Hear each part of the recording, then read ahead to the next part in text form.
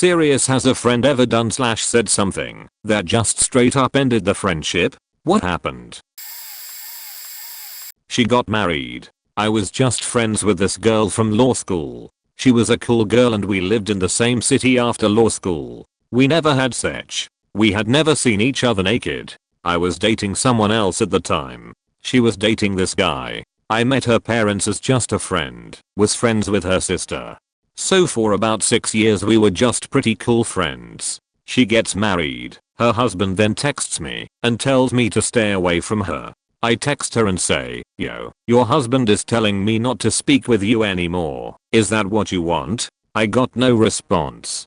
Cool. A few weeks pass, and I call friend's sister and see if she wants to grab a drink as I was in the area. "You got some faking nerve calling me." What? Listen, I know 20th doesn't want me to speak to her, but not sure why we can't be friends. Are you faking kidding me? You ruined her life and are trying to ruin her marriage with what you did to her. What? I'm sorry, I have no idea what you are talking about. I have always had her best interest at heart, so I dunno. Yeah, well, then why didn't you tell her you had herpes before you faked her? Wait, what? She and I never had sex, and I don't have herpes, so I'm a little confused here. Stop faking lying. Husband told the whole thing and she never denied it, so fuck you. Don't faking ever speak to us again. Alright. Come to find out, that asshole had herpes and didn't tell her, and he gave her herpes, and when it got out that she had herpes somehow, he blamed it on me, and she just let the lie take hold because it was easier than her family hating her husband. Alright, cheers, consider it a parting gift. I was gaming with my best friend and my wife was sitting on the couch next to me just reading a book. She was super content just letting me game. She just wanted to be spending time with me. My friend had a not even 1-year-old kid that he just stuck in a bouncing chair in the side of the room while we played. He said the kid loves that chair and is in it a lot, so he just games. The kid starts whining a bit, but he gets ignored. I'm thinking we'll probably hit this checkpoint and he'll go tend to his kid. Nope. Several good stopping points had passed, and the kid was fussing even more now. So my buddy says to my wife's name, "There's formula in the cupboard and the diaper bag is over in the corner there. He's probably just hungry and has a poopy diaper if you wanna feed and change him." I looked at this guy like he'd just slapped her, turned my game off, and said, "How about instead of asking my wife to do it, you put down your game and take care of your own child?" A bit of a harsh response, but he looked so butthurt that I just told him to take care of his own child instead of game all day. I packed my stuff up and we left. I haven't spoken to him in 3 years. TLDR, my former best friend told my wife to feed and change his infant child so he could keep playing video games. We don't speak anymore. After I spent all day using my truck and trailer helping him haul tables and chairs and a giant archway to the church for his wedding, that I was supposed to be a groomsman. Him, "Hey dude, I really appreciate you helping me move this stuff. I couldn't get anyone else to help. Here's $20 for the gas." Me, "Whoa dude, I'm in your wedding. I don't need money to help make this happen." Him, "Yeah dude, so hey, Brent, his soon to be wife's best guy friend / 100% ex-fac buddy / guy he's known for less than 3 months, really wanted to be in the wedding, and I was wondering if it would be cool if he took your spot, and I can see if any of her cousins backed out, and if there's a seat open somewhere." This was the day before the wedding. I had been best friends with that guy since kindergarten. His wife didn't like me because I knew about her wild past from a different circle of friends, so this was her attempt to push me out. He caved, but none of the other people involved would help move shit, so he waited until last minute to get me to help. Haven't spoken to that guy since, and last I heard she quit her job and sucks dick in his house all day while he's at work. They deserve each other. Reddit, I feel like I need to add. 2 days after the wedding, the church venue called me frantic. Apparently no one picked up the chairs, tables, and archway from the church venue, and those facts gave my number and told them I was supposed to be picking them up. That didn't happen. I went to stay the night with one of my best friends. Long story short, the entire night was just her on her phone, not invested or listening to anything I said. I knew this because I tested it by saying something that could not be funny in the slightest, and she let out this huge fake laugh without looking up from her phone. This was a problem I'd been having with her the past year at most. She wanted to go to sleep super early because she was tired. I ended up lying and saying I needed to go home, and she was more than fine with it. After all she wanted to do was sleep or text. Not even an hour after I'm home, I see her Snapchat story of her at her other new friend's house drinking and seemingly having a blast. Not only was it hurtful she did that, but that she didn't care I would see it. That was when I decided we were no longer best friends. I still get sad about it because we had been so close since junior high. Some people just change for the worst. Edit. This will be the third friend I've shared on, but this is the worst one I have. A friend who I just spent an entire weekend with took advantage of my MySpace page being logged into her computer, posted as me saying I was coming out lesbian, messaged multiple of our classmates too, and made my default a terrible saturated acne photo of me. To say the least, I've had bad luck with girlfriends. My husband had a best friend. Been friends for over a decade. He asked his best friend to be his best man at our wedding. He agreed. Then 2 weeks before our wedding he asked if he could bring a date. We were puzzled as we didn't think he'd been dating anyone. So we inquired and were like sure. Turns out it was one of our mutual friends' wife he was banging.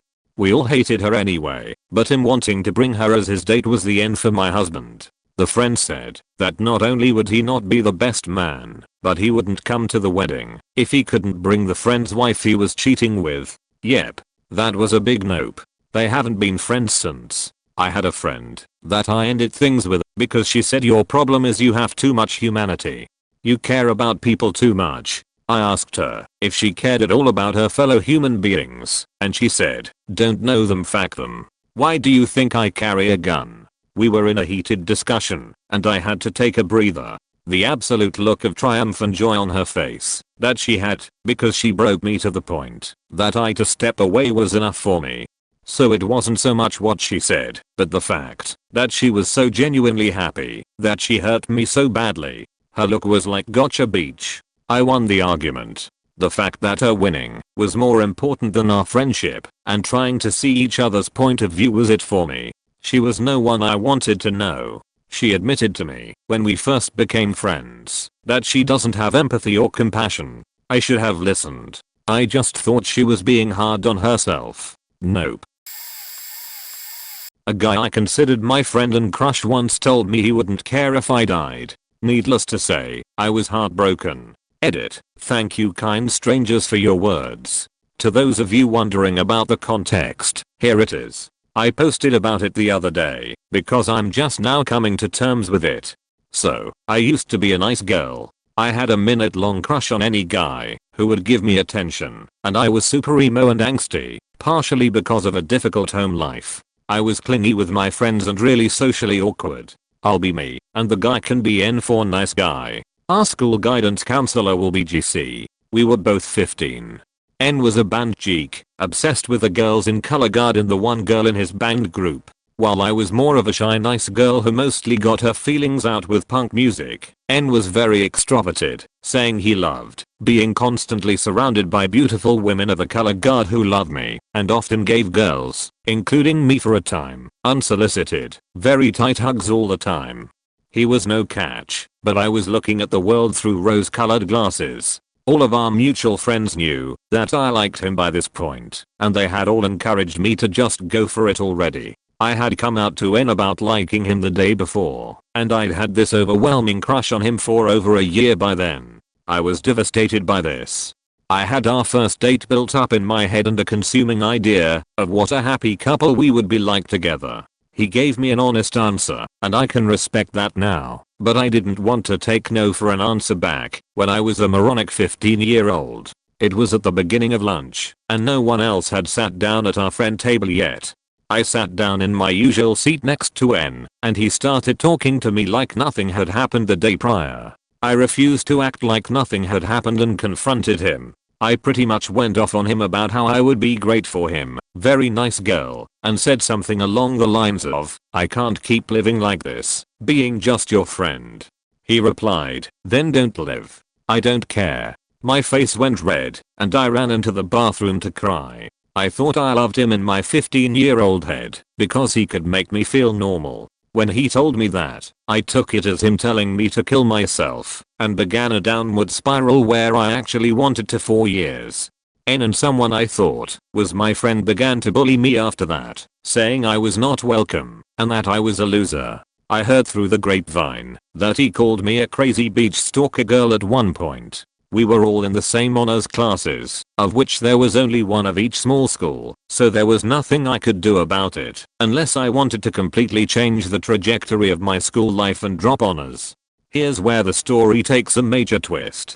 N's mom was friends with the school's only guidance counselor, who was in charge of making class schedules and taking charge with problem children who were at risk with drugs or violence. One day I was walking quickly, behind N apparently, so I could put my stuff down in class and go to the bathroom like I always did at this time of day.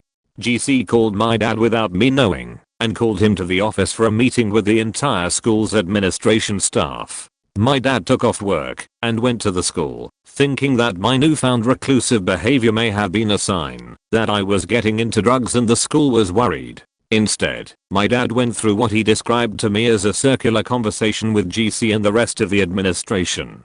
He was instructed not to tell me this, but he did anyway. The people told my father that he had to shut me up and make me leave N alone. They said that I was causing trouble for one of their brighter and more popular students, and that they had school cam footage they would present to the police of me stalking him through the halls if they had to. Since that infamous I don't care day, I have been hospitalized 3 times for attempted suicide. I had gone off the deep end, almost hurting and during a horrible panic attack. I had cried openly in front of people I barely knew in school. N and one of our mutual friends started bullying me, and I eventually had to move towns and change schools because it wasn't going to stop. I have one friend that I still talk to from that school, the others I tried to talk to afterward, but it didn't really work out. I have since gone through an underage drinking phase and a hoe phase, both of which I have gotten over entirely. I will probably be on anti-anxiety medication for the rest of my life, but I have since found religion and made peace with myself over what happened. I have forgiven N, and I think the final part of that was writing out the main details and posting. So thank you. And that's what happens when a nice girl likes a nice guy. They're both immature and pretty terrible, but things aren't all bad. That friend I mentioned that I keep up with, we've been dating for over a year now, and we told each other that we love one another for the first time just last week. Edit 1. Feel free to ask me any questions for clarity. Sorry, I forgot to mention that in the first place. Edit 2. Feel free to ask me questions does not mean tell me off, or say that this was all my fault in the comments. I understand and have come to terms with the fact that I did wrong and could have handled myself better in the situation. So telling me that I was the only one in the wrong, that I deserved all that happened to me, or that I corned N will not fly. Thank you. I have a story that I don't really like to talk about. This has been a recent event in my life and is serious. My friend that I'm no longer friends with is someone that I have known for years. We are neighbors and practically grew up together. He was a relatively normal person and had good morals up until he was introduced to social media. He used YOLO on Snapchat as well as Instagram. He mainly used Snapchat and YOLO. At this time, his parents were typically not home or helping with taking care of the recent baby brother he received, so he had plenty of free time, and that free time he used to post YOLOs. Before he used social media, he was really into the Joker for some odd reason.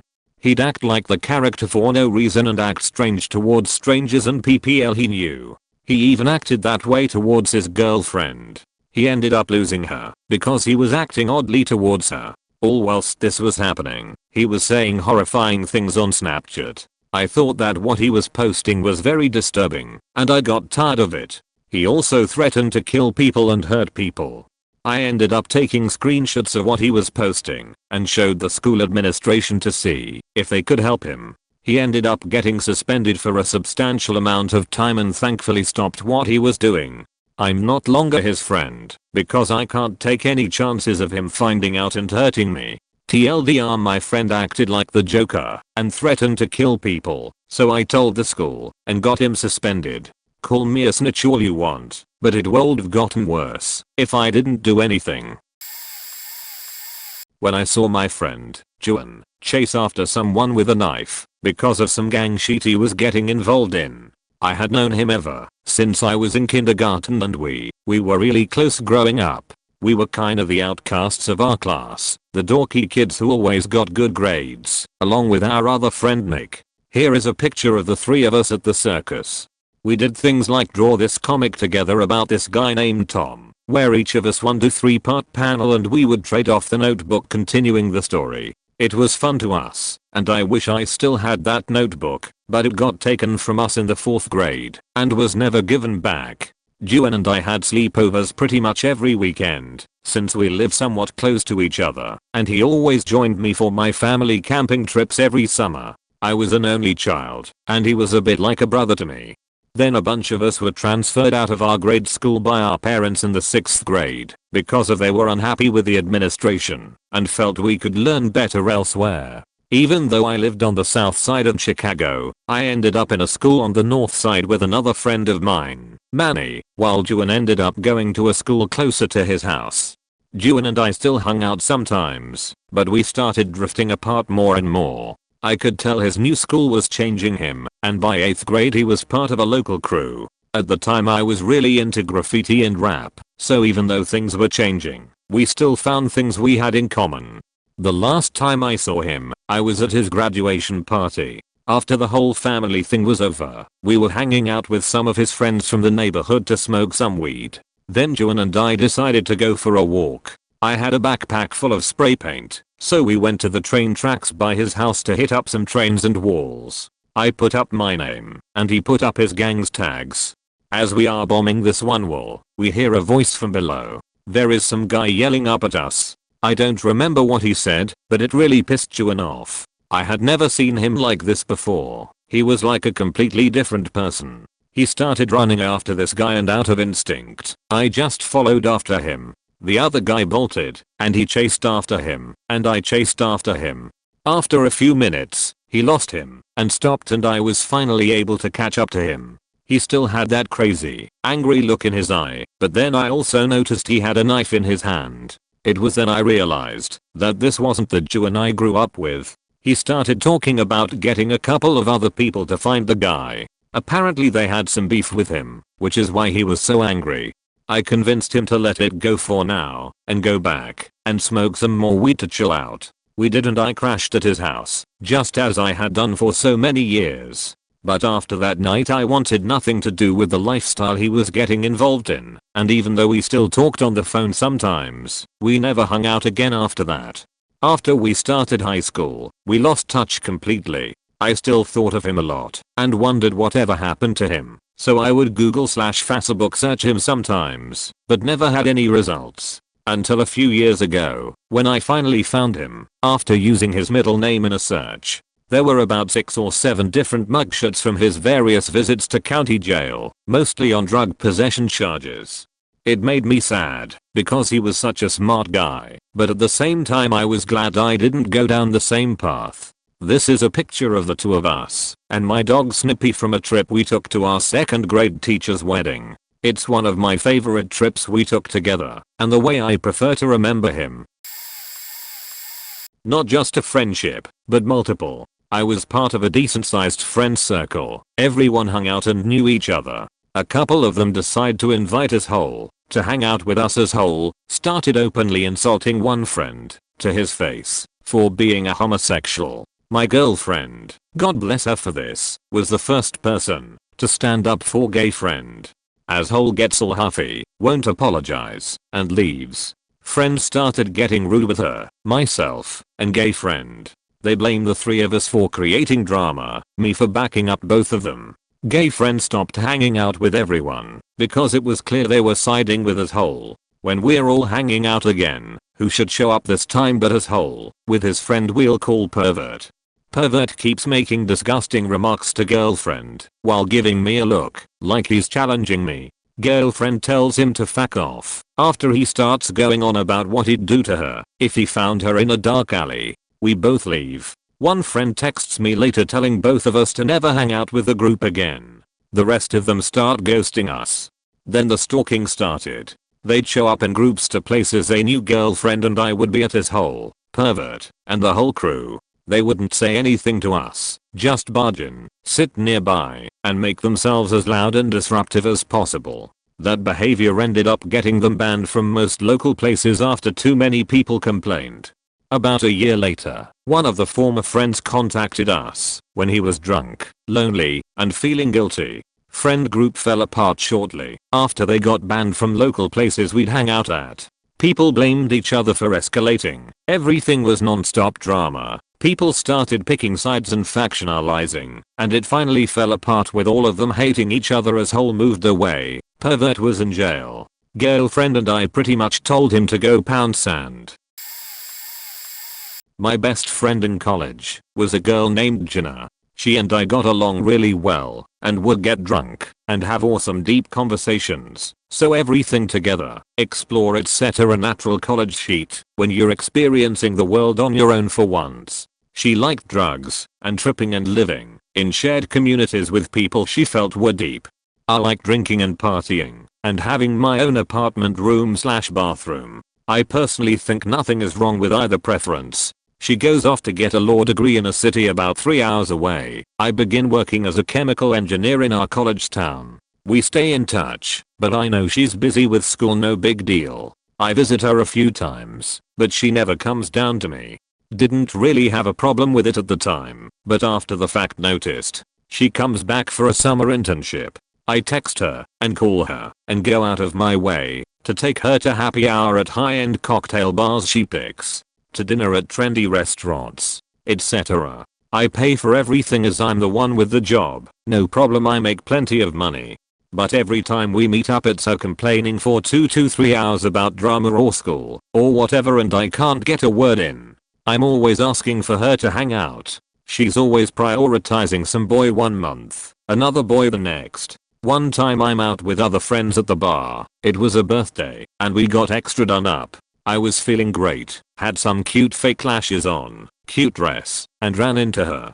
Overheard her telling my boyfriend/now husband that she didn't want to hang around because I had fake lashes on, so I must be blacked out drunk. Was not. There is nothing wrong with putting a little more effort than normal and feeling beautiful ever so fuck her. Finally I get tired of making all the effort. I step back and decide I'll wait for her to ask me to hang out. She ends up moving back to finish her law degree at the college we went to together/in the town I live in. 6 months go by and I get a single text saying, hey, are you mad at me? My sister was being crazy last time we hung out.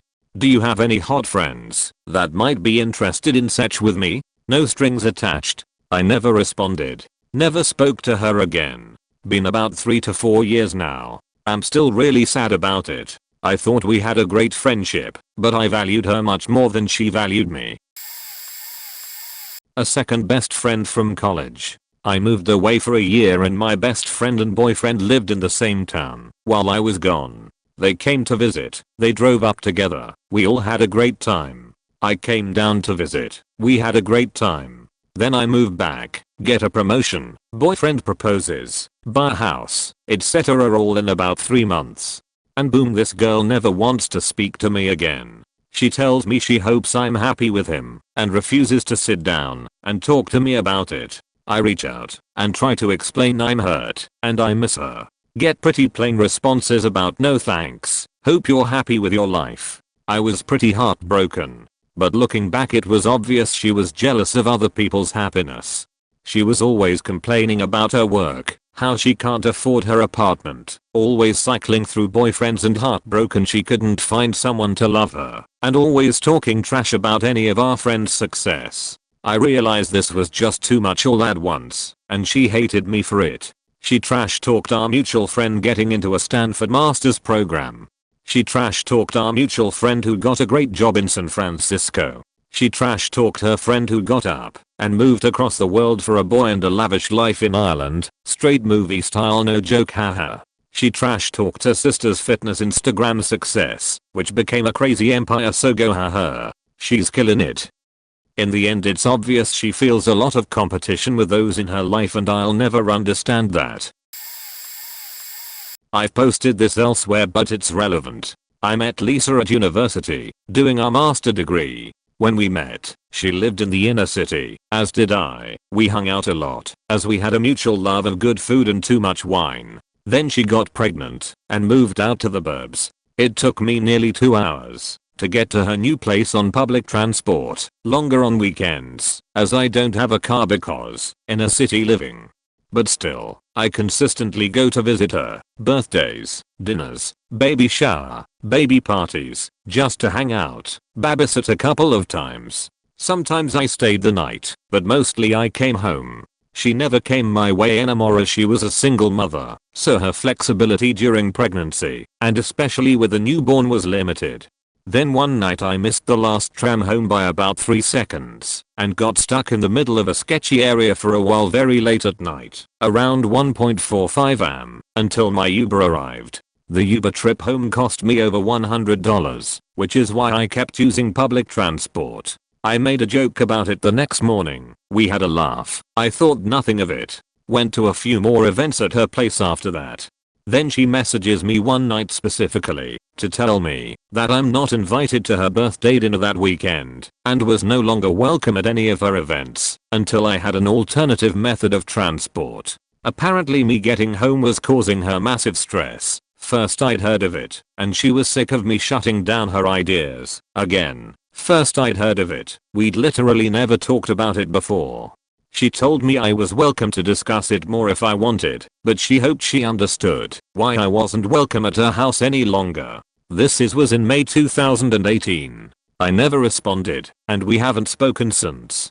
She's made no attempt to contact me. I didn't respond because her birthday dinner had been planned for a couple of weeks, so she had plenty of time to speak with me about her concerns and reach a resolution, rather than just telling me I'm no longer welcome at any event. The first I knew there was any issue was this message. TLDR, I don't have a car, so I'm no longer welcome at my friend's house.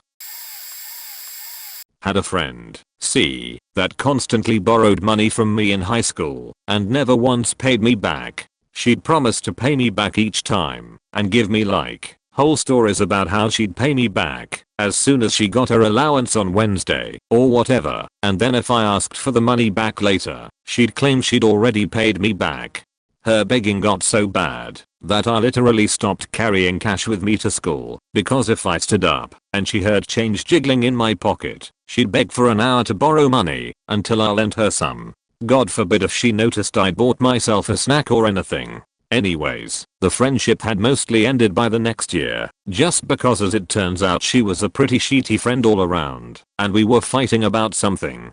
But I guess I was still sorta holding out hope for it in some way or another. A mutual friend, asked me if I could talk to C, because she'd borrowed a favorite belt and some money and wanted it back, and my locker was right beside C's. I told that it was probably gone, but I'd ask anyways. Asked about R's money and belt. I still remember C's response. I only repay friends.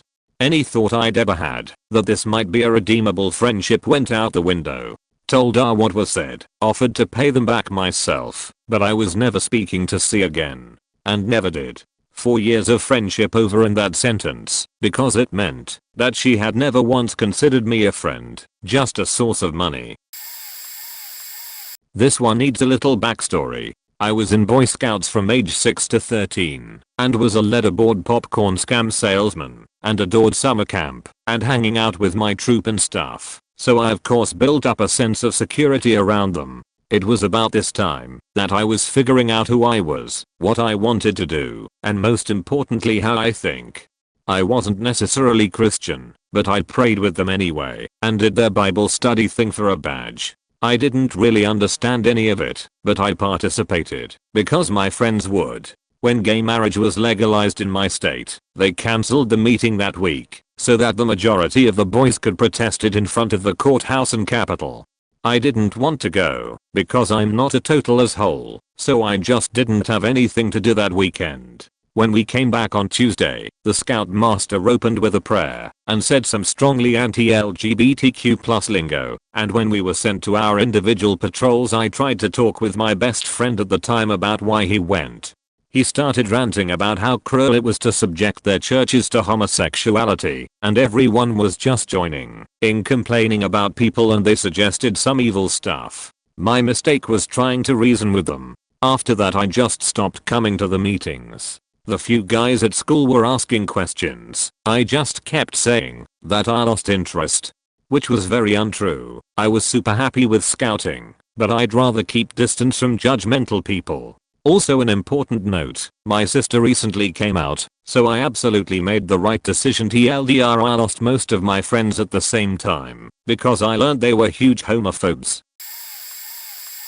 Had a friend in high school who was nothing short of an abusive bully, prone to constant insults and frequent bursts of violence towards all the guys in the friend group. Really, he was a bad friend, but other people in the group had known him for years, and I was pretty new to the group, so I just let it roll off like everyone else did. One of his favorite insults towards me was to call me a rainbow Nazi because he thought calling someone gay was a funny insult, and I have blonde hair and blue eyes. About a year out of high school, I'm crashing with one of the friends, the group's driver. Basically, I'd had a long day at work, finally clock out, walk to my car, and find I have 2 flat tires. I managed to limp my car to a park and ride where I could leave it overnight. Called the friend I was living with for a ride, and he was weirdly already at the park, and ride with the bully friend and a couple other friends. I was too exhausted to ask about it. They took me home, and then all of them left again. When they got back, bully friend revealed that he had purchased a rainbow pride sticker, cut it into the shape of a swastika, and slapped it on my bumper while I was at work. They had all been at the park and ride because they had followed me from work, where they had been watching in case the bully's joke caused me any violent trouble. But even that much had been done only because my other friends had insisted. They recognized the prank as dangerous, but didn't stop the bully. The bully apologized for my 2 spiked tires, which, yes, had been spiked. But he thought it was hilarious. A great take on his rainbow Nazi gag. So I moved home to my family the next day and basically just stopped hanging out with whole group entirely. Things rolled around to where he tried to reconnect with us and the rest of the group, who eventually pushed him out twice, but none of us wanted anything to do with him. He was still an asshole both times and years later. My junior year of high school, I was going through a tough breakup. He called me in the middle of the night to break up with me as I was half asleep. Obviously I was distraught, so I called my best friend. She came over and picked me up and brought me to her house. Her boyfriend was there as well. As I was a blubbering mess, she was giving me things to eat. Candy, chips, etc. Little did I know, some of the candy was actually edibles. She estimated I ate about 150 g on a nearly empty stomach. I had never tried weed before, so when my stomach started feeling hot and my mouth really dry and cottony, I was pretty weirded out. Then I couldn't even produce tears, my eyes were so dry. At one point, I got so hot I tried taking my socks off, but it felt like my feet were miles away. And then I puked all over myself on her dad's recliner. She refused to help clean me up, and I was barely putting together a cohesive thought. It was her boyfriend that took me to the bathroom and helped clean me up and change me into a pair of her clothes. I remember hearing them arguing as I had my head over the toilet, and it felt like 1 second was hours and hours were only a second. I could see the sound waves from them talking. It was definitely a fun trip. When her parents got home, she told them she found me on the side of the road super drunk and, like a good Samaritan, decided to bring me to her house. When her boyfriend went home, she put me in the bathtub and left me all alone. I remember waking up to her mom screaming because I had fallen asleep and was nearly submerged and cold drowned. Finally, the next morning, her parents made me a protein shake and toast and promised not to tell my parents I raided their alcohol cabinet as long as it didn't happen again. I left and promptly ghosted her. I stayed in contact with her boyfriend though and made sure he knew I was grateful he was there that night. But yeah, worst trip I've ever had. During an argument she told me that she came to my dad and stepmom's wedding because she knew I was missing my mom. My mom died 2 years before my dad got remarried, but my parents had been separated for 10 years prior to her death. Yes, I was missing my mom, but I had invited her because she was a good friend and I wanted her there to celebrate with us. Not so she could act like a surrogate mother or whatever the hell was going through her head. I went from needing some space to ending the friendship real quick after that. She was older. She and I, and my mother, for that matter, became good friends from the concert scene we were a part of, but she got oddly clingy after my mom died, and that was what made me say nope, no more. I had another friend, my own age, who apparently had a lot of resentment and jealousy pent up, which I had no idea about until it all blew up one day. She was upset that I was able to go to shows and do other fun things in my city, and she was never able to. She told me I didn't understand my privilege. I get it, I'm lucky to live where I do and go to $10-15 shows fairly often. I also took advantage of free admission evenings at some museums when I had more time. However, I moved out of the town we'd gone to school together in and back to my hometown because of the aforementioned loss of my mother. I had to explain to her that coming back wasn't my choice and that I was back home because I'd lost a parent and had to move in with the other one. We'd had plans to go to a hockey game together later that week, but she backed out because she thought I didn't respect her, so I was out the $85 I'd spent on the tickets. I'm still confused about all of that. I totally understand where she was coming from, but she came to my city multiple times to do things without me which never bothered me at all, yet she was apparently upset that I lived here and she couldn't. Again, out of my control, and she knew that. If she had spoken to me it would have been a non-issue, but she never did. That friendship hurt to lose. I don't know what it is with people using dead parents as a weapon, but it's faked up. My friend group wanted to sign up for an Overwatch tournament and ask me if I wanted to take part as I used to play this game a lot with them. I said no, because I wasn't feeling like dedicating myself to something like this and sweating in a game I don't like playing anymore. They still put me down as an active team member so that in case someone doesn't show up I could sub for them. I didn't know that, and then one Friday they just messaged me saying that they really need me to play tomorrow. So I needed to wake up at 9 AM on a Saturday to play because one of their friends just decided he wasn't gonna show up. I agreed because, well, I thought they were my friends and it was important for them and I didn't want to let them down. Only 2 people showed up to train and I had to wait till 1 PM for the match to start and then played for 1,5 hours. And then the same thing happened next week. I said something about them not respecting my time and my choice not to play, but they all made it sound like a joke and just brushed it off. They also told me we were going to play against a team who's way higher in skill than us, and I suggested it would be a waste of time and we shouldn't do it. They argued and said it'd at least be good practice. When the time came to play, we were being totally wrecked and all of my friends were raging, telling me I wasn't healing them enough and overall being very salty. I snapped and said something along the lines of I told you we shouldn't have played today, and one of the guys snapped back by saying that just because I'm not good enough to play against them doesn't mean the rest are, and I just need to learn to play better. At this point I've had enough and told them all I think about the situation, their skill level, how they disrespected my time and used me when they needed me without prior warning, how they ignored my decision to not play in general and signed me up anyway. And during my speech they were just laughing, talking over me, saying how I was overreacting and being too emotional over nothing.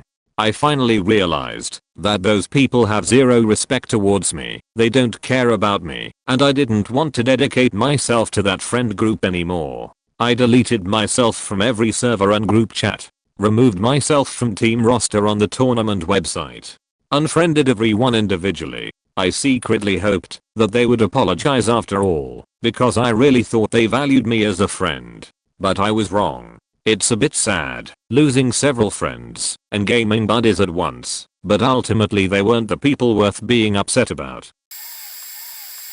I dated this girl who was a dog person, but had never had a dog before, or grown up with one, so had no idea about their behaviors and mannerisms. I've grown up in a family of breeders and been around dogs my entire life, so I'd like to think I have a decent understanding. One day we were taking my Staffy for a walk, who at the time was quite old, couldn't walk very far, and wasn't the friendliest towards other dogs.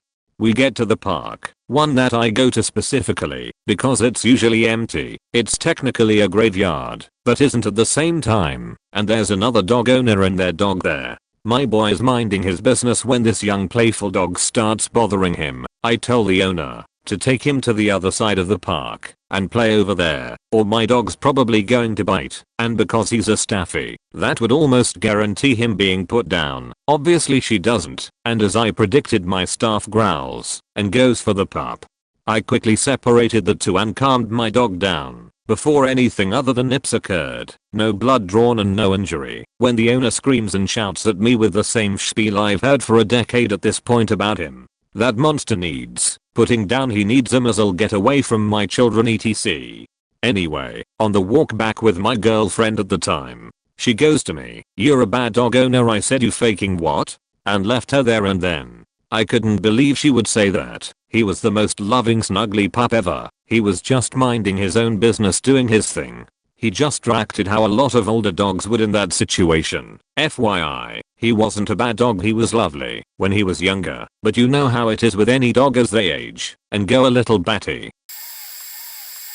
A good friend, my best, for 15 years, with whom I'd made many day/weekend trips all across the world, invited himself for 3 months on my trip of a lifetime. I say invited himself in the sense that he said he'd taken some time off from work to join me, without asking if I was okay with that. I couldn't really say no, but did point out this was my trip of a lifetime, and I'd already had a sort of plan. He was okay with that.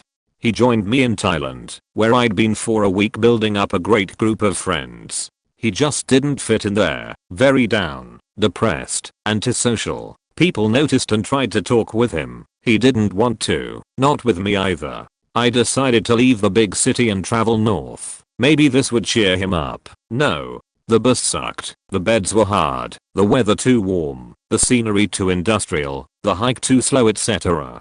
I let him be for a few days hoping he'd turn around. Nope. We had a few good moments, but he never contributed any positivity, just kept shooting everything down, and didn't really suggest alternatives that would make him happy when asked. After a few weeks I gave up, told him he needed to open up, or I'd be going on alone. He didn't. I went. This is almost 2 years ago, haven't spoken to him since. On the one hand I feel bad, he was a friend who didn't feel good, maybe I should have tried harder. On the other hand, I'd saved for his since my teens, will never be able to do that again, and felt I deserved more respect from my friend than constant rejection and negativity. Happened about 13 years ago. A friend and I from high school decided to be roommates in university. Let's call her Alice and I'll be Janet. We got along really well, enjoyed the same TV shows, both were pretty focused on school and studying, and we didn't feel the need to always be in each other's space. Generally, I thought we got along really well as roomies. Eventually, I bought a house and invited her and my boyfriend, now husband, to move in. It was a big house and we seemed to all get along well. One night, we went out to the bar with a group of her friends that I didn't hang out with too much. Like I said, we didn't feel the need to always be together, so she had a different friend group from high school that I wasn't super close to, which was totally fine, because we got along without issue. I had let her borrow a necklace of mine that went really great with her outfit for the night. While we were at the bar, I went to the bathroom, and while I was finishing up in the stall, I hear one of Alice's friend at the sink say, "Oh, I really like your necklace, it's so cute." Then, I hear Alice say, "Yeah, Janet let me borrow it, don't worry, I washed it first."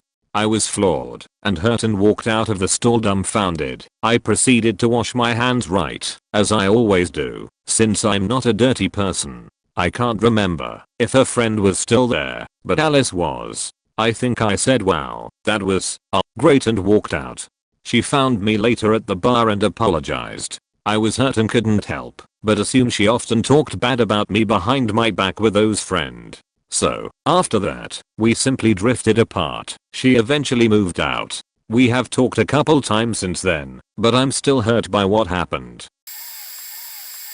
When I was 15, my family moved houses to a city adjacent to our old city. As a teenager, it was nice, because I made new friends as well as continued to see friends from my old city. My parents were having a bit of difficulty selling their house. This wasn't long after the housing bubble, despite it having a lot of attractive qualities for young families.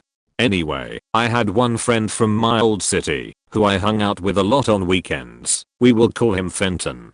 Fenton and I had been engaging in weekend debauchery, drinking, smoking, sneaking out, etc. for a while, and Fenton decides we should throw a party. Well, Fenton doesn't have a place to throw a party, so he suggests I steal the spare keys to my family's house. Obviously I tell him that's not happening. I'd see how much teenage me wanted to party and get poon. I wasn't going to fuck my family over like that, especially after how the market crash affected them. Fenton didn't like that I said no, but reluctantly dropped the subject, after realizing I wouldn't budge. Months later, my parents get a call from their realtor, who's talking frantically and sounds stressed. She had a showing that morning for a family who was very interested in our house, so my parents were excited. The realtor shows up to the house a few hours before to set some stuff up, and walks into a house with broken windows, blunt roaches on the floor, empty/broken beer bottles, piss puddles/stains, and a torn up yard. After doing some investigating with the neighbors, we get a description of the cars and people who were seen at the house the night before. The cars described fit the description of all of Fenton's friends' cars. I come to my parents and reluctantly tell them my suspicions. There's some pretty serious and intense details I'm leaving out here, and dealing with the aftermath was quite interesting, but long story short, I didn't speak to Fenton after that. I had a friend who I had practically grown up with. From 13-year-old onwards we would see each other at least once a week. We often had dinner at each other's houses, slept over, etc. When high school finished our paths began to diverge, although we would still remain friendly, and he was still a part of my overall friend group. I was determined to finish uni and get into a good career. He took 7 years to complete his undergrad and never worked a day in the field, preferring instead to work part-time stacking shelves at the supermarket and smoking weed all day. This I honestly had no problem with, as I partake myself, and each to their own, when it comes to personal ambition. Little did I know it wasn't only weed he was smoking, but instead he was slowly but surely getting addicted to meth. This made his behavior erratic at times, but I assumed the behavior was just his boredom/trying to be funny, so I let it slide. This was until one day in particular. I had just broken up with my girlfriend of 5 years and we weren't exactly on speaking terms. She had messaged me early in the morning saying my friend had sent her a very suspect message. Basically it was a dick pic with some disgusting text asking her, now that we were no longer together, would she want to get with him. Put much more graphically, I relayed this to my friend group and some of the girls in our group had received similar messages. There was also a thread in a Girls of Our City Facebook group that had hundreds of comments describing the same lewd messages sent from my now ex-friend to people he didn't even know personally. Some of them shocked me, including videos of him orgasming and having his cat lick it up.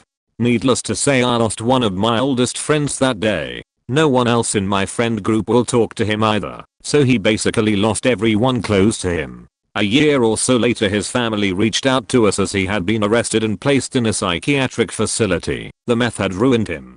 He sometimes messages me off random phone numbers. I have him blocked, and I have considered changing my number, however it's not worth the effort. Much easier to ignore his few weird messages a year than updating everyone in my life to a new number. Mom friend. She brings her kids over to play with mine. They're all very young too, 3, 4, and 6. The 6-year-old is her, and she's mildly autistic. Hums while she plays, likes organizing my daughter's toys, etc. This mom is very smart bioengineer, funny, and earthy crunchy. Exclusively breastfed her kids. They go to special child-led learning school, etc. We got along well. Her daughter starts getting upset at something, and the mom jumps up and way overreacts. I don't know why you keep doing that, and leave your brother alone, and etc. etc. etc. And then the kid is cowering, rocking and crying. My reaction is what the fuck, the kid was being territorial about something the little brother moved that she was playing with. The mom comes back and sits and nonchalantly mentions that normal discipline doesn't work with her daughter, so her husband will have to spank her when they get home. What the fuck? Planned spanking for an autistic child. I was like, what do you do? And she was, although it's not hurtful, swats on the bum. When she gets out of control, she needs to learn how to control her reactions. So when she does act out, we tell her that she's going to get the spanking for that. Last faking time I talked to that woman. Genius or not, that's not faking, okay. I pondered calling CPS, but I know it wouldn't go anywhere. Spanking isn't illegal yet, but holy hell, I did manage to point out some research that spanking is only short-term effective and long-term damaging, and there were many good books and resources for autistic behavior and dealing with it. etc. But yeah, never heard from her again. I had a friend all the way through middle school and high school. Let's call him R. R was the only one who would contact me to go out on bike rides, go to the mall, just basic high schooler things. Fast forward a year after graduation. The year is 2014. My high school sweetheart just broke up with me, but a girl I was friends with in high school, let's call her J, just got back in contact with me, and she too just broke up with her boyfriend at the time. Her and I were just hanging out at a mutual friend's house who doesn't exactly matter with this story. We hang out for a few months and we start adding people to the group, and R was one of said people. We all became a great group and almost inseparable, at least I thought. One day I had to drive R home from Mutual's house because he's drunk, and on the way he tells me that he loves J and wants to ask her out. This was not even a few days after I told him I had feeling for J. I shrugged it off, and he didn't remember telling me that. May 2015, I move in with J. We end up conceiving a child not even 2 to 3 months into the relationship and got engaged. R and I still talk, but things seem to fade over time. He gets a girlfriend himself, and we carry on living our life.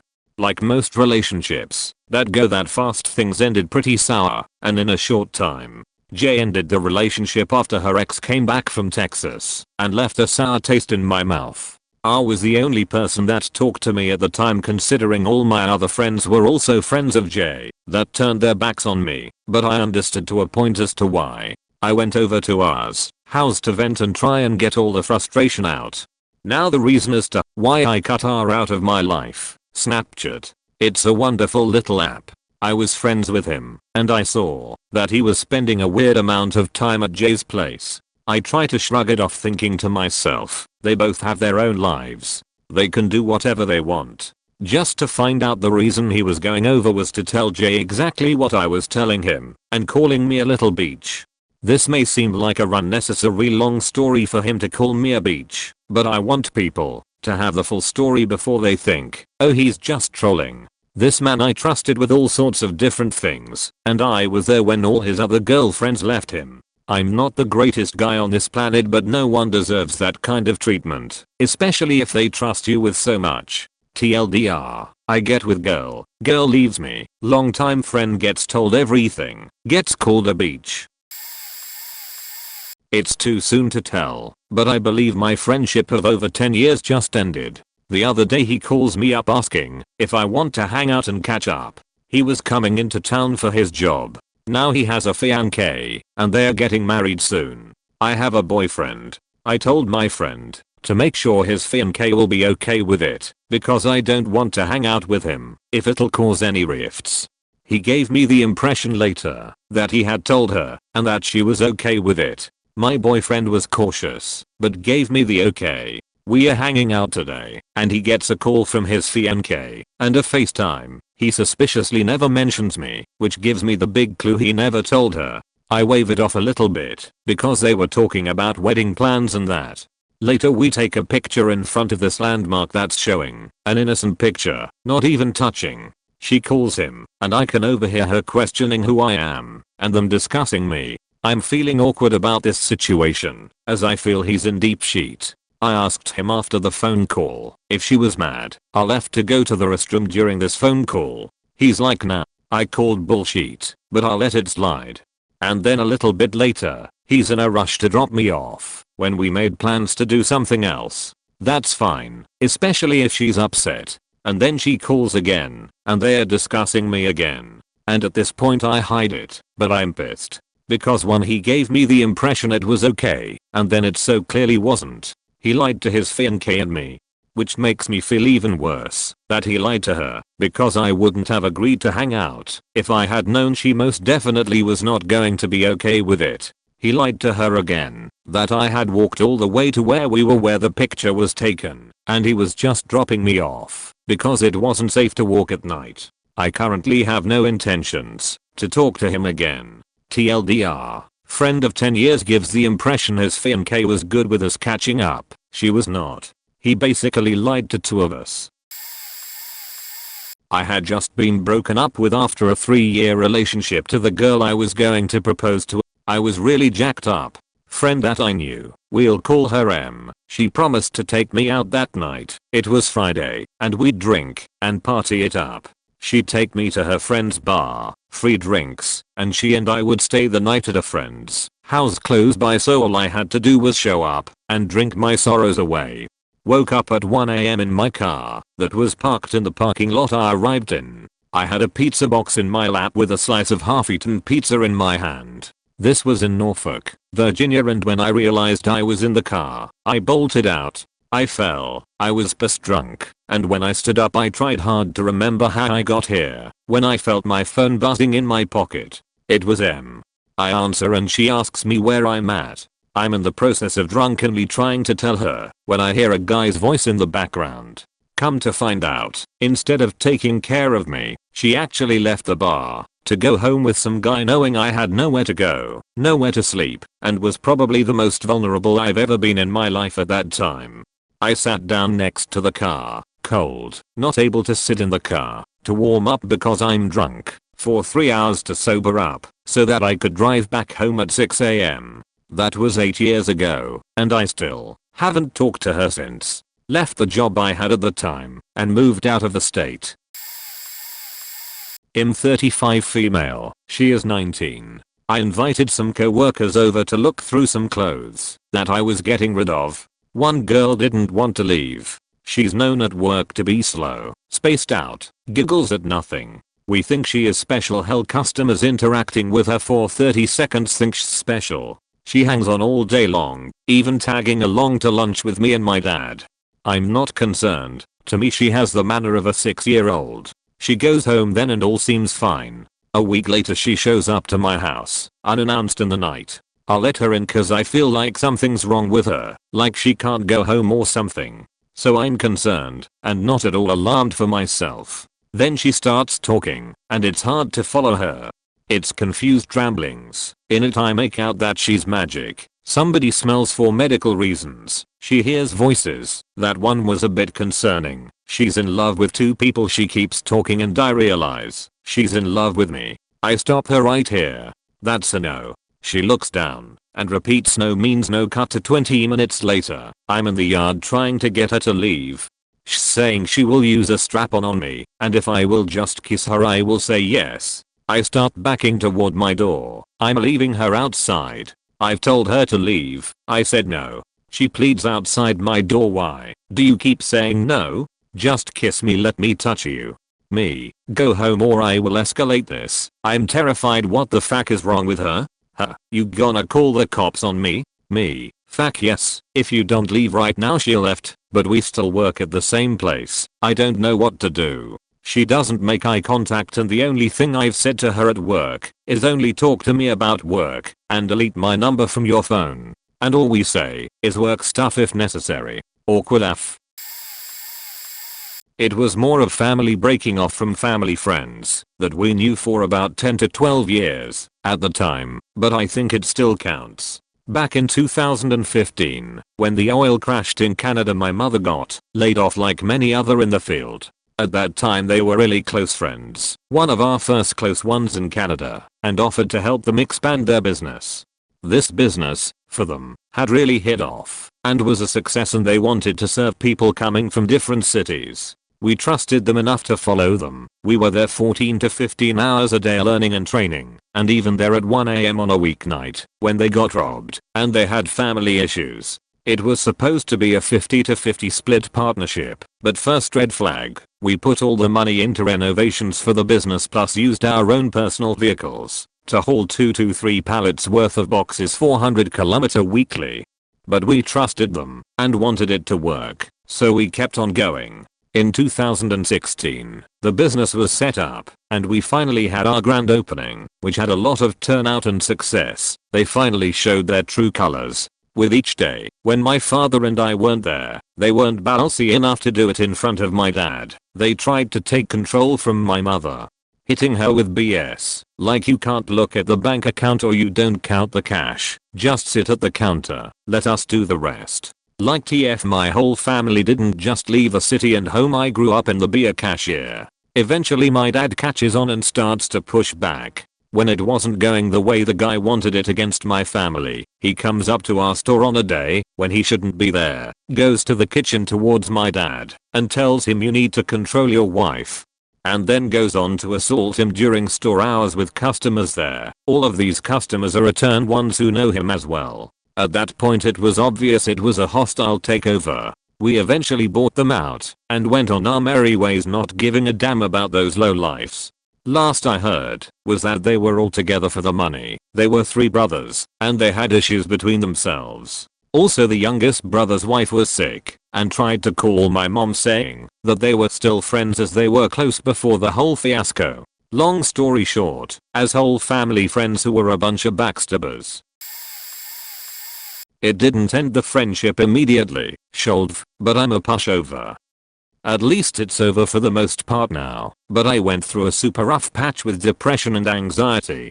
She, friend #1, used to use my laptop all the time and left herself logged into Facebook. I wouldn't usually snoop, but when I was on the page and realizing it was her Facebook, not mine, a message popped up from our other friend #2, with my name in it. They were complaining about me, and essentially the vibe I got was that they were annoyed that I was depressed/anxious and essentially not wanting to have to deal with it. I scrolled back, and they'd been saying shit like that for months, and then trying to be supportive and kind to my face. I figured out that some of the messages were even happening while we were all hanging out together. They would be sitting next to me and bitching about me right under my nose. I never confronted them about it and fully planned on getting TFO, but then it came out that friend #2 had stolen a bunch of stuff from us, so suddenly friend #1 was wanting to be my bestie and hang out with me all the time again. It was a pretty toxic friendship, and I let her back in because I felt like all of my other friendships were through her and I would lose everyone if I lost her. This went on for another 2 years, but our friendship just kept declining because she always had a habit of finding another person to cling to and leaving me out, and then getting pissy/giving me the silent treatment if I made another friend. We hardly talk now, and I've got a bunch of friends who I love. Sometimes I miss having a super close friendship like she and I had, but then I remember how toxic it was and I don't. Had a friend I thought of like a sister. I invited her to join one of my hobbies once a week, would drive 30 minutes to pick her up, and drop her off for it every week. When her boyfriend of 3 years broke up with her, I took us on a day out to try cheer her up. I would pick her up from work. Yeah, no friend stuff I'd do for any friend. I invited her to watch a performance of mine at college. Texted her a week prior to it asking something like still coming next week? As hadn't heard from her, and her reply was what's next week? When I reminded her, she said she had plans. I'd paid for her ticket. I was pissed, but I tried to get past it. Around this time too, every time I would try meet up with her she was already busy, and I'm talking months in advance too. I'd ask her in January when she was next free, and she wouldn't be free until the end of March. Felt like I was trying to book an appointment. A couple of months later I thought I'd be the bigger person, hadn't heard a lot from her, so I reached out. We met up. It was okay. Tried again a few months later, arranged a day and time. She texted cancelling a week before due to illness. I wished her well and asked when she'd like to rearrange. Nothing. Next time I heard from her was over a year later. because I was tagged in a photo with someone she knew, and she wanted to share gossip about her. Didn't even ask how I was. I moved on, forgot about her really. That was until more recently a friend told me he also had a friend, let's call her Kate, who had been dumped by her. Conveniently who she replaced me with. Haha. I found out that, while I was still friends with her, all she did was complain about me. How I was always depressed, everything was about me, my problems, and I never made any effort, and I was a horrible friend. Also found out that this friend basically said she didn't care about Kate after she was suicidal and in hospital for it. Surprise surprise, they are not friends anymore either, and I can't say I miss that beach. I had this super close friend who I had a crush on a long time ago. We were super close. One day I got mad at my best friend because he broke my trust on him, and I said I didn't want to talk anyone because at the moment I didn't feel like trusting no one. Later that day I realized I was being childish, and I texted everyone saying I was sorry for what I said. Most people accepted the apology, so I assumed everything was fine. The next day I arrived at school. I saw her sitting with a friend of ours on the library and asked if they had lunch already. They didn't answer. I asked them if they wanted to go somewhere and grab lunch or go to my place, which was close to the school, and I could prepare them something and then we could all play video games or do something fun together. Again no answer. I was receiving a silent treatment, but I didn't notice because either they were just distracted on their phones. I sat down and started texting them stuff like, hey, I'm here. Not sure if you noticed, and suddenly one of them yelled at me, don't you understand we are mad at you. I said for her to be quiet and tell me why. They started yelling and telling me I shouldn't have apologized through text. I said I was sorry and I apologized in person. They said it was too late. People on the library were looking at us weird. The librarian told us if we didn't shut up we would be kicked, so I left the library. We didn't talk for the rest of the day. Later that weekend they sent me a text asking for forgiveness. I said that, since they thought text apologies were so bad, that I would answer them once they apologized in person. Petty I know, but at least I'd get the message across. The rest of the weekend the girl I had a crush on kept on texting me every hour apologizing and saying stuff like how much she liked me, how much I meant to her, and some other depressing stuff that was giving me a weird vibe and felt manipulative af. Still I told her to come talk to me on Monday. Monday passed and even tough we were together she didn't tell me a word. We got to Friday and still dead silence besides the texts. I decided to confront her on Friday and we eventually made up. The week after this, she didn't talk to me. She ignored me. Every time I told her I needed to talk she would just dismiss it and ignore me. It didn't feel like our friendship anymore. It got to the point of me repeating her the same thing over and over, and she would say she would listen next time and proceed to ignore me to talk to someone else. Even our friends who were there got mad at her. I started falling into a depressed state, and she was the last one to notice. Even tough I asked her if we could talk. She didn't seem to be okay that week, but when I asked her she said everything was fine, and if something was wrong she would talk to me. By Friday she texted me apologizing for not talking to me, even though I looked like I was not fine. I said it was okay, and that I was better. She asked me to tell her what was making me feel that way, and I told her it didn't matter cause it was all fine now.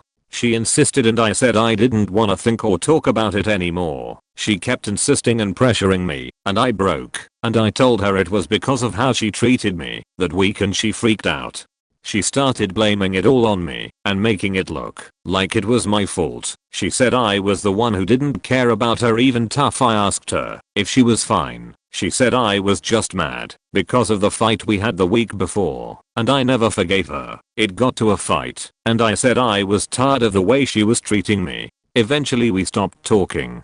A week later she came back and apologized to me. This time I said I didn't want to forgive her because it wasn't being healthy for me. It was taking a hard hit on my mental health, and I couldn't handle it. I started freaking out and everyone was telling me to forgive her, but I couldn't take it anymore.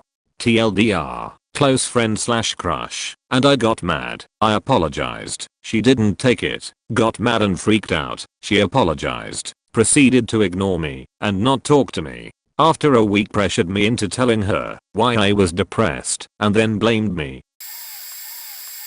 Drunken fight. A friend and I were drunk. Somehow we got into the dumbest argument about diverticulitis vs diverticulosis and colon polyps. I'm not kidding. He was about to leave after this stupid argument, and as he was pulling away in his vehicle, drunk driving indeed, he yelled out, "You get all your shit off the internet." Bleary-eyed and stupidly drunk myself, I yelled out the most 8th grade insult I could muster and hollered, "Your mama."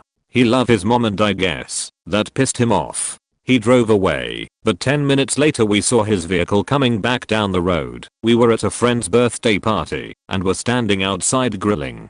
My brother, friend, and I knew by how fast he was coming that he must have stewed on that "your mama" junk retort. In a ho, he came whipping in, hopped out, and got in my face. I told him I didn't want to fight him, but he kept at it. My brother who was watching said, "Well, I think you're both stupid for starting this shit." I think the ex-friend thought he was talking about him and his wife, who was also there.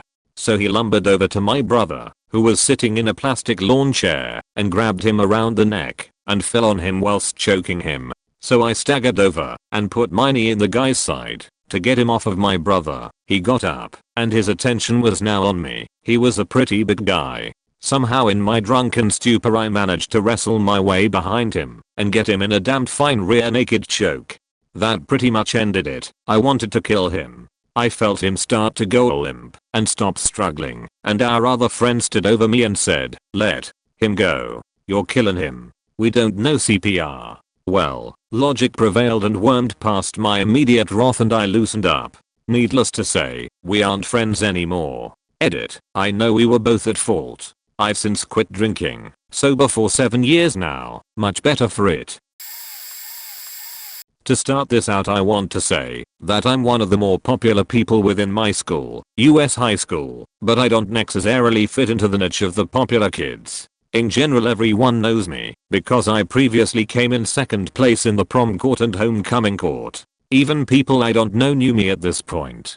I got to this point by being genuine and kind to people as I learned to be from my parents and my life and my regrets. So at this point I assumed that practically I could be friends with anyone and everyone and have something to talk about. About a year later we noticed a person that looked like one of my best friends and I always acted and joked around with him that he was my best friend. I thought we were friends. We always smiled, laughed and talked a lot as we shared classes and he looked up to me because I'm a upperclassman. I just assumed that he was chill with me. One day I pulled up to his house asking him if he wanted to come to a party after a football game, to which he responded that he did not want to go and that I should get out of there. He is in one of my classes, and one day he says, "Dude, why do you talk to me? You make me feel uncomfortable," as if he was bottling it up for a while. I asked why, and he just said because. I went on to ask him out of the view of the public eye, and apologized if I did something to him with a well-worded message, and all that he said back was okay, and I immediately knew our friendship was over. I haven't talked to him in that class for nearly 6 months, and he sits straight across from me at my table with my friends. He only has one friend at the table, who he considers a friend, because he takes him home.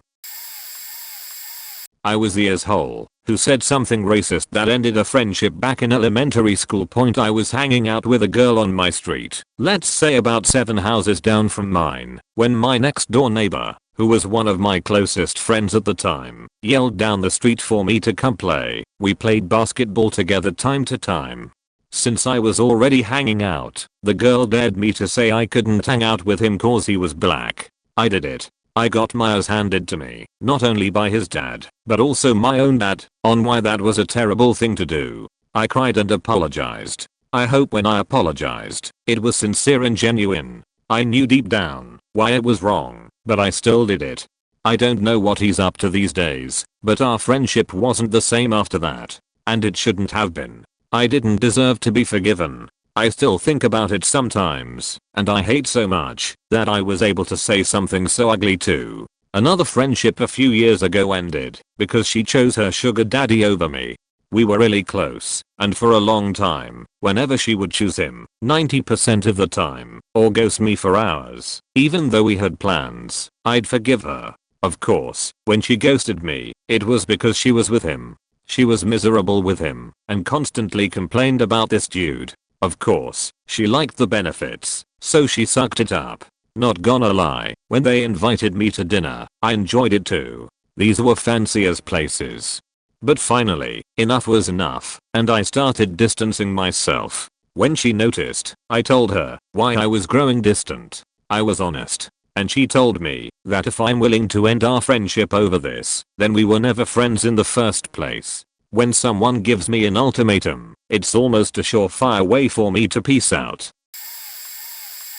Long TLDR at bottom, but I hope you read as it is a very personal story to me. During an excursion I invited a friend called Beth to hang with my group cause no one wanted her on as the day goes on, and after we finished going to everywhere we had to she says she wanted to go buy something, so me and my best friend at the time went with her to buy it at a mom and pop shop. We browse a store, and then after a couple of minutes she says she could find anything she liked. My friend and I are a bit annoyed, but it's no biggie. After that we head to where our classes are where we are waiting for transportation to come. This was now at the end of the excursion. While I'm waiting I'm reflecting and thinking this entire day my bonds with all my friends who I spent time with were getting stronger and they're growing. Several people but including Beth. Then Beth comes over and starts some chit chat. She then asks me who my crush is and being in a very good mood I decide to tell her, but before I can a teacher pulls us aside. He then explains that a store phoned the school explaining that one of their students, we were in uniform, shoplifted from their store, the mom and pop shop, and when the teachers looked it was me and best friend and her with us, and Beth was stealing his stuff she said she wanted to buy. They though me and my best friend were helping her because we were standing in a way, completely accidentally, blocking her from view from the clerk. As someone with anxiety I was faking panicking. My hands were shaky, I was sweating profusely. I was a good quiet kid and now I'm a suspect and assisting a criminal. My best friend and I plead that we didn't know what was going on, and after the teachers made us apologize even more, all three of us, Beth handed back the thing she took, and the store owner dropped charges. On the way back my best friend and I sat away from Beth, and with the teachers, being ourselves to validity the fact we are goody two shoes. A couple weeks later after Beth has apologized to me and my best friend we were on better terms, and besides I wanted to forgive her. It was easier than losing someone who I prior trusted and respected a lot. As the days go by Beth keeps asking me who my crush is and pestering me every single day. I keep telling her no but she persists.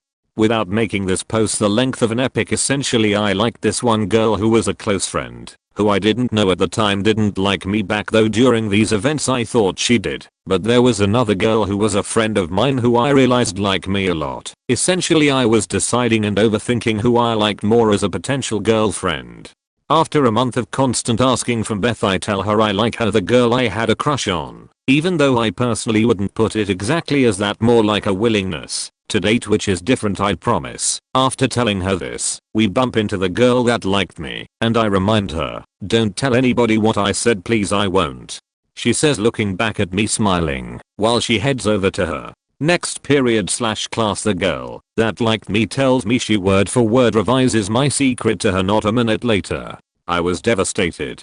I couldn't even begin to understand how the girl who liked me felt. But I was furious. If it wasn't for the fact that the girl wasn't near me at the time, I believe I might vended things with a bloodthirsty upper cut to her goddamn head.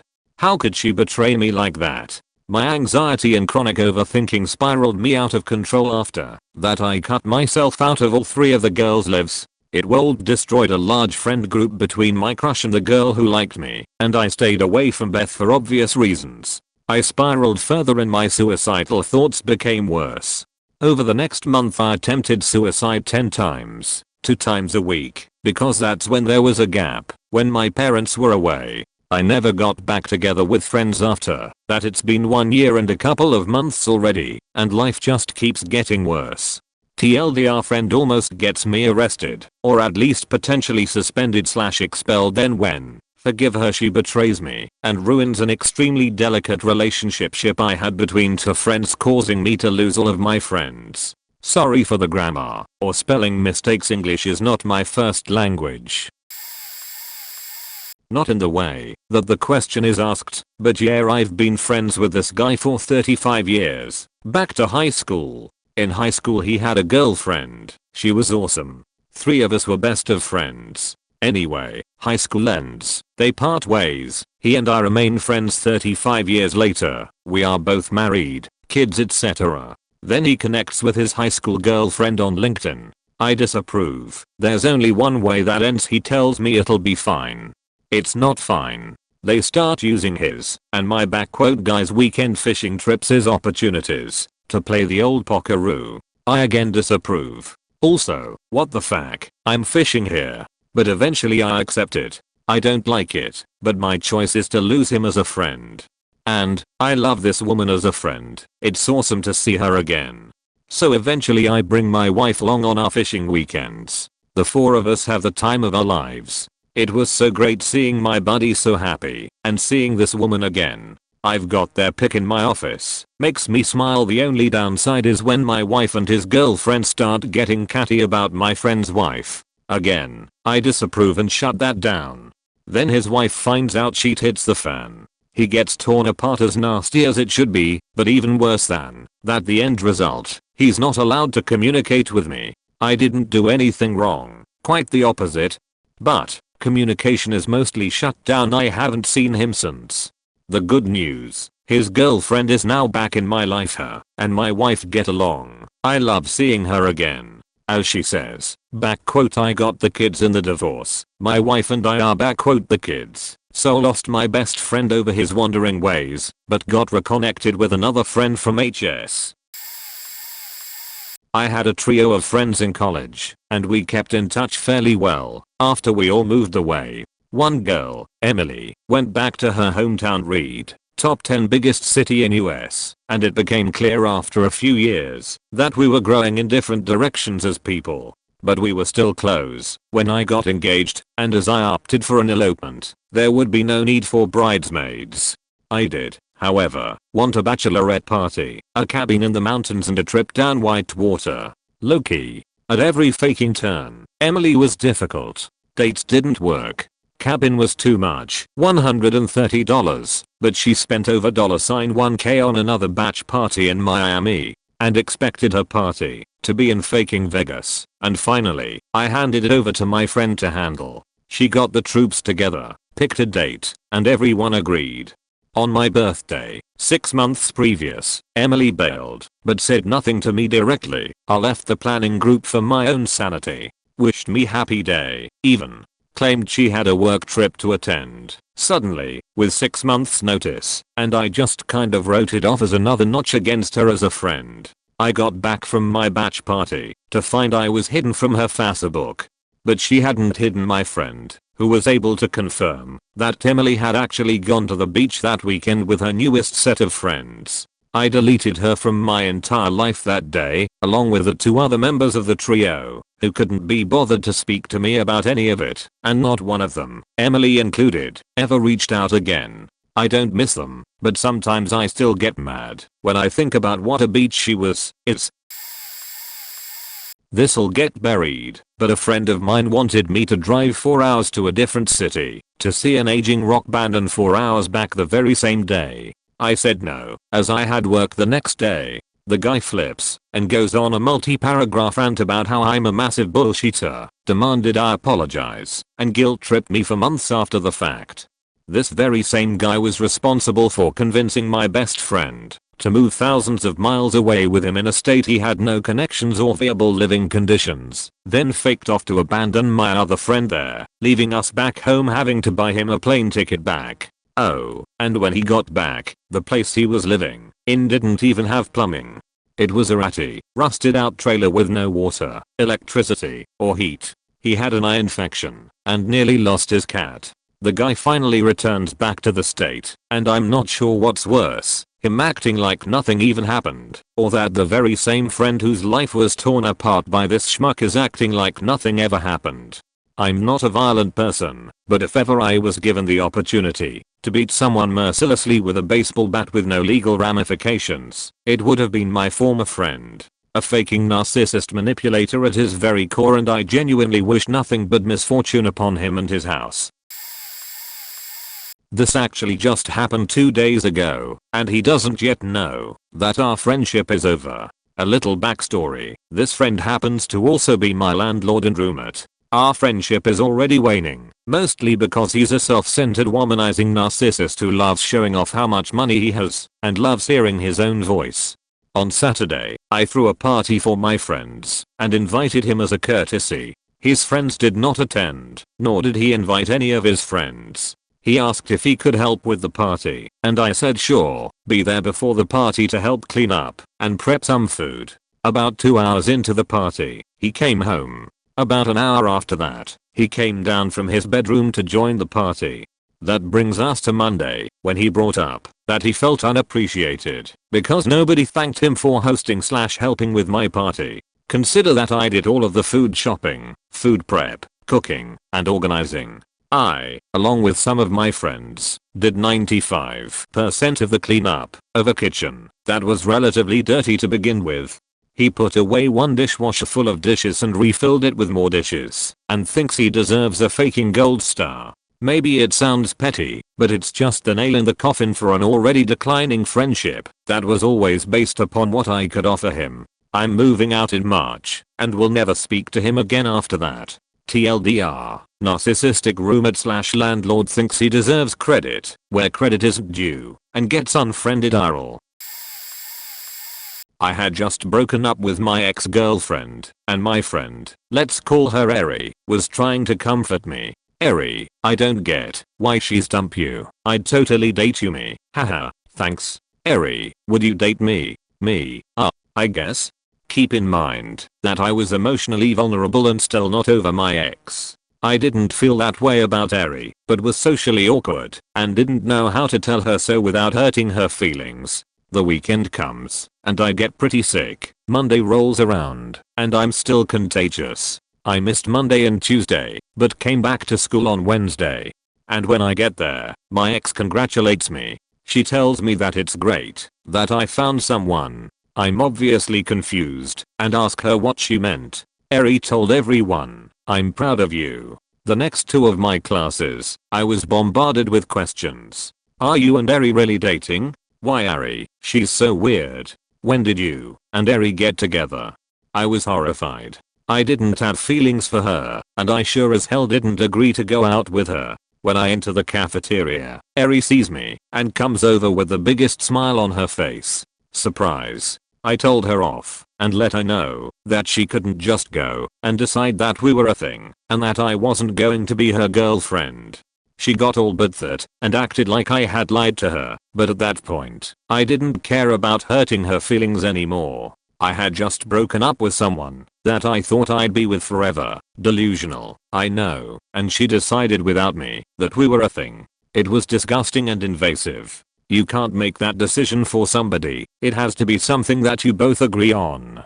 I was done. I avoided her for the rest of the year, and afterwards we went to different high schools, so I didn't have to deal with her after we graduated 8th grade. TLDR, just broke up with a girl. One of my friends decides to surprise me by telling everyone that we were dating.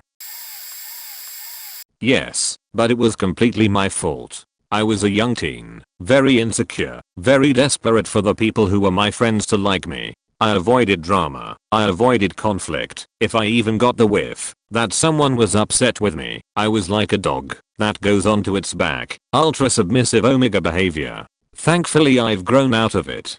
I had a friend since childhood. I had been to her house countless times as a kid. I helped her girlfriend pick her flowers and handcraft a corsage for the high school prom. We had been close, but high school changes people. Not in a bad way. She was blooming, but I wasn't, and she was leaving me behind. We were having lunch at the local mall on a weekend. We each got our food, and one of those fountain drinks with the straws that have wrappers. In my family, we all would play around with the wrappers, and do that thing, where you rip off one end, put your mouth on it and blow hard, and the wrapper would fly off the straw towards whoever was sitting opposite you. So I did that to her, laughing. She did not like that sheet at all.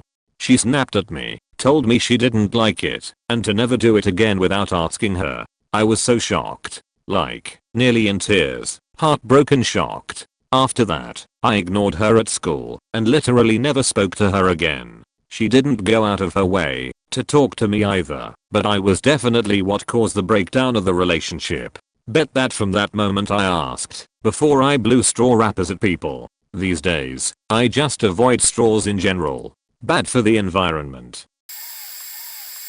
I got 2 stories for this. First one, not exactly what was asked, but I was the dick in the situation and I also ended the friendship. The second one, I will post a reply to my own post. Back during junior year in high school, I was in a specialized program where we were learning programming, it and general computer tech on top of a regular app curriculum. My best friend at that time was dating a middle schooler. She was in 7th grade at the time, I believe. We were friends since freshman year and always hung out afterwards and throughout the summer since. I ribbed on him for weeks and warned him how it was not right. We learned the concept of statutory rap around this time of the year, age of consent and all that jazz. And how they can't take the relationship to any reasonable level, and that developmentally the middle schooler is very off from where we were, and that we are in completely different stages in life. This happened throughout the year, and we sort of started drifting apart because of our very conflicting opinion on love and relationships. I kept on trying to convince him how the relationship just doesn't make sense and that at any point in the relationship the middle schooler or her parents can just pull the statutory rap card on him, along with so many problems with having this kind of relationship. My warnings was just unheeded and unwanted.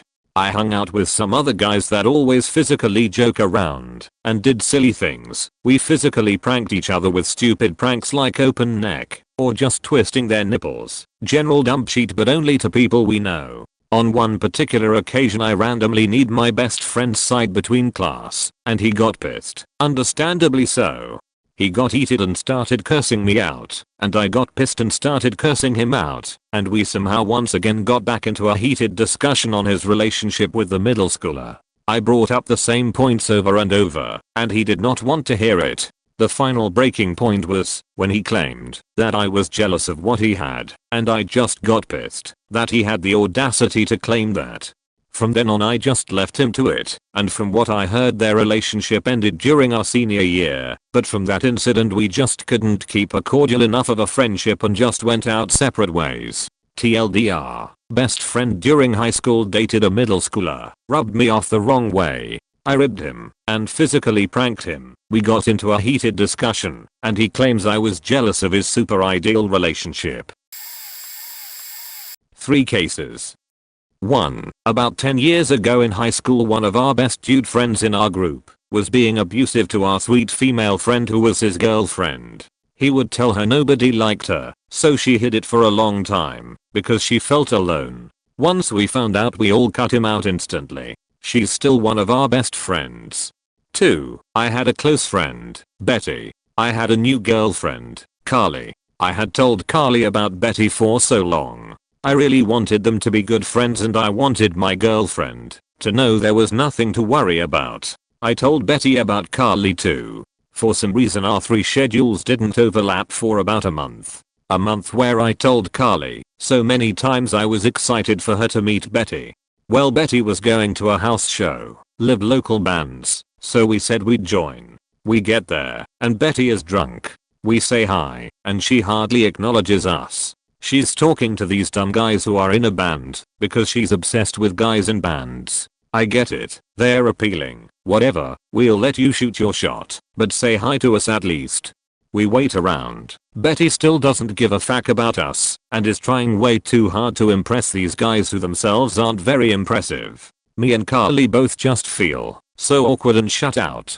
So we leave and just walk around the town and try to be optimistic, but can't deny that was so shitty. The friendship didn't end then and there, but that was a turning point where I realized Betty was just really superficial and will abandon her friends at the drop of a hat. I started to realize this was a pattern with her and eventually stopped being in contact with her. I still don't understand how anybody can be so shallow, especially because externally she didn't look shallow at all. She was an educated queer liberal quirky girl who was soft spoken and had interesting music taste. 3. This just happened. I'm in a new town and I caught up with a new friend here. He had done some selfish moves, Like told me to park in his apartment's parking garage at night for a couple hours when it cost me $20 when I could have parked for free on the street. Doesn't really think about others, but I've tried to give him the benefit of the doubt as we get to know each other. He's had bad depression, like depression that even comes with psychosis. I feel for him. I've had mental health struggles myself, and one of my best friends has bipolar disorder. We're all in this together. Until this new friend casually tells me he's on faking steroids, and probably has been for a while, and totally underplays it. I no longer feel even remotely bad for him, or his mental health, and have not seen him since. He'd rather look extra buff than be healthy and essentially is just a burden on other people. Nope. I had a friend who would never set alarms to wake up and did not care about when she arrived somewhere unless her mom pushed her to go to an appointment or something else she thought was important enough to her. One day, when we were about 14 or 15, I was supposed to hang out with her and see a movie with another friend around 1. The week before, when we planned it, she said I'll probably be up around then. And I asked her, can you please just try to be awake at like noon? We are supposed to meet another friend too. She said okay, I promise I'll set an alarm and be up at 11. I went to her house that day. Her mom said oh, asleep. She didn't tell me you were coming over. I just got back in my mom's car and we went to get our other friend and went home. I was so pissed. I texted her about how mad I was because she promised she would be up and now me and my friend were annoyed that we couldn't see her because we weren't gonna wait for her to get up and get ready because we'd be late. When she finally woke up around 3, she was like, wow, you guys are terrible friends. You didn't wake me up or anything. We were like, girl, you take an hour to get ready and you said you'd be up. This was about the 4th or 5th time she had done this to us, and she wasn't really supportive or a good friend at all, so we both just kinda decided to drop her. It didn't help that her mom kinda just let her do whatever she wanted and never said no to her, but I mean come on. That's just faking rude. I haven't seen her in about 6 years and honestly I don't really miss her. I told her I liked a guy friend of mine and decided to introduce her because she was curious. I didn't think it would be an issue. They liked each other, but were in denial about it. Okay, whatever. We're all friends, and we're in our 20s. I told them both, separately and together multiple times, that I would support their relationship if they hooked up. We are friends after all. I thought they'd be a good couple, but she was already with someone. They denied the obvious. I was their go-to witness. I told them to never make me a third wheel and they did exactly that. They made plans without me, where they would hang out with me, and I wasn't informed until it was time for the not a date that I didn't agree to. I was the bad guy if I said no, because they would have to cancel the whole thing. Like the time we went to see a movie I already watched, or went out to eat after I already ate at home. Yeah. They were using me as a it's not a date because she's here. See? I figured the only reason why they were doing it was because she was taken. I tried to be a good friend, ask my other friends how to help because she had a girlfriend. I was worried. Found out from a few of them that she has done this before and she lied about having a girlfriend. I wasn't close enough for the truth, but I was perfect for third wheeling. She was apparently romantically competitive to boost her self-esteem. She would lie to friends about being in a relationship so she could compete with them. I confronted her and she told me the truth about the girlfriend, but insisted she had no interest in him. I still had to drop both of them to get it to stop a week later. I don't like being lied to or being used. My guy friend apologized when she rejected him, saying she had a girlfriend. She was still lying to him. I thought we were adults, but they acted like middle schoolers. I'm happily married now to someone who hate drama. And fuck you, Crystal, for lying to me. I cared about you, and you used me to boost your self-esteem. You're adult. Why create drama? 2 instances. 1. I was a avid fanfiction writer back in the day, and had a few original characters I would use in some stories. Cringy, I know, but it got me through my first few years of being an actual nurse. A friend I had gathered from the fanfics, and a writer themselves, was very supportive. Calling them A for story. We were very chummy. I even co-signed a loan for them because we got to know each other so well for about 6 years. I ended up following an ex-friend of his on Twitter, and they promptly asked me not to follow them. When I pressed them for why, they didn't answer me straight. Turns out I found out through this ex-friend that this A person was talking about a lot of people behind their backs, judging art, being racist, and very homophobic. They were also talking about me poorly and making fun of me. I pretty much dropped talking to them. 2. I was part of a dime a dozen D&D podcast. It was extremely unprofessional. I don't know why they thought it was going anywhere. I begged the main DM for months to help me develop and start a game for recording. This DM and most of the group were SJWs extreme, like if you were white you were the devil sort of people. The only reason I kept sticking around is because I enjoyed the character I was using. The DM continued to make me feel uncomfortable in games and out. Constantly mentioned sexual things in game and would often talk about their partner's genital/sex acts. I was constantly ignored despite all my accomplishments I posted because I was a married person with no children and a house of my own. I guess I wasn't unprivileged enough. I butt heads with them very often due to their worldviews. This person loved to start arguments and was basically a virtue signaler. I managed to get my game started, but nobody liked it and everyone made me feel badly about it due to my style of gaming. Inflexible and a bit more story orientated. We had too many people recording, and I got nervous, etc. I had to record the first session over again, and even then it wasn't great. One day, I was having an argument with the person who was doing our recording due to some issues in my game. It was at that point I realized I just didn't want to publish my hobby. I told them to keep the money and forget about recording my game. Note I wasn't on meds yet, so I was a mess and had just been to a few funerals. It was to the point I felt suicidal and lost. Nobody was listening to me or cared about my mental health. I came pretty close to offing myself, but thanks to my IRL friends and husband, I got over things and put on some meds. But I confided this in that group. The DM was pissed. She told my IRL friend, who was part of the group too, that I should have put a trigger warning up about my mental health. That was the last straw. These people were not worth my time, and that was what opened my eyes up.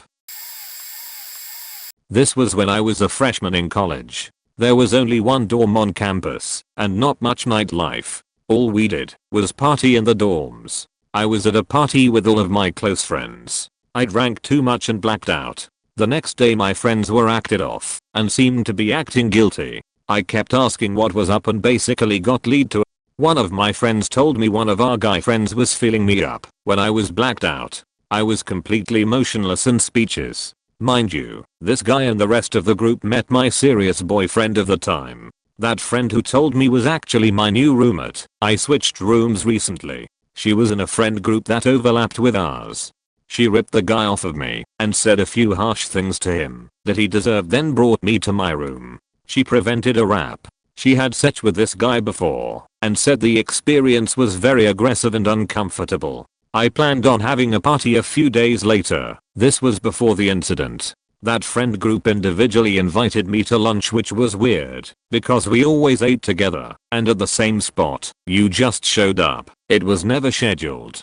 I knew something was planned. I show up, and the whole friend group is there. A few started talking and asked if the guy that attempted to rap could still come to my party because they didn't want to leave him out because he was our friend. I got up, said goodbye plainly, and never talked to them again. Multiple apologized to me years later. Mob mentality in college is so dangerous. That friend group quickly fell apart after I left. To make a long story short, me and another buddy showed up at his place at an agreed upon time to pick him up and go out for drinks. I had been away for work for months and was really looking forward to visiting. When we showed up, he took forever to answer his door. Looking sweaty and sounding incredibly annoyed, he said, "What do you want?" "We are here to pick you up so we can go out." "Well, it's not time yet. Dude, we said we'd be here at 8 and we're actually 5 minutes late. Wait for me in your car or I can meet you guys there." And then he closed the door. We left without him and met him later at the bar. I found out he was having sex with his girlfriend in his mom's bed, I might add. What the fuck? When we came to get him, I'm all for a good friend getting laid, but to blow us off like that and disregard the time and generosity put forward so I could spend time with someone who I considered to be a brother, who I haven't seen in months and wouldn't see again for another year, well that's just beyond disrespectful. I let it go that night, but the next time I was in town, we got drunk, and I just told him exactly what I thought of his character and I realized, hey, this guy isn't a friend at all. He's just a faking prick. We stopped talking shortly afterward, but had the same group of friends, so I would see him at social functions. Eventually most of our mutual friends ended up coming to the same realization as I did. The final straw was when he was supposed to go out with our friends for one of his birthday. They were already at his house. He was a roommate of one of them and went to the washroom. Everyone heard him come home and go to the washroom, and he was in there for a while. Eventually one of my friends texted him and said, hey, are you still coming out tonight? And he lied and said he was working late. Then he turned off the washroom lights and stayed in there until everyone left. These are just a couple of instances that were last straw moments. I would probably reach a character limit going over all the other instances of what a douche this guy was /is.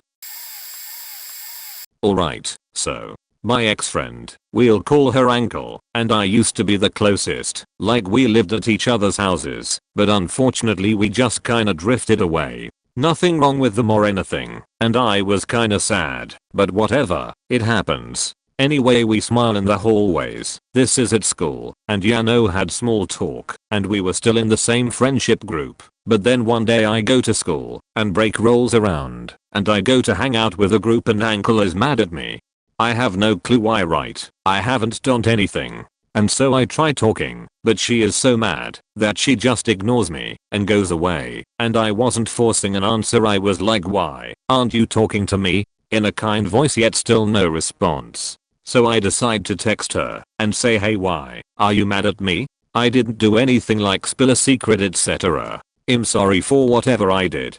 And that was the last text message I sent. And keep in mind that Ankle was on a cruise and wasn't going to be back for a few weeks, so all I could do was text. And so a few days later she responds with this message. It's copy and paste, so look, I just got annoyed how you keep annoying me about the English thing. And then when I tried to explain that argument was a misunderstanding, you didn't listen, and I was sick of the fact that you hardly treat me like a friend, and then you were all up in my life about the English thing, and then some shit went down, don't wanna explain, and I just got overwhelmed and didn't wanna talk before bad stuff comes out to my mouth and I make things worse. So yeah, it's all good now though. Sorry for putting you through all this shit. I totally get if you don't wanna be my friend, all I ask is that you can forgive me. And it's okay, you don't need to be sorry, I'm just being a moody teen, I guess, lol. I hope all is good now. Kind regards, Ankle. Now here's the thing, I asked about the English thing once. She never tried to explain it, the argument was a misunderstanding, so yeah, I guess I didn't listen cause it never happened. I treated her like a friend, smiling in the hallway, having small talk every now and then, yeah, no, the usual stuff. I asked her why she felt she didn't get treated like a friend and completely avoided the question. So it's all good now though? No it isn't. And it never will be, because Ankle has done so much shit like this to others, and I mean the exact same thing basically. She then sort of berates herself, saying things like, before bad stuff comes out of my mouth, because I make everything worse. And there's almost never a reasonable explanation. She's always the victim. But anyway, I ask her a wild bunch of questions because I'm confused, and yeah, and so she avoids some of them, and here's her response to me asking how I didn't treat her like a friend. I'm honestly not bothered to explain. I know that it's rude of her, but I'm lazy as fuck. If you really need to know, ask me in person, at least I don't have to text about it. And you know how I said that she was on a cruise? Yeah, she was on a cruise for the rest of the week. And yes, I cold talked to her the next week, but that's awkward and imby, so it's even more awkward, and I don't know how to phrase things without sounding rude or making jokes out of it, cause that's what I do. But anyway, I'm not friends with her and don't talk to her, and one of the main reasons is because she overreacted about so much and has done this before, and it's always out of nowhere and for no real reason. I know this is a massive post, but I need to vent. Fuck you, Ankle. Also, I know this text makes me out to be a shitty person, and I kind of am, but not as much as it makes out to be. Please don't be mean. My former podcast co-host and I met each other in the Megadeth off-topic forums, and I chose to become a contributor to a tribute album the fans were making for Dave Mustaine's 45th birthday. Aside from our love of all things Mega, found common interest in other music artists and video games as well as TV. He even introduced me to what podcasts were, while a burgeoning medium. Through stops and starts we eventually became very consistent in our releases and slowly had 3 podcasts we consistently recorded and released over a 3-year span, and started building our own network to release our and 4 other podcasts on. We finally meet in real life in 2015 and have an excellent week together until the very end, where in a night of raucous drunkenness and goodbyes, he decides to make a move on my ex-wife with his fiancée and I asleep inside. My first clue. Now that didn't bother me so much, as I was in an open marriage at the time, but upon his return home and us beginning our recordings again, I sadly informed him of my impending divorce. He proceeded to go on a tirade of how he is not picking my side in the divorce. Okay. He then tells me that I'm a bad father for leaving my marriage. What? And finally, I was excitedly discussing my new musical project and he said, "Wait, what? You play music? I've never really thought of you as a musician. Okay, let's record an episode now." What preceded was the most awkward episode of podcasting I've ever recorded, followed by 2 years of silence on my behalf. It was his relationship that ended it. Story time. We stopped talking, friends with a male. We were friends from 2 and grade up to sophomore year. What broke it? During middle school, 7th or 8th grade, I dated this girl that didn't last long at all. It was only for a week. She said it was because of her mom, but her mom seems to like me just fine, but whatever. She knew for a fact that despite being bisexual, I've only dated women. I've never had an attraction to my best friend at all. This will be important later, so we skipped to sophomore year. They started dating, and I was like, "Oh you dime, so proud of you." Because my best friend dated one girl and she cheated on him. So I was happy he found someone. What I didn't know was that he thought our 8 years of friendship wasn't as meaningful as this woman he started dating. Why do I bring this up? Well, like before, his girlfriend, my ex, knew for a fact I only like women and I didn't have an attraction to my best friend. Yet, she was snarky and mean to me. So much that she had her friend be mean to me. So it came to a point I asked my best friend, "Are you seriously going to let her talk to me like that?" And he said, "Well, you're calling her names too." I was defending myself. Granted, maybe calling her a bitch didn't give me a right to ask for him to side with me, but I digress. After what he said, I told him to fuck off. Because he was cherishing a relationship that was maybe a month old compared to an 8-year friendship. After a few months, we stopped talking. I did eventually became the bigger dog because I wanted my best friend back. So I apologized and everything should have gone back to normal, right? Nope. We stopped talking. And we haven't talked in almost 3 years. That's the story of how my ex ruined my friendship. Sorry, kinda long. TLDR at bottom. I was young and dumb and decided living with my best friend would be the best idea. I wasn't making a ton of money at the time and usually just had enough cover rent, but I never made her pay a cent towards my share. Her boyfriend, who we'll call Jack, lived far away, and when we moved in, I had no issue with Jack having a key and being able to come over to let her dog out, chill at the house, stay the night every once in a while, whatever. That turned into him fully moving in, but paying nothing towards our rent. I was irritated about it. After 6 months of this, I confronted her when she asked for my half of the cable bill. I told her to ask Jack for it because he hadn't contributed to our bills in the months he'd been there, and it was unfair that, in splitting the rent and bills 2 ways, I was essentially paying towards what should have been Jack's fair share. She retorted that they often showered together to save water. I explained that this in no way made a difference in the issue. I ended up staying over at a friend's place for about a week to clear my head and decide what course of action to take. The day I came home, my grandparents called me and let me know they were driving down from their home 2 hours north as we needed to have a serious conversation. When I met them, they showed me a letter my friend had sent them. It accused me of being an alcoholic, stealing their credit card info to purchase and pawn items, not paying rent on time if at all, and a list of other offenses I had never committed. I saw Ed, explained the situation to them, and they understood immediately.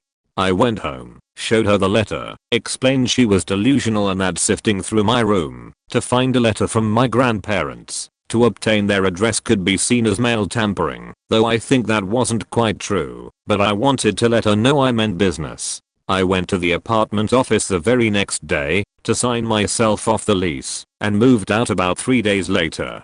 We haven't spoken since, though she continues to tell people that I screwed her over by never paying rent and other ridiculous things. She even went so far as to try to taint my image. When I set up a GoFundMe later in the year, I was still barely scraping by and needed assistance to afford plane tickets to attend my uncle's funeral after he passed very suddenly. She can rot, for all I care. TLDR, best friend and I live together. Her boyfriend ends up moving in too and contributing nothing towards bills by her permission. Tries to defame me to my friends and family after confronting her about it. I don't put up with that shit. I have this group of friends, Discord group, that I have known for almost a year now, and we usually chill and play video games together, and we are always welcoming more people to join and hang out. No need for skill, just be a cool person and have fun. Well, it grew over time and there was this guy that I had been gotten pretty cool with, but had some little quirks that I didn't realize were bad news. He always talked big on how he never took shit from everyone and had a somewhat narcissistic personality, but I pushed it off hoping it was minor. Fast forward a month and I guess the guy finally felt comfortable and just went total asshole mode on everyone. He trashed on people who he thought were bad at the games we played, then got mad at everyone who of course got angry. He would just attack someone like that for no good reason, then tried to justify himself saying people we are shitty to others deserve it back, even though he was the shitty one to start with. I had been hearing about these incidents, and I was concerned because he never acted like that in front of me. I then popped into a friend's stream that had a group of them in a channel talking. I was at work on my break and I hear this dude snap and yell at them for not doing things his way, even though he didn't even communicate intentions, and then trash on them individually. I pulled him aside and tried talking to the guy and explained to him that what he did wasn't okay. But he had the nerve to act innocent and then lash out at me claiming I didn't hear the full story and wasn't giving him fair judgment. Ironically, I wanted to work it out, but the mad lad just blocked me for trying to middleman it and work out the problems. TLDR, narcissists don't change, don't waste your time with them. I was friends with two girls, sisters, from the time I was a freshman in high school up until I was about 23 over 24. My husband and I had been struggling with infertility. We did everything. It got to the point where my doctor literally told me that she didn't know why I wasn't getting pregnant, but it was highly unlikely that I would ever have a biological child of my own.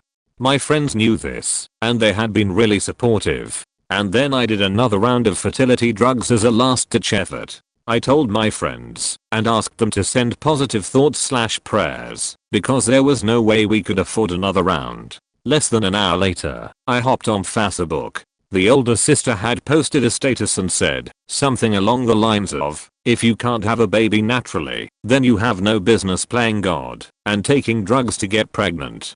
Accept your fate and just go adopt. Not everyone can be a mother." It's probably stupid, but that literally took my breath away because it hurt so badly. I texted her, and then she put me and her sister in a group chat to discuss. They both repeated the same thing in the group chat, even after I told them that it really hurt me that they would say something like that, not even to my face, and block me from everything. When I told them that I sincerely hope neither of them or their family got cancer because, by their logic, chemo would be playing God, and that they should just accept their fate. In the end, the fertility drugs didn't work. But I got pregnant totally out of the blue when I was 24, a year or so after the last round, and I'm pregnant with our second daughter now. Oh yes, I have. Buckle up fellow redditors, it's a long ride. So I had a good friend named We met in high school through mutual friends and were pretty close, but didn't become best friends until senior year. That year, and for a few years following high school, we were super close. Like doing everything together, even boring shit like going to the laundromat. We even got our wisdom teeth pulled together, so we could suffer through it together. So, you get it, we really cared about each other.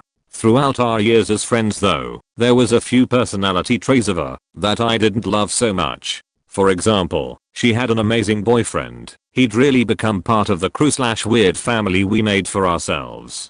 But I would still entertain other dudes on social media. Nothing lewd that I knew about besides risque snap stories, but definitely leading them on thinking she might leave her boyfriend for them. She mentioned it to me a few times, and always made it seem like she's really unhappy with her boyfriend. I gave what advice I could, but I can't make her choices for her. She also always made an argument that she wanted to be an influencer, and by posting these types of pics and engaging with these men, she was promoting herself or some bullshit. She also claimed that her and her boyfriend always discussed it, and she wasn't doing anything he wasn't okay with. Anyway, fast forward a year or so of me having these weird feelings about her decisions, but just trying to be a supportive friend. We have a girls' night, our BFS go downtown, and we stay in and share a couple bottles of wine and decide to play some stupid truth or dare card game I had sitting around. A question of infidelity comes up, and she breaks TF down to me, telling me she's been cheating and hooking up with dudes for over a year. We have a big heart-to-heart that she wants to leave her boyfriend. And I tell her she needs to be honest with him, and she can come stay with me while we figure everything out. That I will support her through this fiasco. Then weeks go by, nothing. Couple more weeks, I start checking in, asking if she's talked to him, nothing. She starts completely avoiding me and ignoring me. Couple more weeks go by. She refuses to talk to me, so I decide to confide in my boyfriend as A's boyfriend is a dear friend of ours. I can't just keep watching him get hurt. So we decide we'll give her a chance to tell him, or we will. A loses her sheet and tells her boyfriend that she made up a story to tell me to test my loyalty as a friend and I failed the test, and that I'm a crazy jealous bitch who just wants to intervene in people's relationships. She then proceeds to blow up my phone with all kinds of insane shit that she's been plotting this and laying the seeds for a year, that she always knew I was a two-faced bitch and just needed a test to show my true colors. I told her I didn't believe that, but if it is true, you're a literal insane person. And nope, TF out to that friendship so fast. She texted a couple months after saying she'd give me another chance, and I don't think I've ever laughed so hard. TLDR best friend confesses to cheating, wants to act like it never happened, then says she's been pretending to cheat for a year to trap me into keeping a major secret. Says I failed her test and am my shitty friend. Nope, TF out to the friendship. I had a friend who was super outgoing, and as an introvert I had a hard time saying no to them. Usually the things she suggested were fun, and even if I was skeptical I'd have a good time most of the time. But that ended when one night she said she was invited to a coworker's party and was afraid to go alone. It was super last minute and kind of late, but I figured I wouldn't mind getting out of the house and hanging out. She picked me up after 9 PM. I don't have a car and have severe PTSD about driving. I think I'm going to die when I start driving. I don't know. It's complicated, and we headed on our way. I asked where the party was, and she said really close by, and I said cool. We start listening to music and talking, and after 15 minutes I ask if we are close. She gives a vague answer, and every few minutes I ask her where exactly we are going. I'm getting anxious, and she keeps brushing it off. She says they changed the location. At this point it's close to 10:30, and I'm really suspicious. I ask why they'd change the location somewhere so far so late, and she again just laughs it off.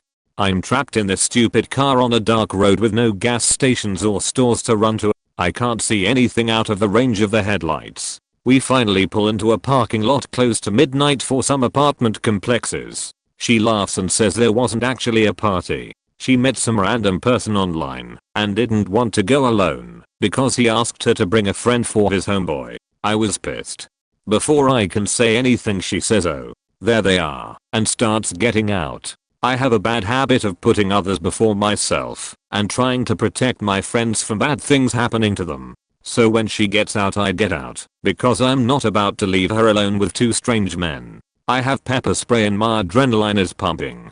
We go inside and I'm glued to her side. He guys kept trying to separate us and I kept saying no and grabbing her hand when she'd try to run off with her dude. She said she had to get her charger and jumped up and told the guy to go with her. Said she'd be right back when I started to protest and they all but ran out of the building. During the course of the 4 hours I was alone with this strange man, he proceeded to try getting me high, trying to kiss me, then talk about his brother's death in a very clumsily obvious way of garnering sympathy from me, so I'd take pity and hook up. Tell me multiple times how late it is, and how I'm probably stuck there. How I can room with him, and his brother who is asleep in the next room. Tell me his brother's really good about not interfering or watching when he hooks up in their room with him in it. I just nodded and said no thanks. When my friend comes back we are leaving. I'm not going to be stuck here, but thanks for your concern. And stay as far from him as possible. When she finally came back she was laughing, and I told her we were leaving, and she said I was being a party pooper. It was 5 AM, I hadn't slept, I was scared, I was ready to go home. The drive home was silent, and when she spoke she kept telling me not to be mad. I got home and never spoke to her again. Didn't happen all at once as it was an accretion of several things through the years. I'm a designer and he's a guy that comes up with business ideas, done that work and some that don't. Obviously, for every little business he started, he wanted me to design logos / stationery / etc. point on the cheap, free if possible, always promising that when he hits it big he'll pay me back everything and much more. I don't really believe it, but I appreciated his friendship and was a bit of a pushover who always buckled to his constant reminders that this is what friends do. Well, eventually he does hit it somewhat big. He was relentless and hardworking. I won't take that away from him, and as you surely can expect, no, I didn't see an extra cent from him, and in fact, we didn't speak much for a while as we both were pretty busy. Later I learned that with his newfound financial success, he got a rich girlfriend that he was constantly trying to impress / satisfy, so he had a completely extravagant wedding. I was outside the country so couldn't attend, bought a house on a rich neighborhood, and was living clearly above his means. So now that his successful enterprise is no longer enough to stay afloat, he comes up with a new business idea. His transparently worst by far, and obviously he wants me to do all kinds of designs. I, for my part, had been doing not that great and living paycheck to paycheck, and also had learnt the value of my time. So when he wanted me to do everything on a token amount, I stopped him and demanded that he paid me my normal hourly rate. He beached and moaned and attempted all his best emotional manipulation. But I didn't cave, so he eventually had to agree as he likes the way I design and doesn't want to risk hiring somebody who he doesn't know. He's also a god-awful client, indecisive, controlling, perfectionist and delusional about the value of his design input, so he likely knows that nobody else will put up with him. So for a while things worked fine. The fact that he was paying hourly also helped. Kept his requests for name changes low, though he did beach incessantly. One day, though, he says that he wants to completely change the aim of his business, so he wants to change everything. Worse, he's still under the deadline that registering his business name set him on a few days later. Even worse, he bought a bunch of machines to supply his new business ideas, so he's out of money, and also his wife is now pregnant.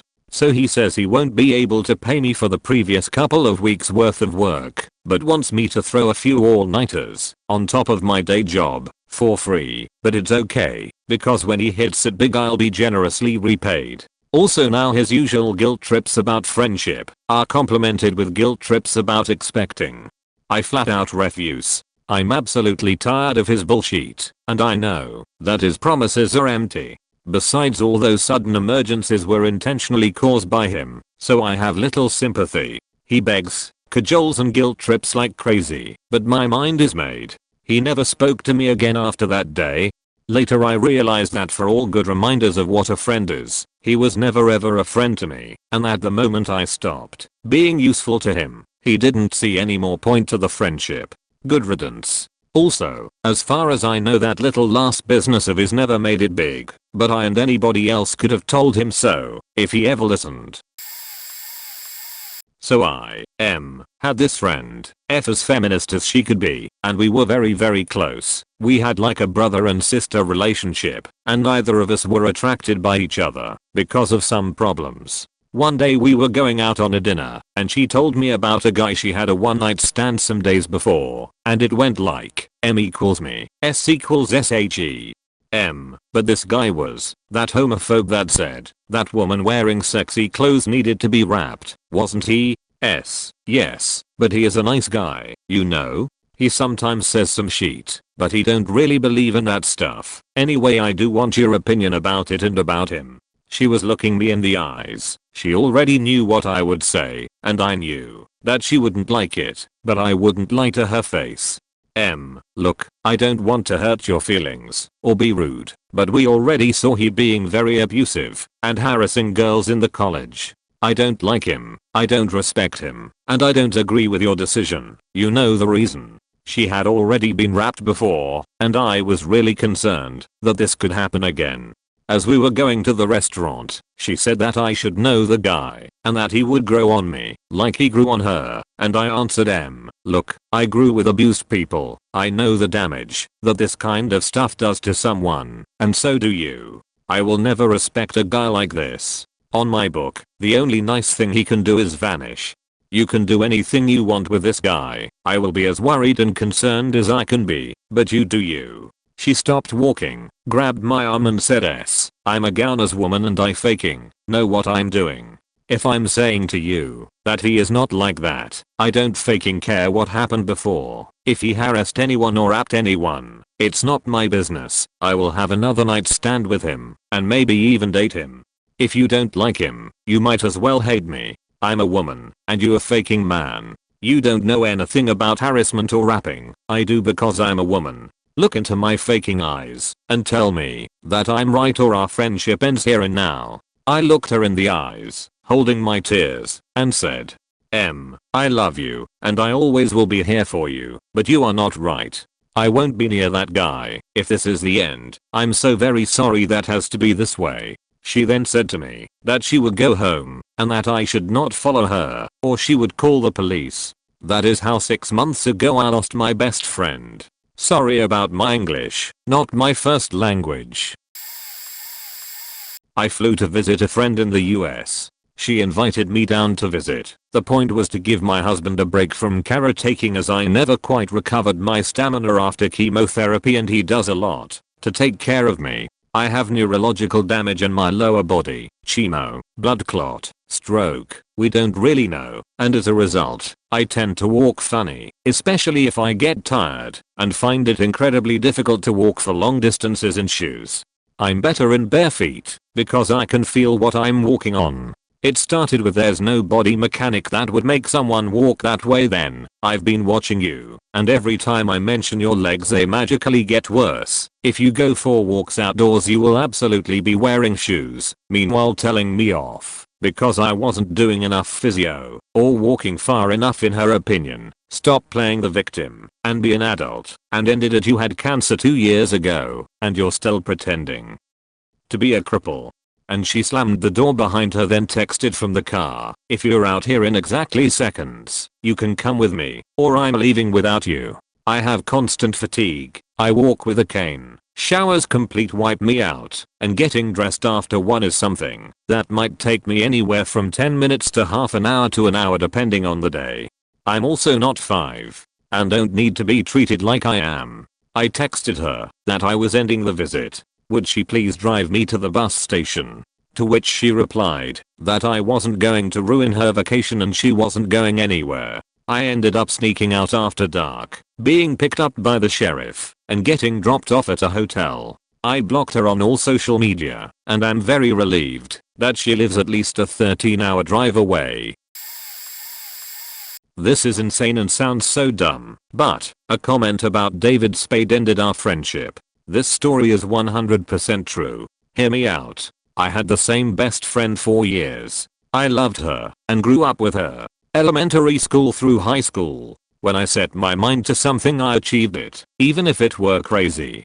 She was a big pessimist and just had zero dreams. I worked hard for my dreams and I usually achieved them, no matter how insane they were. My parents were also very supportive. Oddly hers were too, but she dismissed them and didn't want it. I gained a lot of new friends in high school, and she was very shy and only wanted to hang out with me, alone.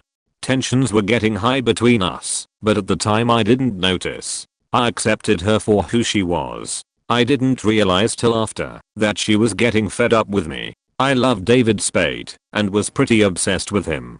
I often talked about what it would be like when I finally met him. I even celebrated his birthday FASAPM every year with a cake and a movie marathon. I'm sure I was annoying AF about it. Whatever, everybody has crushes that they obsessed over when they were young, so NBD. So one night I took her to a high school football game and I had chatted with her most of the night and we had a lot of friends come over by us to hang out. I think she was getting annoyed with socializing. And out of nowhere on the way back to the car she starts telling me that I'm never going to meet David Spade and keeps saying it over and over again. And finally screams, "You will never meet David Spade, just admit it." I literally was done. She was so angry and had such vengeance in her voice. It pissed me off that she was cheating on my dream. So I took her home that night.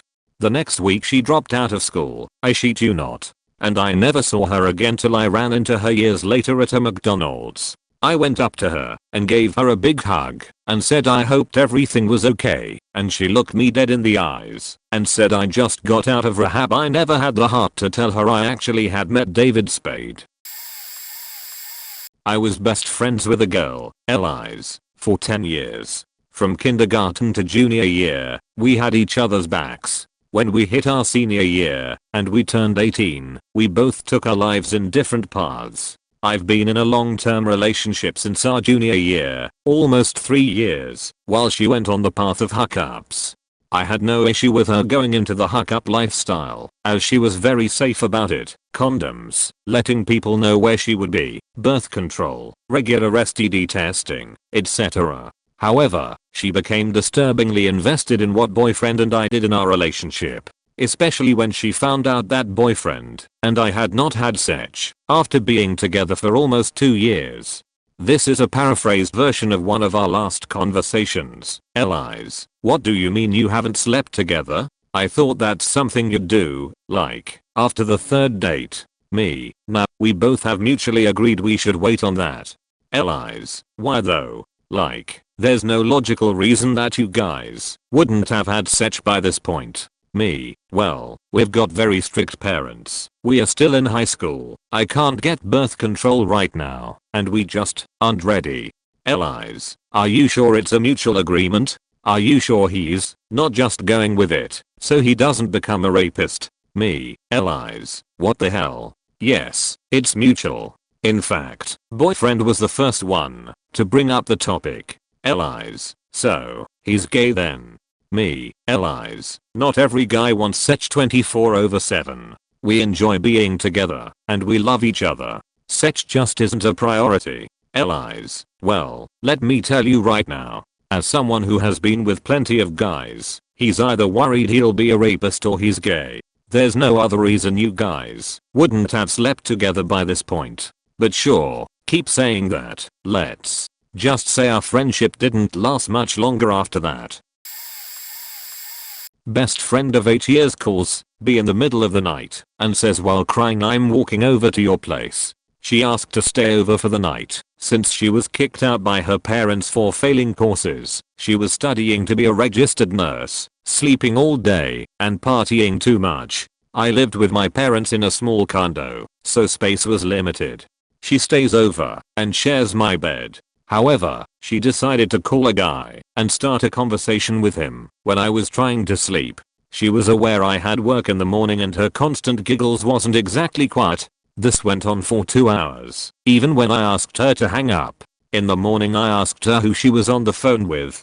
Her response was I needed to secure tonight's place to stay, so I had to make it seem like I like him. Utterly disgusted, I gave her a piece of my mind. She had loving parents who bought her a car and has a pretty privileged life. I allowed her to stay, but she abused my generosity. Our friendship ended once she left. She did not like the response I gave her and said I was on her parents' side. She never became a RN. Works at a movie theater. Not married. Has a kid now and doesn't speak to her parents anymore. Looking back, I do miss our friendship as we were very close. However, she hung around very questionable people, and I'm glad I didn't stick around. In the Navy you meet people from all walks of life. 2 guys in particular went with me from day 1 at boot camp, all the way through 2 years of a school training for our jobs, and we also happened to specialize in the same equipment. At the end of 2 and some change years of being the closest friends we had in that time period, it was coming to an end. We each had different orders all over the world. Let me back up to our backgrounds. I'm white from a diverse area. My uncle was formerly married to a black woman. My cousin is mixed. This will become important later. Friend 2 was from Arizona. He was of Mexican descent. The last one was a white Texan. He was from an all-white area.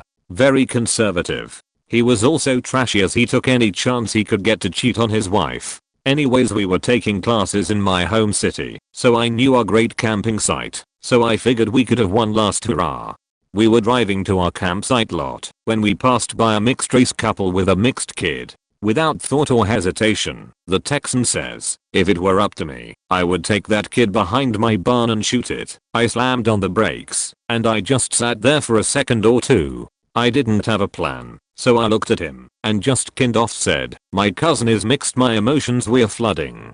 Luckily the Mexican friend diffused the situation. I choose to make the last weekend about all we had been through. We helped each other a lot. But at the end, Sunday evening as I dropped them off, I told him that I didn't want to hear from him again unless he was going to apologize and explain why he was wrong. He just looked at the other friend and said, come on, let's get drinks. At least one of you is still my friend.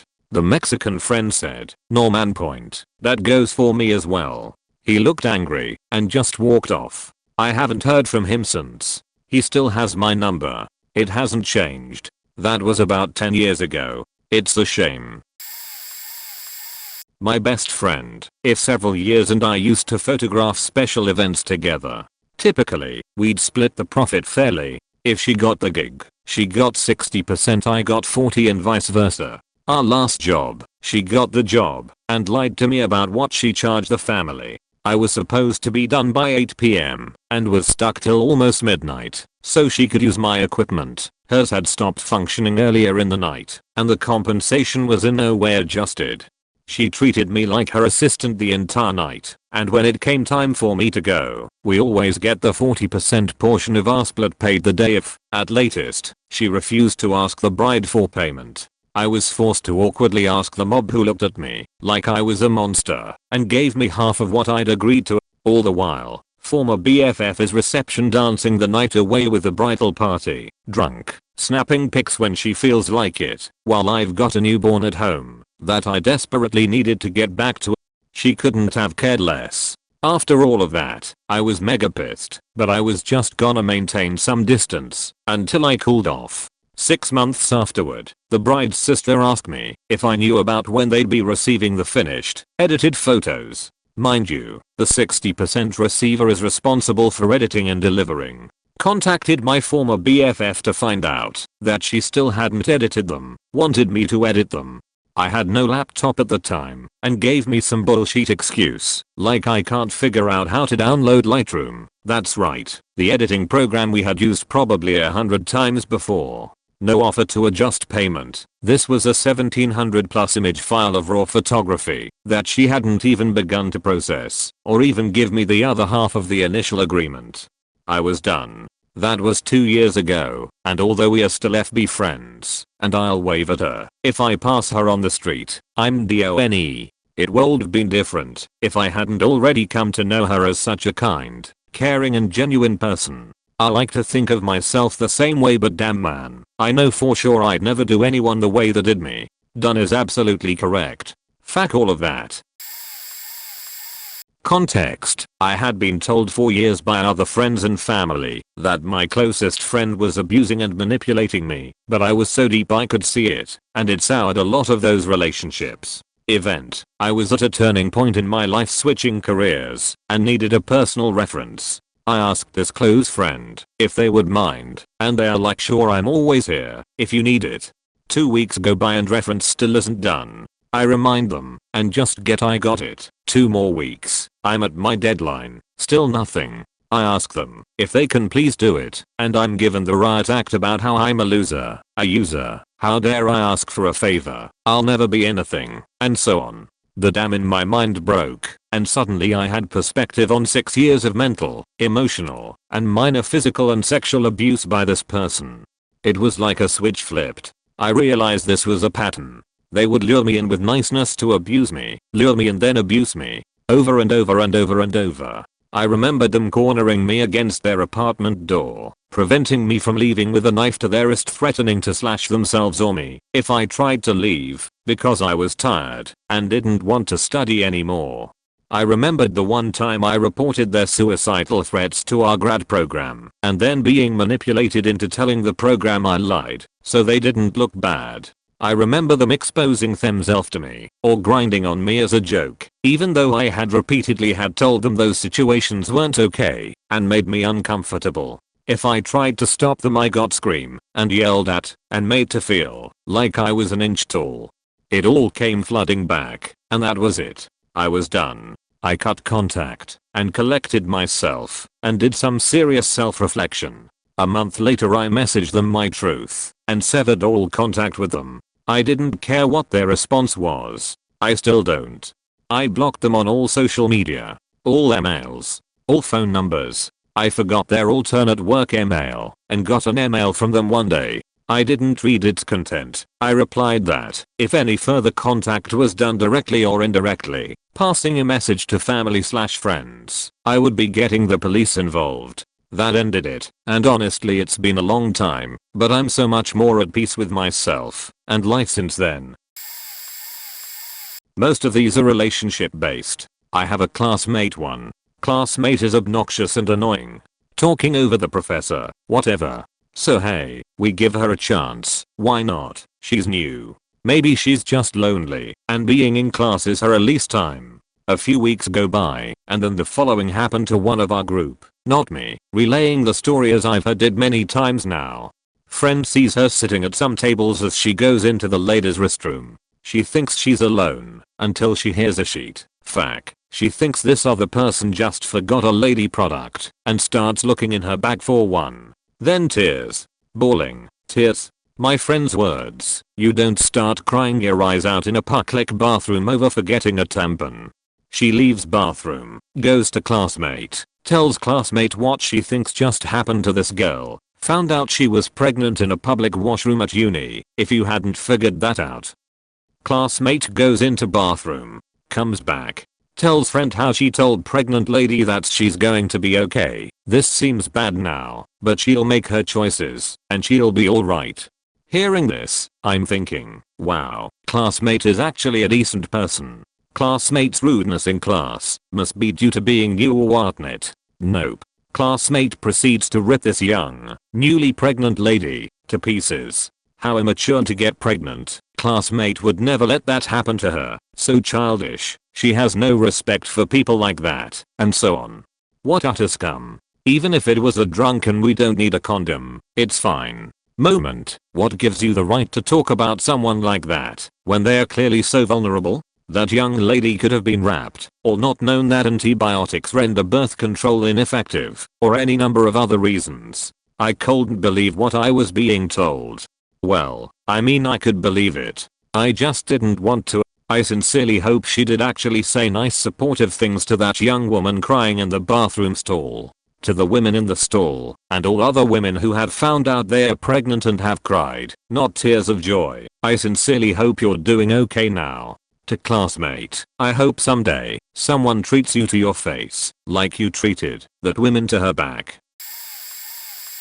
I was a struggling university student, and I was living off virtually nothing after paying rent. One night, a friend asks me to come out night clubbing. I tell her I can't, because I have no money. She insists I come, and offers to pay for everything.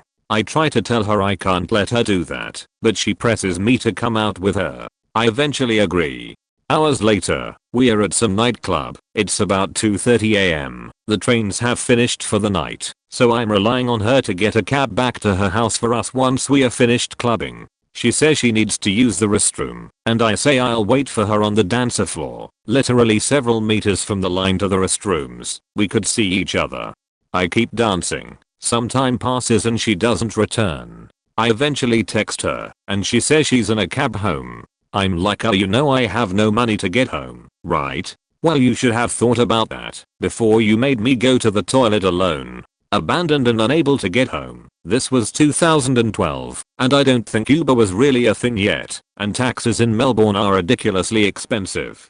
I stay at the club until it closes at about 3:30 am, and then go wait at the train station for the first train at about 6:30 am. It was the middle of winter, and I was shivering for hours while I waited, not to mention I was feeling pretty unsafe being a lonesome 21-year-old female waiting at a closed train station in the early hours of the morning.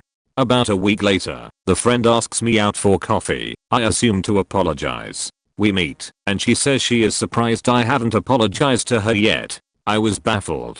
This might sound quite trivial, but it definitely was enough to end our friendship, and it's kinda fun to hate love reminiscing about this. TLDR, a friend knew I couldn't get home from a nightclub, but still left me there alone, because I didn't take her to the toilet. I met a guy in high school who was 2 years above me. He seemed like a pretty decent guy, into nerd culture like me. We played in a few D&D campaigns together and generally had a good time hanging with one another and with mutual friends. During this time, he was also dating one of my friends. We were all in the same club at our high school. They were together for a few years and then broke up on bad terms, fighting, etc. Later, he told her he was very depressed and that if he killed himself, he wanted her to know she was partially responsible. My heart goes out to anyone who struggles with depression. I have struggled with it in the past, but forcing that kind of guilt on a person in any circumstance is completely and utterly immoral and cruel, especially if you do so to someone you once loved. Despite this, she later contacted him again trying to get closure. She didn't like the idea of forever hating this guy and him forever hating her. Despite how big of an asshole the guy had been, I thought this was a mature thing for her to do. Soon after, I saw he posted on social media a long message she had sent him cussing him out and calling him a piece of shit.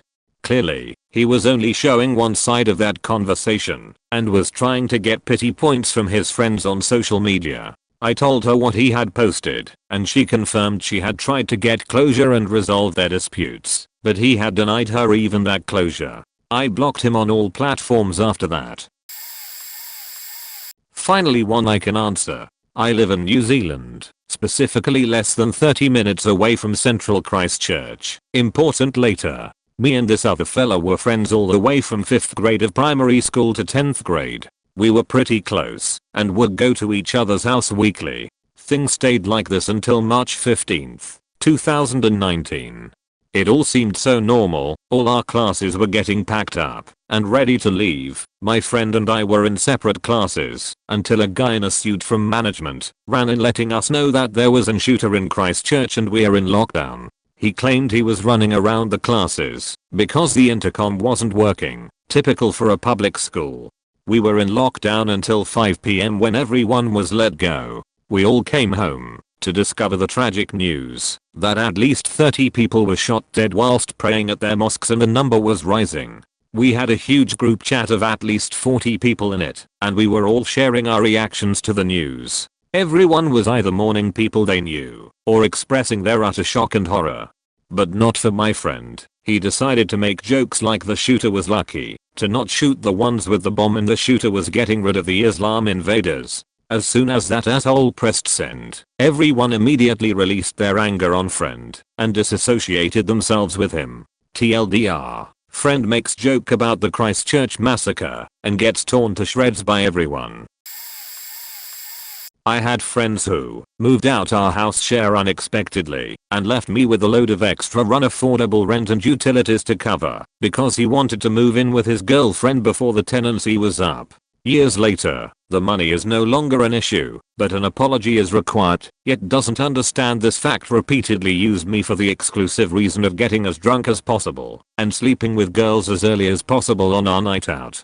Regularly I'd be left alone in the middle of town, 20 to 30 minutes after we'd got there, and attempted to make me feel like I had done wrong when I called him out on it and began to refuse to go. You've changed would only speak to me when they needed career advice. I'm a director of a company in a field they work in, or wanted to talk about rugby.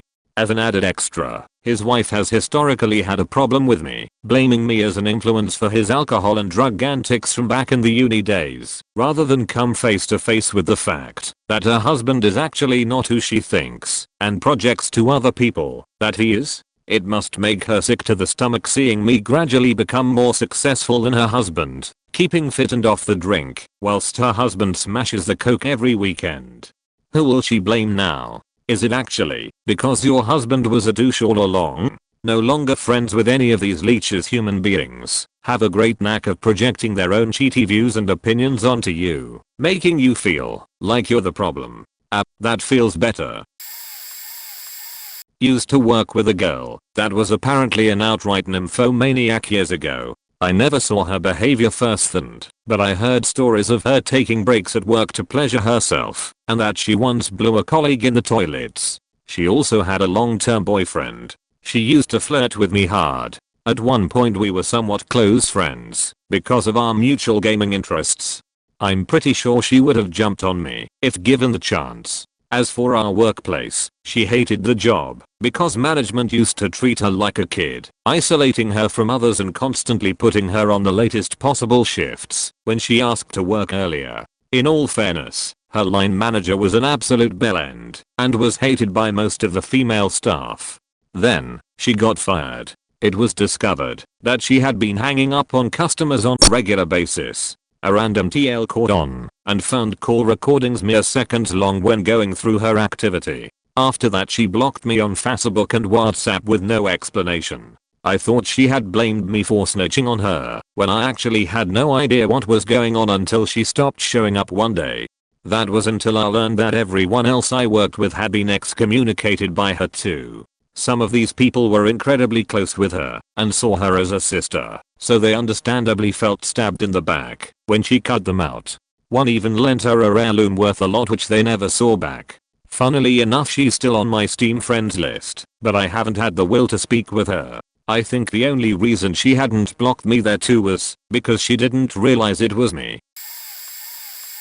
Was friends with this one guy for nearly 20 years. At the time I was living with 2 other roommates and we needed a 4th. We all split the rent on a 4-bedroom house. I suggested my friend. One roommate thought he was weird and didn't want him. I fought to convince the roommate that my friend was a good guy because he needed a place and I thought we were close. Finally he agreed and friend moved in. At the time I was really depressed, going through a hard time and generally not taking great care of myself. Friend and roommates noticed this and became concerned. So within 30 days of friend moving in, they tried to meet with me to help. As I tried to explain to the 3 of them everything I was going through and why I was having such a hard time, bad relationship, lost my job, car blew up, etc. Friend chimed in and basically said I should keep my problems to myself because people will respect me more. I took exception to this and told him so. Apparently, over the next month or 2, still less than 90 days after I invited him to move into the house I'd lived in for 2 years, friend starts campaigning to kick me out of the house because he doesn't want to live with my issues in the house. Mind you, there was no drug abuse or destructive behavior going on, just general depression.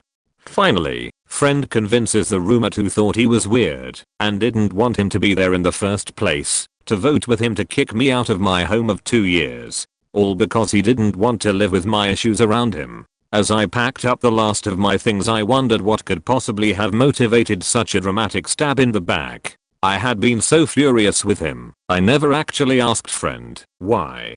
I just ignored him until the day I moved out, about a few weeks later. So as I left I stopped at his room one last time. I returned the last of his items I had in my room. I told him I was leaving now and wanted to know if there was anything he wanted to tell me before I left for good. He looked me right in the eye and, without the slightest trace of deception, asked about what? Luckily, this happened to a close gaming friend of mine, and I have the actual last conversation saved from Steam for everyone's viewing pleasure during this story point. I had this gaming friend of several years that was chill, and we played or talked almost every day. Over time, this dude really started being rude to everyone for no reason. He started alienating all our mutual friends by being horrible, and got kicked and blocked from Steam and Discord servers until only I was left. I figured everyone falls on hard times and he's got to have something going on in his life, and I wanted to be there as a friend to stick it out while something was affecting him. He honestly became the worst. Angry and insulting all the time. I was just patient and chill, and did not let it get to me. He would even call me a bad friend, and get mad when I wouldn't give him time if I was busy, which is insane, because I'm the only friend who was still there for him. Two horribly memorable things. He once told me if I ever came to visit, he would have sex with me while his live-in girlfriend was in the other room. No idea where this came from. I did not have this type of relationship at all with him. So super gross and rappy. Second, which is actually rappy, in his Discord server, one of his new jerk friends posted that he was going to find me and rap me. My friend thought it was hilarious, but I was patient and stuck it out because this dude really seemed like he needed a friend. Finally, in a conversation where he was angry and insulting the entire time for absolutely no reason, I decided I was just going to give up and not put in the effort anymore, cause it had been almost a year of trying to be supportive. In the end, it wasn't all the rap threats that made me stop being his friend. It was, "I hope you sleep bad," which is such a casually horrible thing to say to your friend, what the fuck, and it snapped me out of it to realize he wasn't actually a friend anymore, so I should stop trying to be one to him. Ex-friend, did you get my message? Me, something about we are friends. Ex-friend, yay, I wanted to thank you for being such a good friend. Me, okay me, cool dude. Me, you okay? Ex-friend, Naam JK Beach. Ex-friend, lol. Me, that's more of what I was expecting. Ex-friend, no honestly you are ex-friend, a post ex-friend, not even a friend. Ex-friend, honestly not sure why I talk to you. Me, okay cool. Ex-friend, did you wanna play LOL? Me, I've got my own sheet going on right now dude. Me, I have a broken rib. Ex-friend, ha. Me, no, I'm doing homework and about to go to bed. Ex-friend, when you do ever say yes, don't you realize what I say to you? Me, sometimes I say yes. Ex-friend, and I say ONV. Me, I don't know, you know it's not one of my main games. Me, so sometimes I'm not in the mood. Ex-friend, no more. Ex-friend, not you. Ex-friend, when you say yes. Ex-friend, I always tell you no afterwards. Lol. Me, and most of the time I'm already playing another game with someone else or doing homework when you ask me. Ex-friend, man are high on pills. Ex-friend, cause of your ribs. Me, yes. Ex-friend, or are you always this stupid? Ex-friend, some of both. Hummy, yeah, I'm going to go. Me, good night. Ex-friend, fuck you. Ex-friend, hope you sleep bad. It's been 2 years and I haven't said a word to him and blocked him on everything. He's tried to get a hold of me over the course of these 2 years and has messaged mutual friends that don't talk to him but didn't delete him, asking about me. My favorite was him asking my fiancée how the crazy dyke is doing and immediately after send me her nudes. Dude is looking to get a response and looking for a fight. I know I've won the battle and gotten under his skin because none of us will give that to him. It feels so good to have iced him out for years, but no, he's apparently so obsessed with me that he won't let it go that I never talked to him again. TLDR, online gaming friend became a huge jerk one day for no reason. I stuck it out for a year to be supportive even through rap threats. Eventually he said, "Hope you sleep bad," and I decided to never talk to him again. But years later he still asks mutual friends trying to find out about me because he's obsessed, I guess. Edit, added line breaks. Just over a year ago, one of the most important people in my life was married to my brother. She was my sister/best friend. She had decided that she didn't want to be married to my brother anymore. She was no longer happy I supported her because I didn't think she should stay if she wasn't happy, and him being my brother wasn't a reason to be mad about it. I advised her to try and work it out before ending it. She paid for a divorce with his money and got the ball rolling.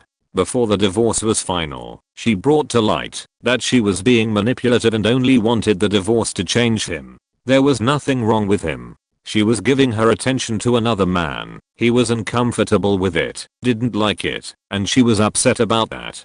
So she thought the prospect of divorce would force him to suck it up and deal with it. I also realized that she had been lying and manipulating me to keep me on her side. She convinced me that I would never see or hear from her again one night because they fought, and he made her go to her mother's. Why she tried to make me feel devastated about her leaving, I'll never know.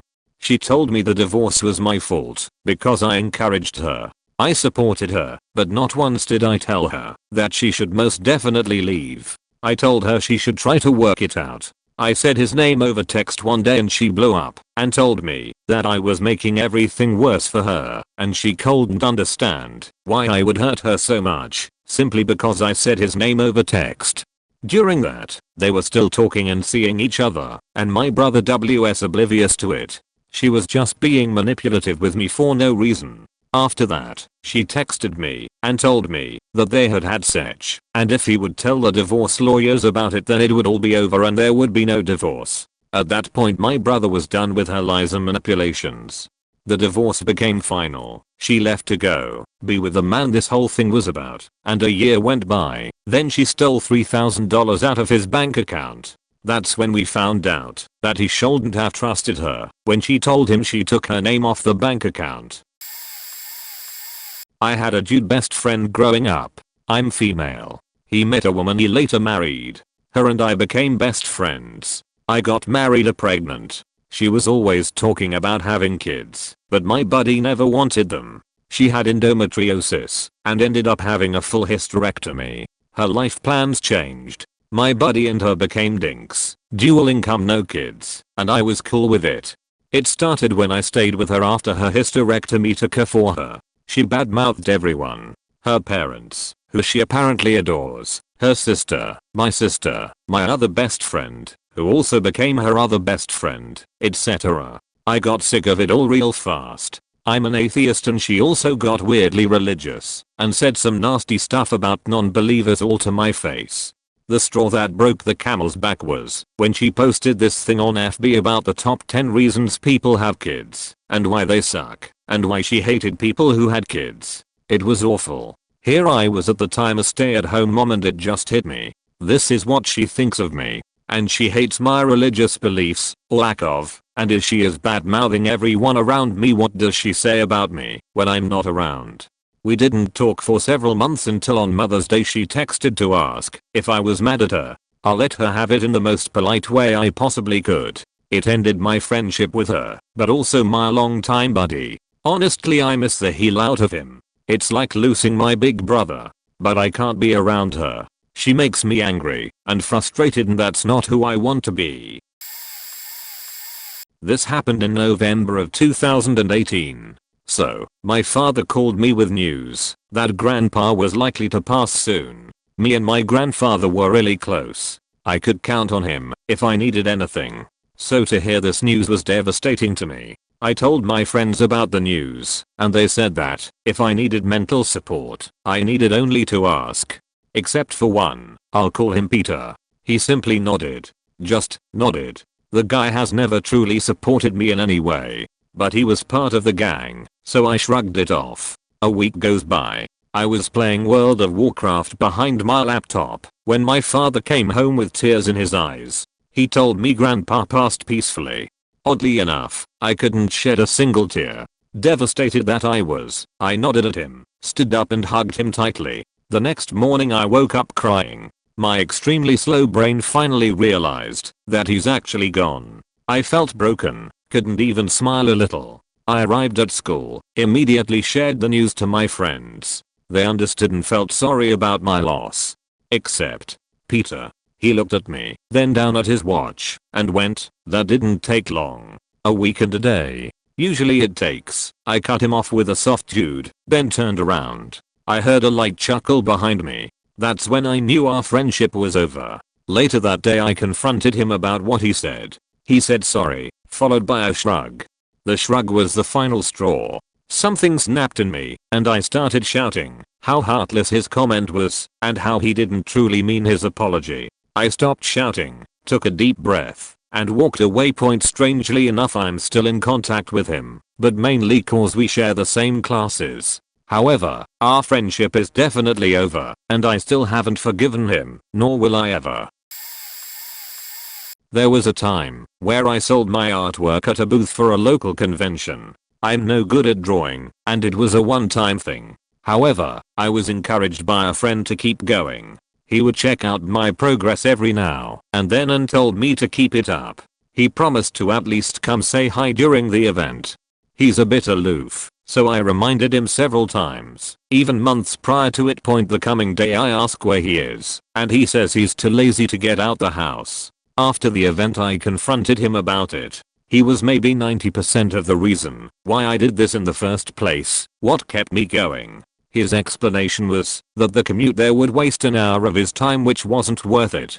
It wasn't like he was busy, or sick, or something dire. His laziness was the only reason behind it. Now I wouldn't be too mad about laziness, even I'm lazy. There were numerous times, every time I'm in the area, or going out with friends I would invite him to come. 9/10 times was a no-show. That's fine though, since a simple outing is no big deal. He also owed me $15, so I thought it would be pretty convenient to stop by too. After talking, he thinks I was being too bossy and told me if I'm that concerned with money, I should find a job. This really fed me up cause I kinda gave up my job to get him his current job. Long story short, I helped him build a resume and get reference letters done from people I know. To hear him tell me to get a job is what made me block him indefinitely. Funny how life works. Ever since that incident I have yet to draw from discouragement. Like the person who inspired me just betrayed me. TW, sexual assault, and people acting really shitty to sexual assault survivors. I had a friend who was really good with girls. He typically had a new date every weekend, and would on very rare occasions date them for a week or two. Of the dozens/hundreds of dates he went on, I met maybe 2 of the girls. One was cool, one we met for 5 minutes and she seemed fine, but after they dated for 2 weeks he said that he ended up needing to call the cops because she was stalking him. He always called her the clamp. We all assumed it was because she was clingy and no one asked questions. Back when I talked to him, I dated a girl who ended up cheating on me, stealing my money, and sending me nudes of herself with the new guy. Needless to say, I was heartbroken and my confidence was completely shot. After working through that, I decided to get back into the dating pool and asked for his help because I hadn't gone on a date with someone new in 3+ years and he seemed like he knew what he was doing. He gives me general pointers, be yourself and shit like that, and I finally asked him how he meets all the girls he talks to. He then tells me that he does a spray and pray method until he finds who is clearly the most emotionally needy girl. In his words, he prefers victims of sexual assault because they are easier to have sex with and more fun to mess with. He then goes on to use the girl he called the clamp as an example. For starters, he said that he gave her that nickname because of a medical condition that made her vagina incredibly tight to the point where getting a finger in was difficult, so regular sexual intercourse was kinda out of the question. And then went on to describe how he really got off to dating her because she got super emotionally dependent because he was her first time and she was a sexual assault survivor. His basic plan was to wine and dine her, make her feel safe, act all love-a-dove and the ghost her because he thought it would be fun. After that, he kind of chased that feeling over and over again, and since dating her he had tried, successfully I might add, to do the same with other girls. The stalking never happened. What did happen was the girl's friend matched with him on Tinder and the friend met up with him just so she could cuss him out. My entire friend group ghosted him after that day. The silver lining to all of this is he did so well because of his looks and last I checked has been going bald and has opted into a comb over with like 3 hairs on top because he can't come to terms with being bald and his dating options have dropped to 0. TLDR. Shitty ex-friend specifically targeted sexual assault survivors because he thought they were easy and enjoyed faking with them mentally. This'll get buried in the replies, but WTH, I'll feel better for venting. Had a friend. We'd been close friends since his family moved in next door to mine when he was 5 and I was 6. We were both pretty nerdy, had similar interests, and got on really well. The friendship lasted all through school, college, and uni, and he was an integral part of our social group. We'll call him P. Anyway, another close friend of ours, there were 4 of us who were more or less inseparable, who we shall call D, got engaged. She wasn't very popular with our social group, but we were all polite because she was going to be marrying our friend. She never really came out with us, so it became normal that D would come out without her. Then P started helping her with her maths course for some college course she was taking. Then we noticed that whenever D came out with us, P was suddenly helping the fiancé. We spoke to P about this, but he assured me, that nothing was going on, that they were just friends. We were unconvinced, so me and one other chap spoke to D about it. He got quite angry, but with us, and we didn't speak for a while. Right up until it all came out a month or so later. On a night out, P confessed that he and the fiancé had been sleeping together almost since the first day he helped with her maths course. I lost my shit. He couldn't understand why I was so angry, even after I explained that he'd betrayed our friend, betrayed me, lied to all of us. He couldn't understand why I was angry, or even see that he'd done anything wrong. I told him there and then that I wanted nothing to do with him.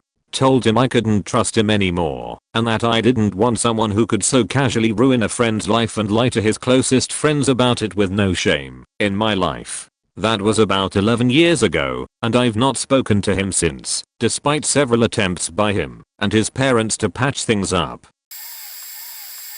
Lots of things, but the straw that broke the camel's back. They sided with my abusive ex-boyfriend. I was in a group of 5, was 6 but one girl, and I had a fight.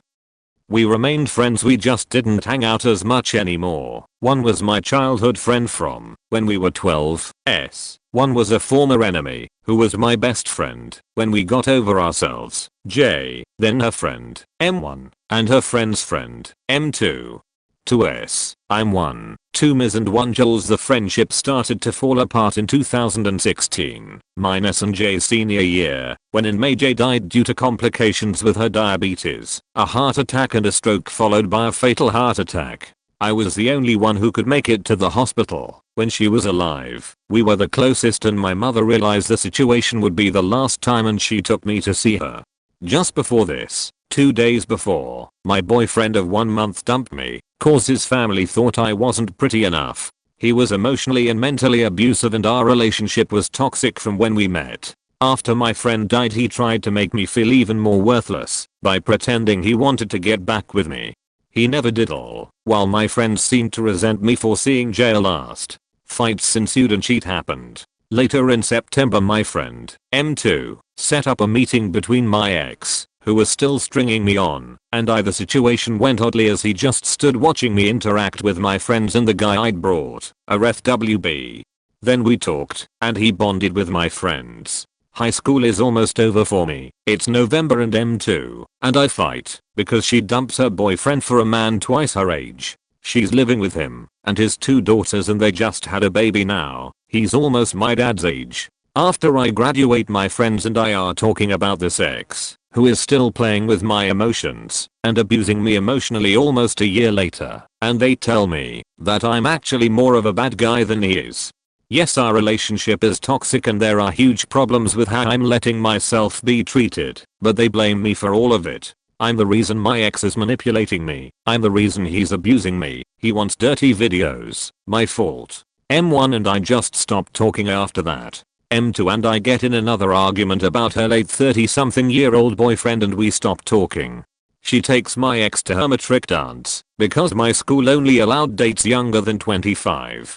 And I stay friends a while until I meet a new guy and break off the chase me maybe you'll get me game with my abusive ex. I chased and I fell in love with the guy I'm with now. Reason why S and I don't speak. Your ex. I liked him better. He was nicer to us, meanwhile she's never met the guy up till then. She also showed up, unannounced, on Christmas 2017 and got mad because my boyfriend and his mom, who were invited, show up and I had to be a gracious host and welcome them in. She took one look at him and got jealous. She's bi and had a crush on me for years. She casually mentioned that day that my ex still asks about me and cheat and I couldn't anymore. She blamed me for our breakup. She blamed me for his treatment and he and her are still friends. She chose him over me, someone she's known for 8 years. It hurt to see my friends who I thought would stick up for me when someone is abusing me, chose my abuser. They even stayed friends with the man who rapped me, my old FWB, too, so now I'm without many friends and I feel so much better off. My boyfriend is a dream to be with and treats me properly. And they are still friends with my ex, who has tried to contact me 7 times in 3 years, after about 7 different girlfriends. My only real friend died in May 2016, and I miss her more than anything. She was like another sister to me, but I'm glad she didn't see how ugly her friends were.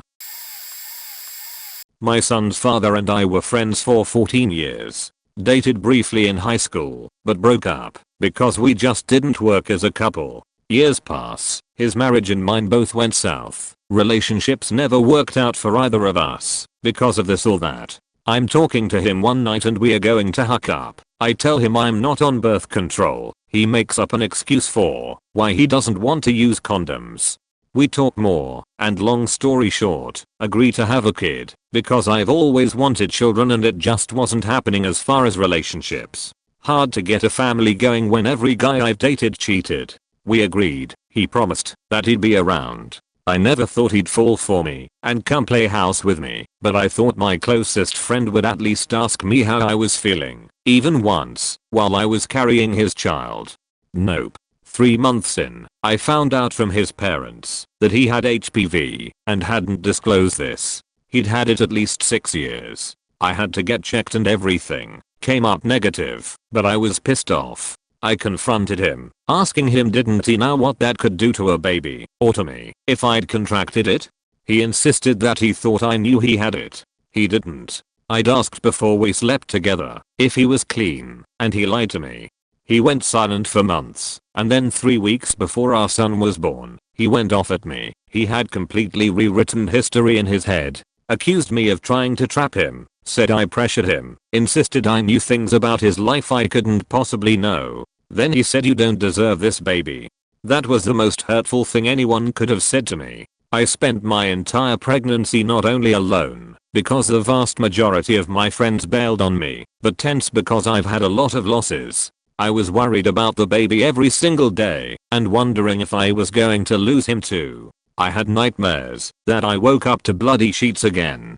It was a constant fear and deep down I wondered all the time if all the miscarriages meant I really didn't deserve to have children. My son was born, and he's 3 months old now and healthy, but I knew my friendship with his father was beyond repair when he went deep down for the thing he could hurt me with the most, and used it to lash out, to cover his own bullshit. 14 years and I found out I'd never meant anything to him at all. That all the time we'd spent leaning on each other about one thing or the other, it was just passing time for him. It doesn't matter to him that he has a child at all. I know it doesn't matter because he has 4 other children he bailed on too. I just had no idea until my son was already on the way. I don't regret my son, not for a second. He's my whole world. I regret ever thinking that his father was really my friend. He doesn't have friends. He just has people he uses until they are no longer useful to him. One friend claimed that I threw him under the bus with regards to my wedding and said he would rather be skull-faked to death by the almighty cork of Thanos than attend. He proceeded to lay out a huge rant about every perceived slight I ever did to him, called me a sociopath, and after that, started signing up the wedding email account to a number of mailing lists that he thought would piss me off. The throwing under the bus was with regards to asking him to be a groomsman. He told me he needed more time. So I gave him more time to decide. I asked again, and again he needed more time. I gave him more time again. I had given him a few months before I asked him again and said to him that I had no more time as we were sorting suits out the next day.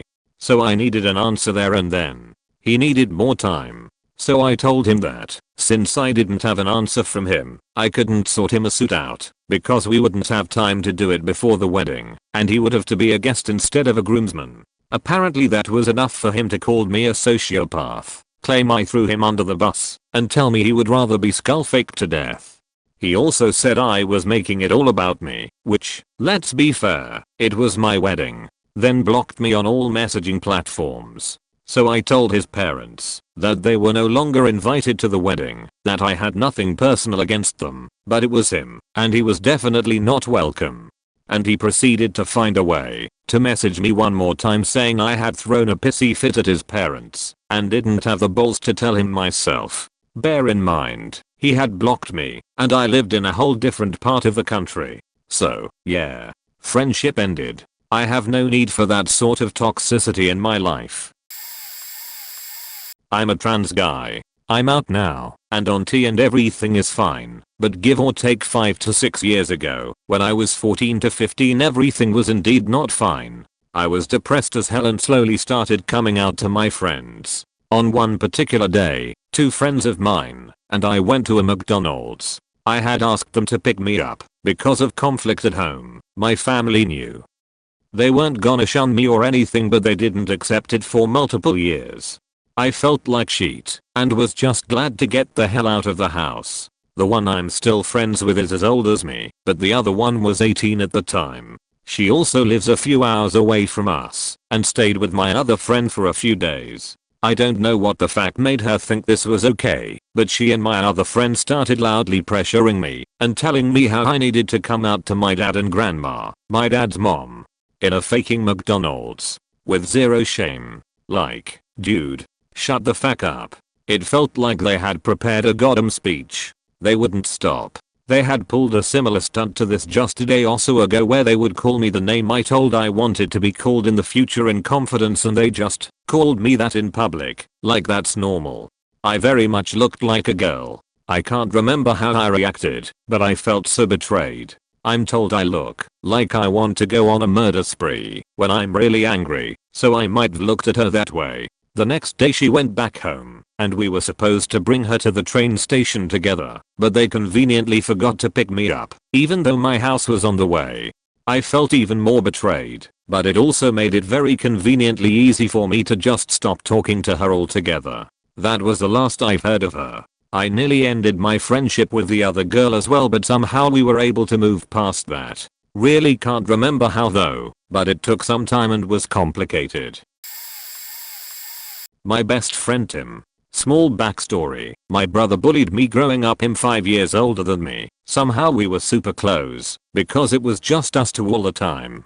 And when my brother got out of high school, I always had Dutchy best friends, because I was used to that energy around me. That was normal. I was not great at picking friends because of this. Tim and I were 17 over 16 when we met. In the early part of our friendship he was a party guy, always in the center of attention and attempting to be the life of the party. He was also a huge asshole and a pure ladies man. I looked up to him just like a bro, and our senses of humor and interests were the same. Tim and I were in a best friends trio. We always did dumb shit and got into trouble a lot. We went to high school parties and chased girls, all that BS stuff. Our trio was a part of a bigger group of homies. We had a little bit of notoriety around school for being bad kids, I guess. I was a virgin. I didn't do drugs, I just smoked weed on occasion. Tim and our larger group of friends started getting into a lot of partying and drugs.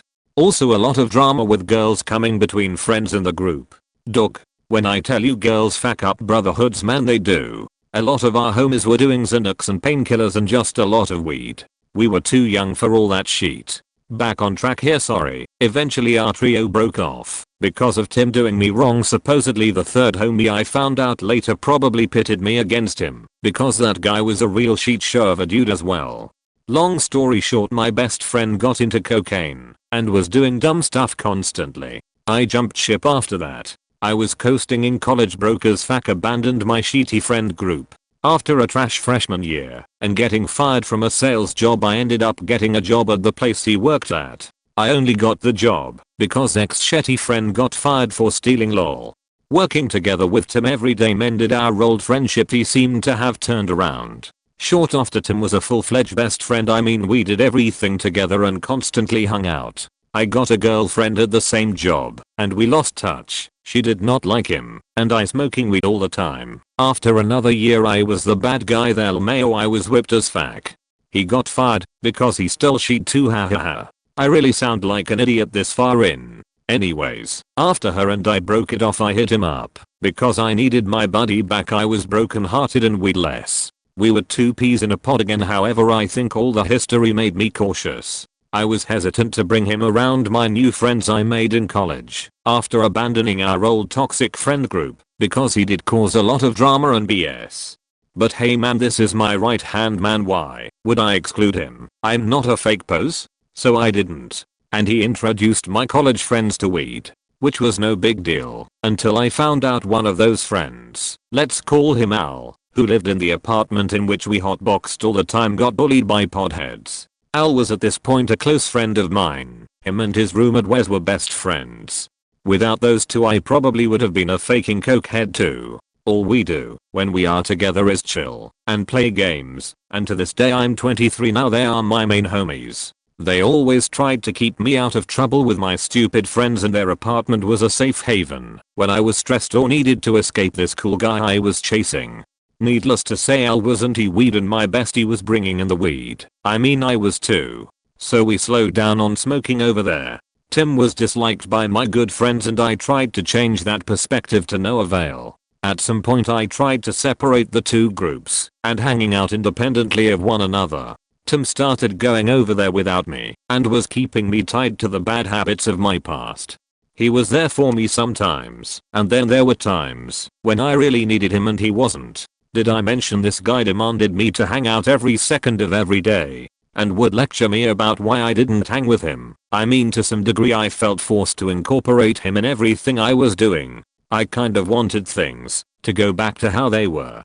The two parties were having issues. Wes and Al, who were best friends, started having issues with one another living together and such. They moved into their own separate apartments in a different complex because of the weed stuff and other BS. Even though they were tight before any of this, my friend Wes had been battling depression for a long time and I think the move made him feel super alone and he was really at his lowest. The move just wasn't good for him. It ended him up in the hospital and I started spending much more time with him than Tim. After all that transpired, Tim would argue with me when we would hang like a married couple, getting mad at me for not hanging with him as much. I was his only friend at that point. He clinged to me a lot, and I was getting really sick of it. After another texting battle of him berating me for not spending more time with him and not being the best friend I so claimed to be, he messaged me saying maybe if I wanted to kill myself, you would spend more time with me. When I read that, I froze, man. I knew that was it. I never texted him back. He tried apologizing, and I never replied. I was sitting at a buffet at a college campus with my girlfriend staring down a long distance relationship I was about to embark on. Days before I was by my friend's side in the hospital, and here my best friend was exploding my phone because I couldn't make time for him. Fuck that. That was one of the best decisions I have made in my adult life. I'm now 23. I'm not that cool guy I was chasing. I'm more myself than I ever have been, with two homies, Al and Wes, who will be standing next to me when I hopefully marry this woman. If I have any advice for anyone in high school or in that age range that are sheet friends that do drugs or party, fuck all that, man. Wait till college, hahaha. Keep your body pure. I mean, have some fun. Anytime you sense one of your homies may be sour, ask yourself, do I see myself hanging with this person in 5 years? And my answer was hell nah. You are your friends, man. Thanks for reading. She had depression, but I cannot stress enough that was not what ended the friendship. Though she would use that and her bipolar disorder as an excuse for acting the way she did. I would stay up till 2 o'clock in the morning, listening and helping her. I don't think she ever wanted help in the end. I tried so dang hard to be the good friend and, you know, make her feel like she doesn't have to kill herself. Of course, I'm glad she never did. All this would have been fine, except for the fact that she just didn't give a shit about me. She used me as someone who wouldn't complain if they were brushed off and ignored for hours and days on end. My emotions were nothing. They didn't exist in her mind, only herself.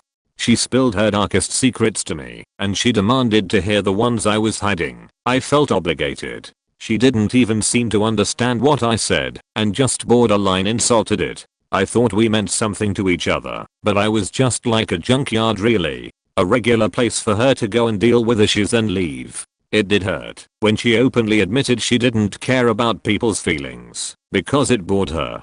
And yet I stood by her, just holding out for the day she'll treat me how she did when we were kids, when we could be close again. At least she pretended to care beforehand, but then she seemed to just snap.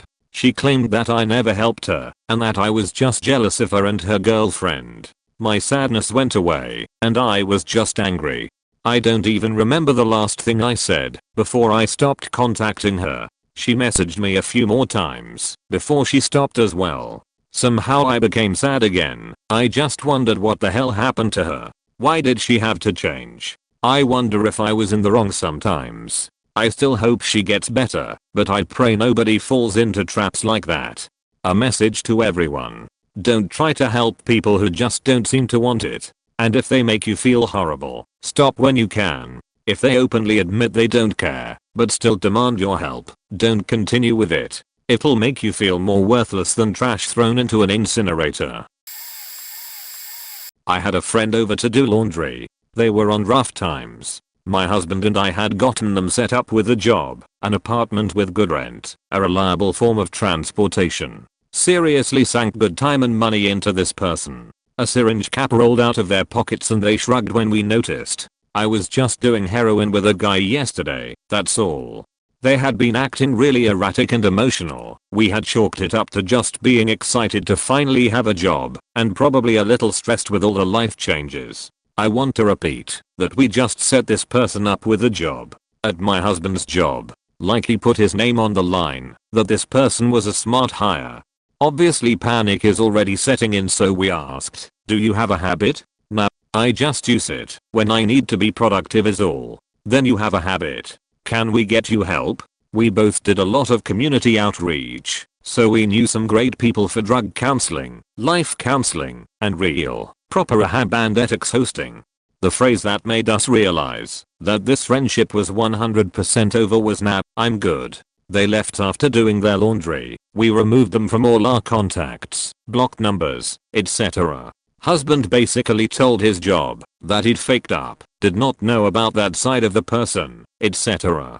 We supported a lot of friends with addiction issues, but will not even try with someone who won't even try themselves. We later found out that it wasn't just productivity. The heroin had begun to impact almost every part of their life. They couldn't even get sexually aroused without it. My former best friend, let's call him Jay, from junior high school. This guy and I were literally best friends for years. Former roommates after HS. Helped take care of his dying brother while his family was struggling with that. Like family to me. Went to visit him and his fiancée in New York City for my birthday one year. Had a blast. His fiancée left him shortly after that, and he pleaded to me to move cross country from LA, since he was concerned about not being able to cover the rent.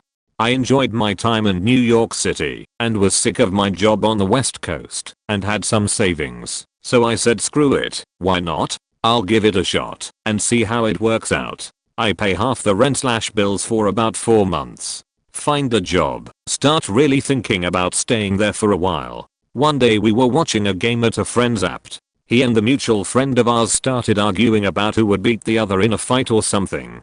It got a little heated, but just guys talking shit mainly. Nothing more. At the end of it, he storms out and says he's taking off, slamming the door. I was watching the game while tuning most of it out, so I didn't even realize he left until the door slammed. A few minutes later, he texts me and says that he can't be friends with someone who doesn't have his back, and goes on about having treated me like family for years, and just takes things to a real personal level.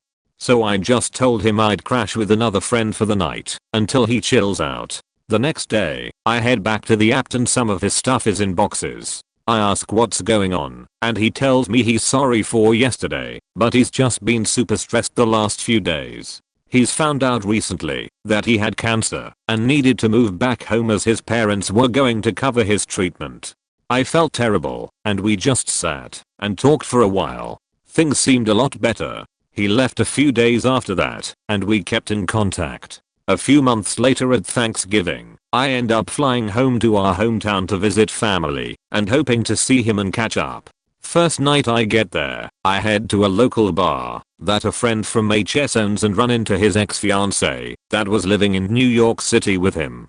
We catch up, and I end up asking if he's heard how the treatment for Jay was going and if she had talked with him recently. She laughed and asked what I was talking about. I explained everything, and she ends up telling me that the reason he left is because he got evicted from the app and that she was being sued by the app manager for several months of back rent since she was on the lease. It was like over $12,000 worth apparently. That's the reason he ended up having to move back home. He didn't have cancer at all. She said he was always in that bar and she saw him a few nights ago. Well, he ends up walking in the bar and sees me talking to his ex and immediately turns around and leaves. I start asking around about it, since it just seemed so surreal someone would lie about cancer, and sure enough, he was totally fine and not sick at all. Haven't talked to him since. I thought about hitting him up and going off, but I figured it's not worth the time and energy. His ex ended up introducing me to my wife about 7 years ago shortly after that night, and was actually in our wedding. Crazy how life turns out. Edit, a word.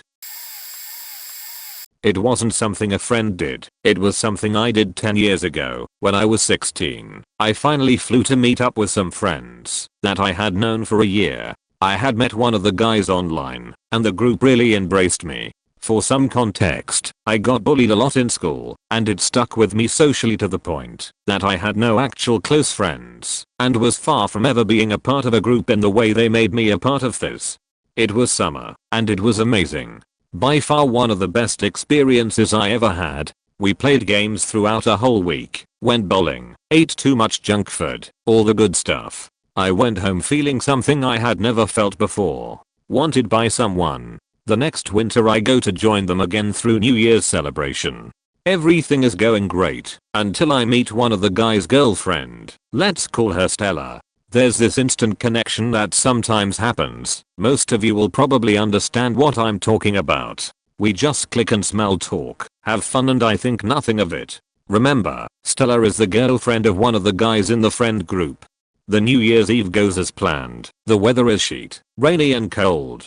Stella was wearing a dress, so I borrow her my jacket because I could tell she was cold. I remember her thanking me and looking in my eyes, and right there is where this story should end. Had I known then what I know now, I would have understood the type of path I was heading down and strayed far away from it. But I was a stupid 16-year-old kid. Things never escalated past that point physically. All it ever was me putting my jacket on her. But after I returned back home, the two of us started flirting as teens do. Innocently at first, but it quickly turned sexual. Stella eventually got busted by her boyfriend, who in turn confronted me through text messages. They broke up. He discarded me completely, and any idea of ever returning to being a part of that friend group was completely gone. Looking back, this strikes me as one of the greatest regrets in my life. These friends had made me a part of their group when they didn't have to, and I messed it up. I had something I had been looking for my entire youth, and I dropped it entirely. Nothing ever happened between Stella and me. My conscience was far too weighed down by my actions to ever consider it. It is one of the biggest mistakes I've ever made in my life, and something I still think about now and again. I like to think that it helped me grow into a guy who would never actually betray a friend like that ever again. I managed to make new, close friends, but I'll never forget this mistake, and I don't expect to ever be forgiven for it. I sure wouldn't forgive me had it been a friend of mine. If there was one thing I could say, it would be this. Jay, I'm sorry. I faked up. I hope you're well. A former best friend. Met him at work. Had a lot in common. We grew close very quickly over many nights out drinking. Eventually introduced him to a friend who lived in the same area as him. They grew close very quickly, went out a lot in their area without me, so I was left a little bummed.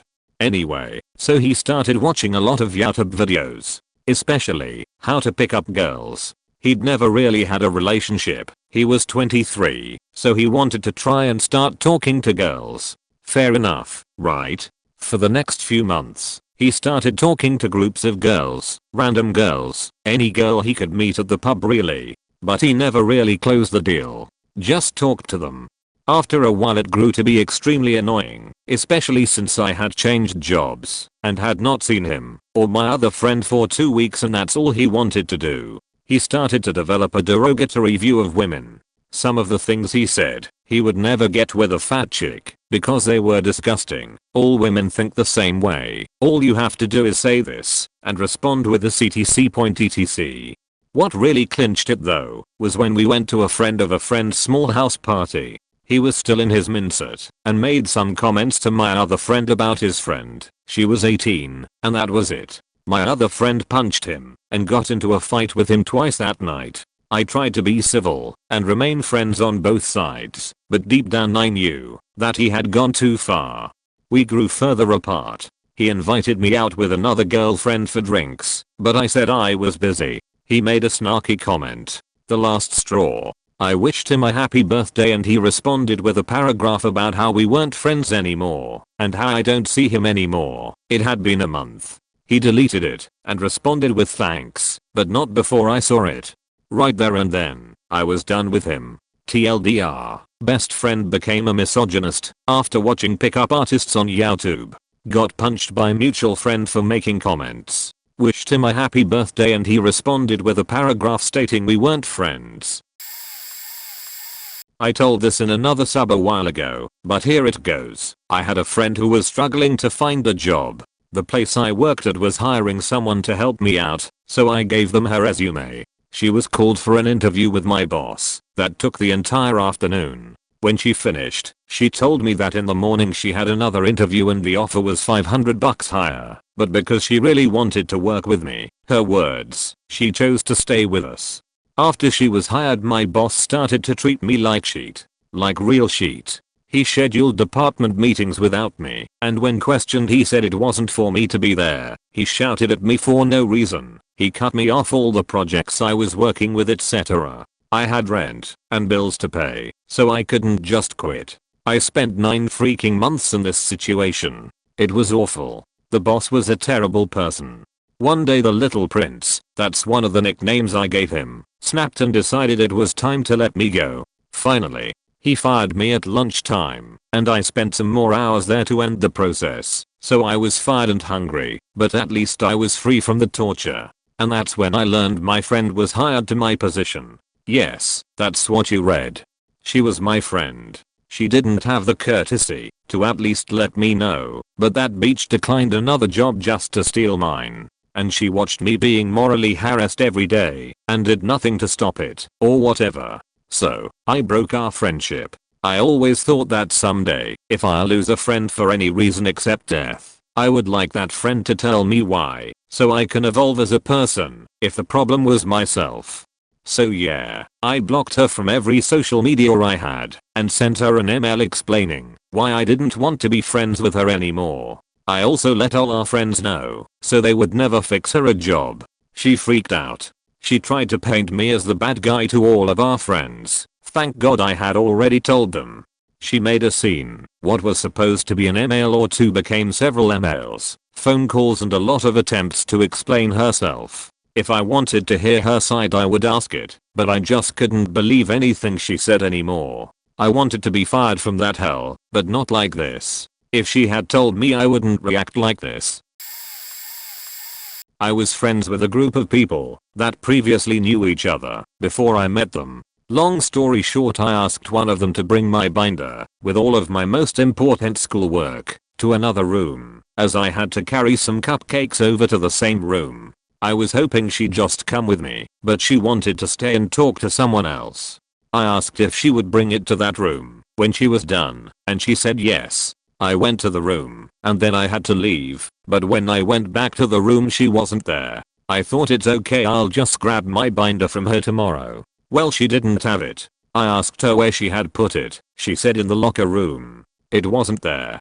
I asked if she accidentally brought it home. She said no. I looked everywhere and she did next to nothing to help me. In fact, she was making jokes about it and saying it wasn't a big deal when, in fact, it was. We got into a big argument and I'll admit we both said some things we regretted later. But she's not the one I ended the friendship with. You see, one of my other friends within that group I didn't know very well, but I'd talked to him and we'd all hang out together a lot, so I knew him. Well, he got into my friend's phone without her knowing and got my number and started blowing up my phone with horrible messages about how I was a terrible person, how I was lying about having anxiety and depression, which I have been diagnosed with multiple times actually, and how there's no such thing as a panic disorder. Which there is. Now most people wouldn't really be bothered by that, because who cares what this one person thinks, right? Well, I have a big fear. I would even go so far as to say a phobia of people not believing me. I'm terrified that if I tell someone the truth about anything they'll think I'm lying. So it really did affect me and I kind of shut down for a few days. So now I'm still friends with everyone else in the group, just not Imfacualaja.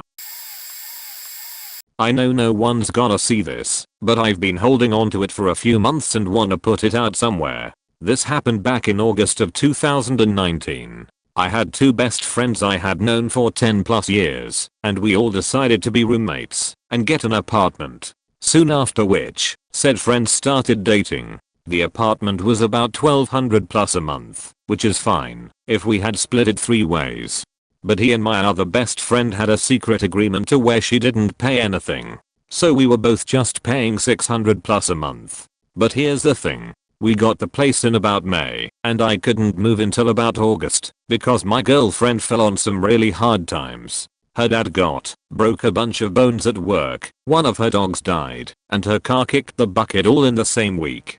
So I offered to stay in their basement for a few weeks, to help out like cleaning, mowing, dog sitting. Weeks turned into months and I didn't end up fully moving into the apartment till about July. All the while, my 2 roommates didn't care to ask what was going on, or if any of us were doing okay. I just looked right over that, figured we all had some shit going on. But anyway, I move all the way into the apartment about mid-July. Things start going south real quick. They had started being outright just shitty to me for some reason, leaving messes everywhere and blaming it on me and telling me I don't clean enough. When in reality I cleaned almost everything and cared for their cat whose litter box was nearly always full. I caught on to how they were acting fairly quick, so I went to my friend and told him, hey, if I'm like crashing in on your honeymoon phase, just lem know. If you need me to, I can just find a new apartment and you guys can have the place to yourselves. Just lem know before I put my name on the lease, since you're the only one on it. And he goes pretty much just goes, nah, it's good, you don't need to find a new place. They continue to be shitty, and after weeks I genuinely had just stopped talking to them. I'd come home from work, go to my room, and go to sleep, and clean when they weren't there. And somehow they were still mad at me. Not even a whole month later, now late August, I wake up to boxes in the living room. I ask what's going on and the gist of what they said was, oh well, you told us you were leaving, so we are leaving first. Which wasn't the case at all. I asked them if I should leave, and they told me no, so I didn't. And their plan was just to sign everything over to my name and they'd take this off. So I told them I needed to make some calls. I called up my attorney, and he told me not to sign anything, since I still hadn't co-signed the lease, yet because I never had time to. I went back to my roommates and told them I wish you could have talked to me about this before just doing it, but as it stands, I'm not signing anything. So I packed my shit, gave them the next month's rent, and lived in my girlfriend's basement again, until I could find a new place, since I wasn't on any lease or utilities yet at the apartment.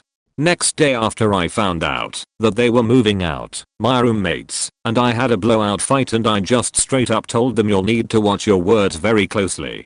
I don't have to help you. You're the only one on the lease and you're trying to fuck me over with this. I'm not helping you anymore. And they tried backtracking, but at that point, I was done.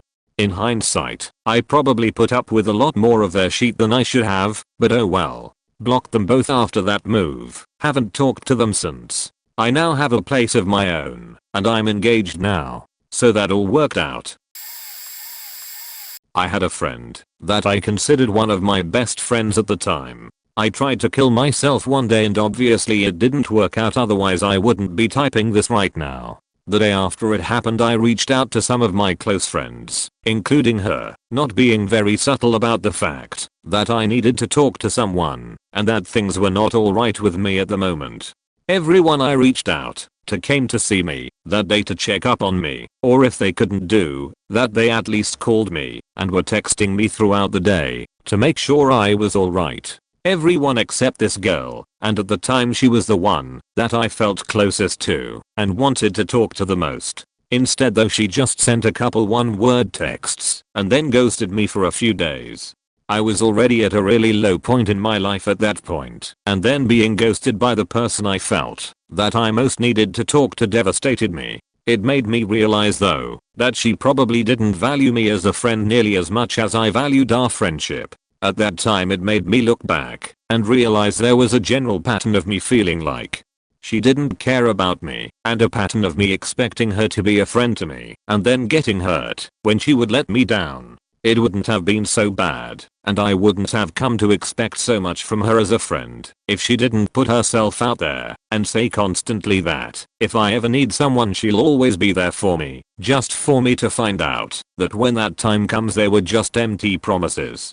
Honestly, that was the straw that broke the camel's back, and then I slowly started distancing myself from her and eventually unfriended her on all forms of social media. It took her a few months to realize I had cut her out of my life, and she apologized and actually seemed to realize why I had done it, but I wasn't ready to accept her apology yet. I eventually did last year, but we still never really talk, and we are just acquaintances at best now. I have no desire to get close with her again because I don't want to get hurt by her again.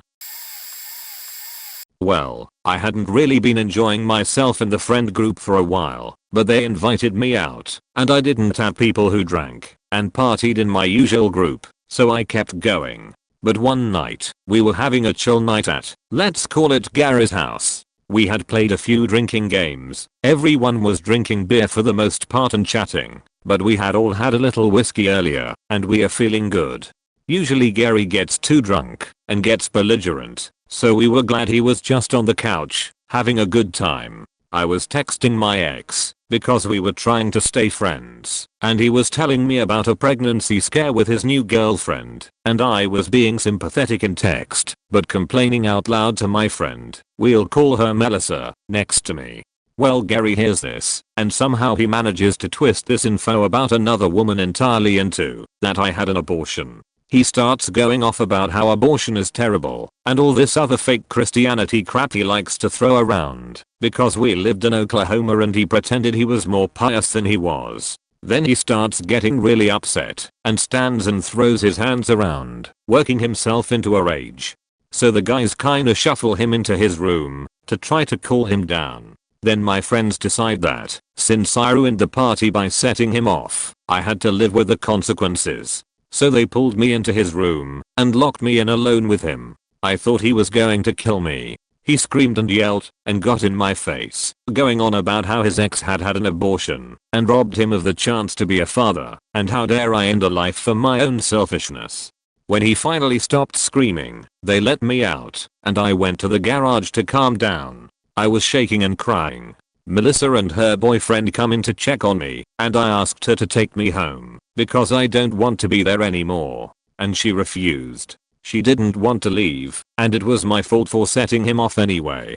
My phone was almost dead and nobody would lend me a charger or tell me the address of where we were so I could call a ride. I finally remembered to drop a pin to get the address, but it took almost an hour to find someone able/willing to come get me from this guy's house way out in the Bonnies. It was the first time I was ever scared for my life, and then everyone blamed it on me because they had all learned to walk on eggshells around this guy and I hadn't. After a different friend picked me up and took me home, I never spoke to that group again. Edit. Spelling. Had a super close friend who had romantic feelings for me, but I'm a gay male and she's not. It was fine, but every guy I dated she hated and went out of her way to cause problems with whoever I was dating at the time. She herself had some serious issues with family stuff, brother dying young, crazy parents, and while she was pretty enough she wasn't super confident in her appearance, so she always had to put others down. I have a hard time making close friends, so I put up with it. Then she starts dating this guy. We are in our early 20s and he's in his mid 30s. Not that big of a deal, but he's already got 3 kids, 1 preteen and a set of twins, and they are moving along really fast in their relationship. He asked her to marry her like 2 months into their relationship. I never really liked him tbh, because he had some very closed-minded views of gay people, but she was happy, so I left it be. But when he asked her to marry him, I told her I supported her, but maybe she should slow it down just a bit. During this time I was accepted to my dream grad program half the country away, North Carolina to Texas, and was so excited. When I told her, the very first thing she said to me was, "Well, guess that means you won't be able to come to the wedding, not congrats. Or good job or anything of the such." That hurt because I worked hard to get into this program. So I go to grad school and her wedding invites go out, and I didn't receive one. I thought, fine, and went about my life in school.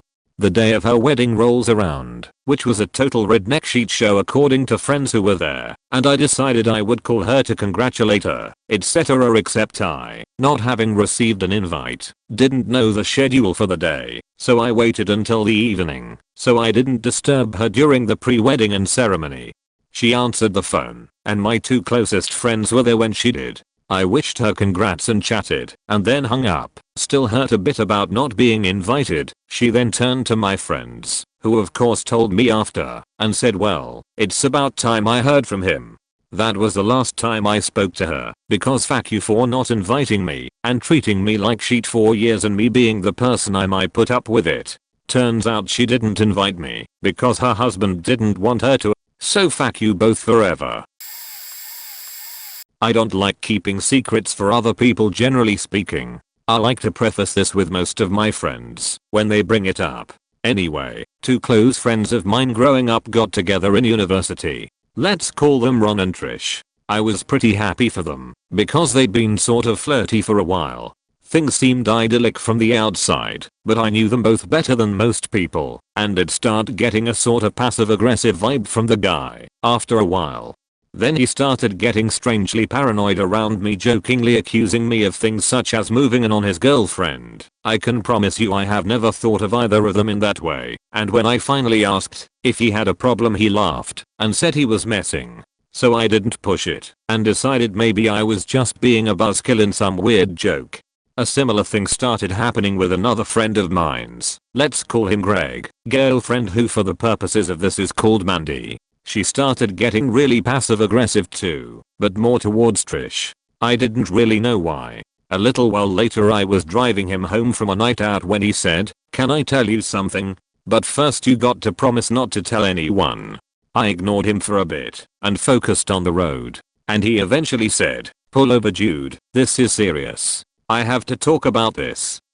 We pulled over. It was a pretty quiet road. He was pretty drunk, and he usually doesn't travel well even when sober, so I wondering if this was just him wanting to get out and vomit. Anyway, we sat there for a bit, and he just said, "I've been cheating on Trish.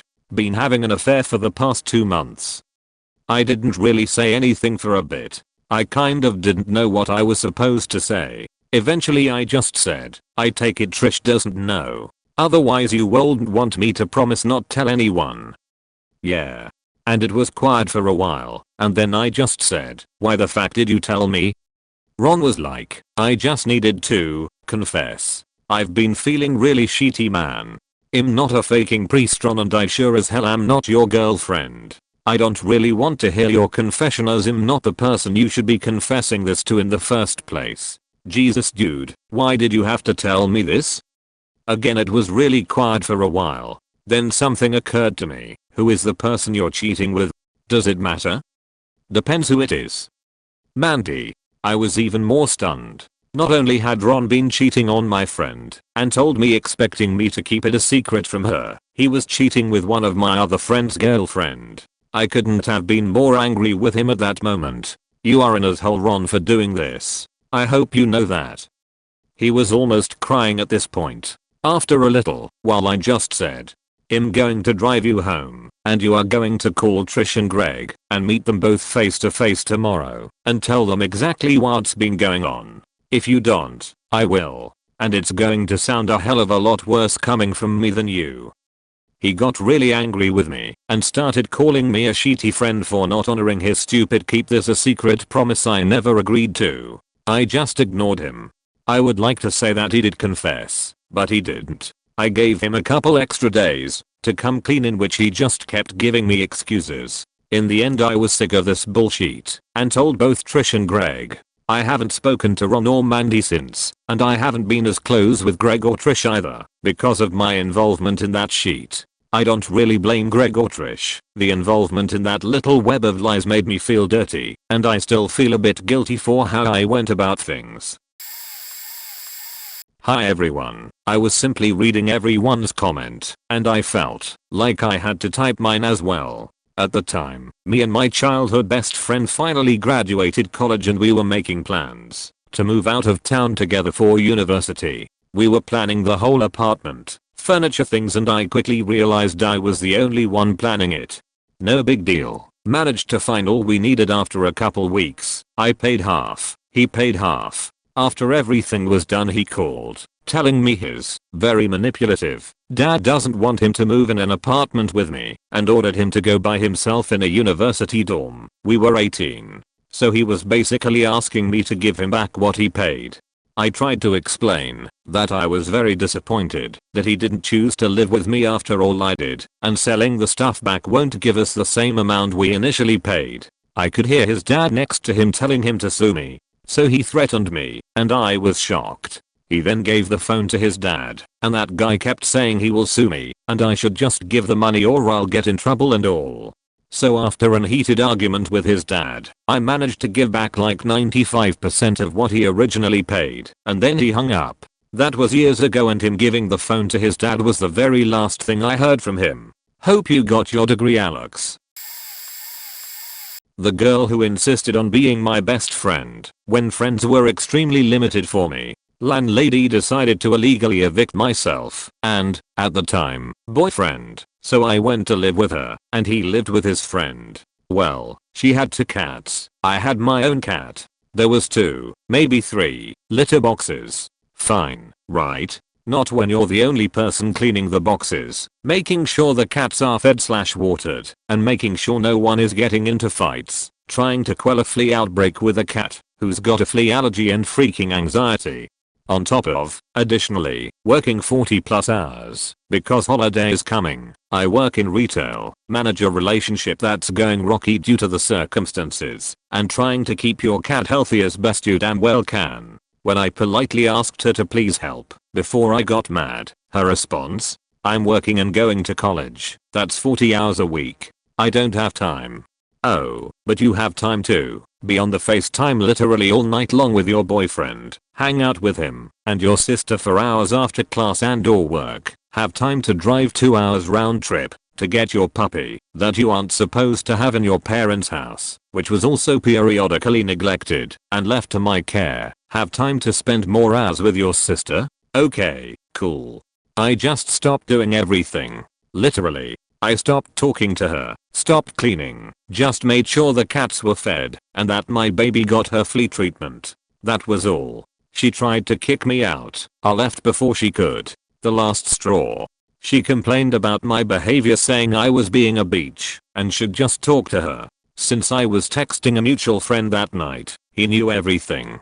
She tried to backtrack and fix it, I assume because he told her why I was so infuriated, because I went off on her afterwards. Absolutely 100% off. I was done trying to fight to have a friendship.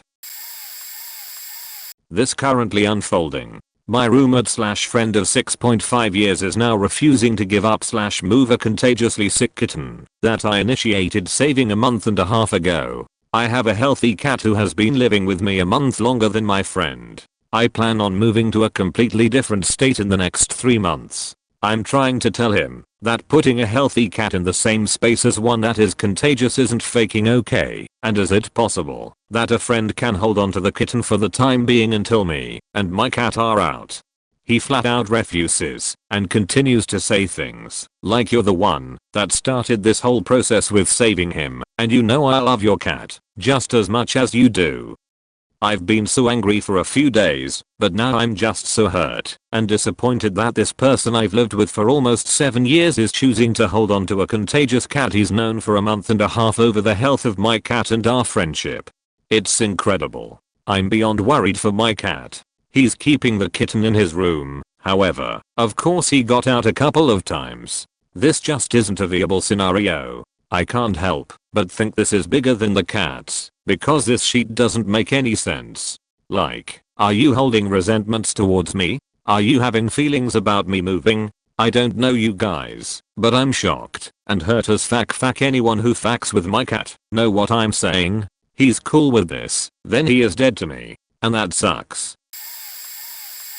It was kind of a mutual thing. She is 4 years older than me. We met in the first year of university. I've never been lucky with girls. I'm 18+ years old, and I have never dated, kissed, let alone had sex with a girl. She began showing signs which are not normal in a friendly relationship, but more for a kind of more than friends relationship, if you get my point.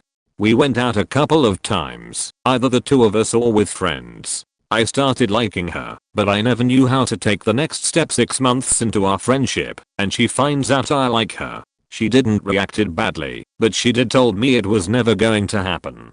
In fact, we kept being good friends. What is the next thing she does in the following weeks, even months, after she found out I liked her? She tells me every day what guy she is dating and faking to me the guy she found out liked her. Eventually, I began to get sick of it, and I tried to get away from her. Didn't want it to be her friend anymore. I started to view her as a different person. I started to see her as an annoying and mean person. Around the months of September and October, she began coming to my house to finish work for the uni because she had a shitty computer and I had a very good one. Every weekend, I helped her with the uni work. I'm really hard to say no to anyone, and that may be a weakness. I learned that on my birthday, which I celebrated in my house. She hooked up with one of my friends, who was 23. I didn't give that much attention. What bothered me the most was that she was drunk and made some scenes in my house, in front of my godfather, my uncle, my aunt and my parents, who already didn't like her. Eventually, we had a math test incoming, and it was online. I always sucked at math, and she was like the Kobe, God rest his, her daughters and all the people who lost their lives souls, of maths. I asked her if she could pass me the answers or at least help me understand, and, long story short, she told me to fuck off. That was it for me. I really never told her all of this, and how I really feel about it, but I did told her to never ask me for help again. I began to feel mad for everything she had done to me, told me who she had been dating and faking, right when she found out I liked her, hooking up with one of my friends, not even mad at him, helping her to later be sent to fuck off. Hell, I even drove her to her house every night. I've since cut ties with this person. Only thing is, I'll have to see her every day at uni for the next 3 years. Nobody really likes her, because she is annoying, and kind of a bitch sometimes. Never told her that, I just want her to notice on her own. I do feel the necessity to point out we never had sexual relationships, or even kissed. We were just friends. While it lasted, she was one of the best friends I've had. Now I just plain hate her. My best friend of 30+ years. He and I would meet up for lunch 2 or 3 days a week. I always paid. I earned more than he did and I'm single. He had a wife and 3 kids to support. The last few years lunch became therapy as he unloaded the issues he's going through with his marriage. I listened and supported. I'm divorced and have been through it, so I could relate.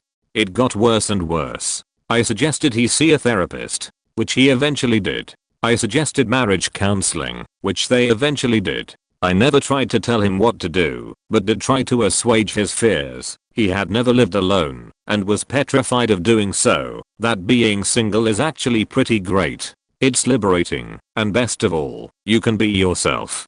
But I also suggested caution and lots of therapy, for both of them. I also gently guided him toward coming to terms with his alcoholic father. eventually getting him a book Adult Children of Alcoholics, which was a real eye-opener to him. All the support I gave and everything I suggested was echoed by his therapist. As he came more and more to terms with this, he seemed more emboldened and ready to tackle a new phase in his life. His wife, frankly, is bossy and has bullied him their entire relationship. Gave him an ultimatum to get married. He later admitted he didn't want to get married, but didn't want to be alone. Bullied him into having not one, not two, but 3 kids. Bullied him into taking on massive debt to send at least 2 of the kids to very expensive private colleges for dance. This went on for years. He crashed and burned once or twice, hooking up with a psychopath girl he dated in high school more than once, whose drunk husband showed up at his doorstep and frightened the family. But I listened and provided counsel as best I could, never proclaiming that I was right and backing up whatever the therapist said. And then one day he told me he was ready, was going to tell his wife he wanted out. The next day he texted me and told me that he capitulated and agreed to stay with her and put all this behind him. Apparently part of his wife's ultimatum was that he cut ties with me because I was the bad influence on him. That was 2 years ago. We haven't spoken since. I was 23 and the person was my best friend. He had this idea that he was a lovely kind soul, and I thought he was too. When he got a girlfriend after 5 years of being single, I was happy for him. Things were going great for him. Until one day he was acting weird. He was a very emotional, sensitive person. If someone told him he was rude, he would cry. That's the kind of guy he was. I mean, I found his self-pity annoying, but whatever. Overall he was okay. But this day he was more emotional than usual. Crying. Silent. Silent, except he kept saying she will hate me over and over. Eventually he told me how his girlfriend hasn't spoken to him for 2 weeks and how he was a victim. I felt bad for him, but asked what was wrong. He told me what happened, and I was horrified. He had abused his girlfriend while she was extremely drunk. But the most disturbing part, he was trying to justify what he did and spin it so he was a victim. I was disgusted. He was adamant that he didn't do anything wrong. He told me word for word how she reacted, including the noises she made. I was almost in tears. He was my best friend for 5 years, but I couldn't look at him the same way again. He was a predictor. I ending up remembering all the times I brushed off and realized there was a pattern of behavior. He only tries to do things when the girl is drunk, including to me. I ghosted him. Back in high school I was in a friend group with 3 other girls and 1 guy. We were all really great friends, but one of the girls, let's call her V, had a huge crush on our guy friend. Over the course of 2 years she confessed her love for him 4 times, even though he respectfully told her he wasn't interested each time. V would always play the victim and rant to the other 3 girls in the group about how this guy friend had so much power over her because of her crush. She'd say he would use that power to make her do stuff like drink or stay up late on feet on a school night. She wouldn't ever take responsibility for her own actions. V was also convinced that another girl, let's call her E, in the group was involved with our guy friend and would talk about E constantly behind her back. It was really awkward for me because part of me wanted to help V get through whatever she was going through, but hearing her talk about one of my best friends behind her back was awful. The friendship finally ended this past summer when V made a list of all the things that E and our guy friend had ever done that made her upset and sent the lists to them. It was ridiculous stuff like not inviting her to go Black Friday shopping a year ago, even though V already had plans that day. In the end we gave her a chance to apologize and try to work through things, but she will always see herself as a victim of our friendship. TLDR, ex-friend made lists of everything negative we had done over the course of 2 years and sent that list to us. There were multiple factors, and to this day I'm not entirely sure how / when it happened for sure, but I went off to college and made friends. She was struggling living at home and not having much of a support system. While I was studying abroad, she messaged me something to the effect of I wrote you later, but I won't be here by the time you read it. Thank you for being my friend. Goodbye, and tried committing suicide. I reached out to my dad, who had her mom's number saved from our YMCA soccer days. My friend was checked into the hospital, But after she got out she texted me saying she never wanted me to speak to her again. Somehow we ended up reconnecting, but it was different. The final straw was one evening we got coffee and she told me she had been raped 6 months previously. In hindsight, I could have stepped back and asked what she needed from me, but I went straight into let's report this motherfucker. She told me she didn't want to do anything, and the reason she didn't tell me sooner was because she knew I was going to try and help.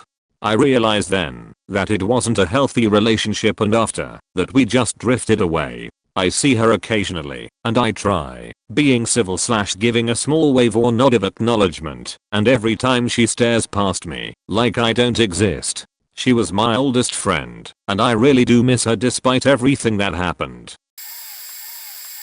Best friends for 7 to 8 years. We were both pregnant last spring / fall, her with her second and me with my first. She was further along than I was. I ended up miscarrying July 4th, which completely devastated my husband and me. Before the miscarriage I had told her I didn't mind helping her clean and get set up for the new baby.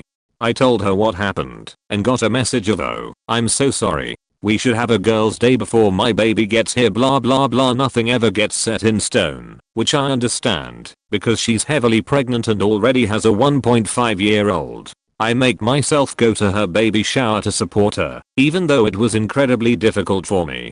We are sitting there playing one of the baby shower games, and one of her other friends turns to me and asks how my pregnancy is going. I break down, and pregnant friend gets mad that I'm crying at her baby shower, so I just excuse myself and leave. Try not to be upset with her, because maybe I expected too much in thinking she would have told her guests not to ask me about my baby. She ends up going in to labor at the end of July and is upset that I'm not going to be in the room for her delivery. I really tried to talk myself into doing it anyways, but the thought of it just tore me up. Then when it's time for the baby's 2-week checkup she asks me to come along so she doesn't have to go alone because her husband didn't take off work. I spend the entire time chasing after her screaming toddler while she just sits and watches, does not try to help me at all. It wasn't even that she was feeding or changing the baby. Baby was asleep in her carrier. A couple of weeks later she messaged me again asking if I can go back to the doctor with her for another appointment. I told her well in advance that I probably wouldn't be able to because I had 2 doctor's appointments of my own to go to. Plus, I had told my mom I would take my 2 younger siblings to interviews and orientations for work. The day of she messages me again asking if I'm still able to go. Never said I could in the first place, and when I told her that, she never messaged me again. I reached out to her once, but I'm not begging anyone for their time or attention. She unfriended me on Facebook after a few months, and I'm honestly relieved to be done with her. After that initial message saying she was sorry and we should set up a girl's day, she never asked how I was doing or anything like that. I had a friend that wanted to go have a couple drinks. I was working 18 hours a day and didn't have the energy. My wife was going stir crazy and needed some time out. Even though I knew she wasn't fond of him, I asked if she wanted to give him a lift and just chill, since there would be other PPL we knew there, and she didn't drink in public anyway. She said that she would. Her only concern was his behavior. So, I told him, no drama, don't get my wife involved in any, and don't bring any back to my house. Well, they head out about 9 as I'm heading to bed, since all 4 of the kids are down for the night, including his 3-year-old son. They were staying with us at the time. About 1 AM, he busts through my bedroom door, yelled for me to give him my pistol. He kept saying, "I'm gonna shoot that motherfucker." I jump out of bed from a dead sleep to see his face swollen and bloody. My first question is, where is my wife, who chimes in for the living room that she is alright. Come to find out, after a few drinks, he wants to go by his ex-wife's house as he is cool with her and her new husband. My wife agrees. So, while there he drinks a little more and begins to get too familiar for my wife's liking, and when that leads nowhere, he starts getting belligerent with his ex. After which, his ex's husband tells him to tone it down and to leave both women alone. He proceeds to get in his ex's face and call her many insulting things, at which point her husband knocked the fuck out of him. So he comes back to the house on a rampage. As he had no car, I called his mother to come get his son. And, since he did exactly what I asked not to do, I chucked 10 years of him being my best friend out the window, and him out of my house and life, forever. Haven't seen him since he walked away carrying his stuff. That was 26 years ago. This is more of a romantic relationship that got straight up ended. My first serious girlfriend and I had a fight after she called me saying that I'm annoying her when I'm texting her. I asked her calmly why she felt like that. She answered, "I don't know, I just wanted to tell you that." I told her that we should figure out why then. We chat for a few more seconds and we decide to hang up. I thought that maybe, if I stopped texting her for a while, maybe she'd feel less annoyed. An hour later she texted, "Why'd you stop texting me?" I looked at her message, feeling confused and decided to think about what to say next, because I really had no idea what's up with her. The next morning I saw that she sent me a ton of messages saying stuff like, "So it's gonna be like this then," etc. I messaged back my first thought, "I thought I was annoying you?" She then started sending voice messages to me, but I kept on texting in reply, since I didn't want to be impulsive. Eventually, things got heated up, and I told her that I felt like we've been fighting every weekend, and every time I told her that I'm not able to come, she got mad at me. She then started bringing up our religion as an excuse. We are both Christians, but I'm not someone who judge others by the way they live, etc. She and I even had this conversation before. She then sends me a long voice note, which I stopped listening to in the beginning, when I heard her saying, "God's plan for you is to be the person that I love, blah blah blah." I texted her saying, "Please, don't ever tell me what God has in store for me. You don't know what he wants for me, because that's between me and him." Her voice messages after that sounded aggressive, and she'd say stuff like, "You're starting to piss me off, that I'm immature, that we have to talk about these things like the adults we are." She just turned 18 a month ago at that time, and she'd like that. I then told her that I didn't want to do this anymore. She sent another voice message, but I just said, "No, I don't wanna talk anymore." She then sent a text saying, "Okay, bye. Me and my hoes are gonna enjoy uni without you." And she blocked me afterwards. I honestly just laughed, because the only friends she had was 2 guys from church, and she called me immature just like 5 minutes ago. TLDR lied about having brain cancer and manipulated my trust for him. It was a sudden realization of everything he'd done. There was this guy who I'd had a complicated history with, to say the least, but we started to get closer again and eventually became friends with benefits, and we were super close, like we told each other everything. Or so I thought. He manipulated my trust and abused my respect for him by constantly lying to me, and I fell for it. I think I convinced myself for so damn long that it must have been true, and that I didn't want to lose him again. He lied about a lot of things, such as and not limited to being abused by his mother, being caught by police, doing LSD and ending up in the street, and he said he had a brain tumor and was missing school to get radiotherapy. Yeah. So one day it kind of all just hit me that he wasn't as perfect as I'd made him out to be, and that it was all just a show, and I'd really made a fool of myself. I regret a lot of the things I did and said to him, but one thing I don't regret is ghosting the crap out of him and then eventually just calling him out on everything and ending our relationship completely. The last time I saw him was when he showed up to my house trying to apologize, but I wasn't having it. This post might sound kind of not the way I wanted to, but this was every day, lies and lies and lies, and it just took me too long to piece together. Anyways, yeah, thanks for reading. Hahaha. For anyone wondering, I've been done with him for like 8 months now and have a lovely new boyfriend. Couldn't be happier. One of my oldest friends did something that made me turn my back on their friendship instantly. Or rather, it's what they refused to do. For some backstory, I used to know someone who eventually grew to have something of a following and a somewhat successful career in a niche part of the entertainment industry. We'll call him N. This person was, and continues to be, terrible though, with a history of sexual abuse, stalking his exes, and exploiting fans for free labor, among other things. Lots of people I love and care about were abused and gaslighted by N over the course of over a decade, and even I was directly mistreated by this person, though not nearly to the same degree.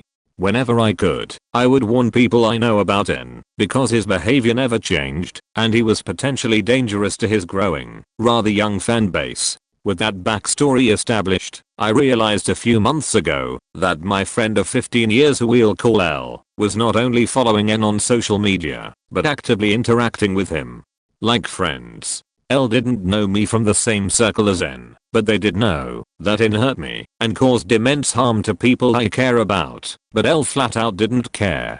After waiting and hoping that L would realize how faked up this was, I finally confronted L about this. I told them straight up that I felt uncomfortable being friends with someone who knowingly chooses to pal around with my friend's abuser. I gave L an ultimatum, N or me. L became defensive. L accused me of stalking their Twitter. L's name popped up as a follower when I glanced at N's Twitter profile for 5 seconds. I wouldn't exactly call that stalking. L was outraged that I gave them an ultimatum, and that apparently that made me a bad friend. This hurt me to the core, because despite me being ride or die for L for over a decade, I had never asked them to make any difficult decisions before this. Other mutual friends in our lengthy past would be horrible to me, but L always dismissed it as drama and acted like none of it ever happened. Meanwhile, if anyone ever looked at L the wrong way, I would defend them with everything I had. Even when L was in the wrong. I lost a lot of friends because L was that important to me. I realize now that this was completely one-sided, and I feel incredibly foolish. Anyway, I gave L until the end of the day to make their decision. Instead of walking away from this abusive exploitative person, L doubled down on their interactions with N just to spite me, so I decided to cut L completely out of my life. They weren't bringing anything of value to the friendship, so aside from some tainted memories, it's no big loss. TLDR, my friend of 15 years chose an abusive stalker over me, and my life is better with them out of it. Sorry if this is hard to read, there's a lot, and I'm not the best at writing things down. A former friend of mine in high school decided to just cut everyone in my friend group off with no notification, taking one other friend with her, so we were down to 4. She only told me the Friday before the winter break that she left and said that she basically hated everyone in the friend group cause they all were talking about stuff she had no interest in and thought she went from the center of our universe to whatever else, and she didn't like being the center of attention as much as she didn't want to admit it. So she started hanging out with this girl who was not very nice behind closed doors, but they were on incredibly good terms and hung out 24/7 after she dumped the rest of us. At the end of the summer, she decided to reach out to all of us and wrote us a group I'm sorry letter. TBH, it was pretty bad. We decided to hear her out verbally, so we picked a day and time to meet in a park, and it was just before school started back up. In the letters she said that the previously mentioned friend of hers forced her to tell her some family stuff she was going through in a car. And when we met up with her in person, she said it was multiple people that forced her to tell her, and that she couldn't tell us anything that was happening, which I could understand. But there were other things that were not matching up with her written story, that didn't match what she was saying. The month was very different from what she wrote, the place also different, etc. After that, she started to try and get closer to us during the fall semester, and we realized the friend she was hanging with 24/7 was graduating early, and she just didn't want to be alone. We still ate lunch and stuff with her at school after the friend graduated, but I started to notice that practically everything she said was a lie of some sort. I also heard from the ex-boyfriend of the friend that she said some horrible things about me and my friends when she left, and that she told them stuff we told her in private. So I kinda stopped catering for her after that. Hope she figures whatever was going on with her though. We were friends for close to 20 years, since we were little. Went to school together, extracurricular activities together, traveled together, same church group, or groups, and were part of each other's families. I'm the type of person who seems quiet until I'm comfortable, and she was always outgoing right away. There was no one who knew me better, and the same for her. I started dating my now husband close to the time she started dating her now long-term boyfriend. I never liked the way he treated her and would stick up for her and challenge him about it. She made many new friends within his friend circle and bounced around a few different jobs in the beginning of their relationship. These new friends of hers were so different from her, but she seemed happy. Then one day she called me and broke off our friendship out of the blue. I honestly don't remember the exact reason she gave me at the time, but remember her saying back quote, "I mean, it's not like I won't know how you are. We can still be friends on Facebook," back quote. It was like being sucker punched in my heart, in my soul. It was hard for me then to forget her and our friendship. It was like breaking up with someone. 6+ months later she reached out and we talked about it. She admitted that she listened to her boyfriend and her new friends when they spoke badly of me, that she knew better about me, but was swayed by them. Her reasoning was so disingenuous, I never really got a clear reason. The damage was done, though. Not long after that I heard through a family member who was still friendly with her parents that she told them various lies about me and that I wanted to end the friendship too.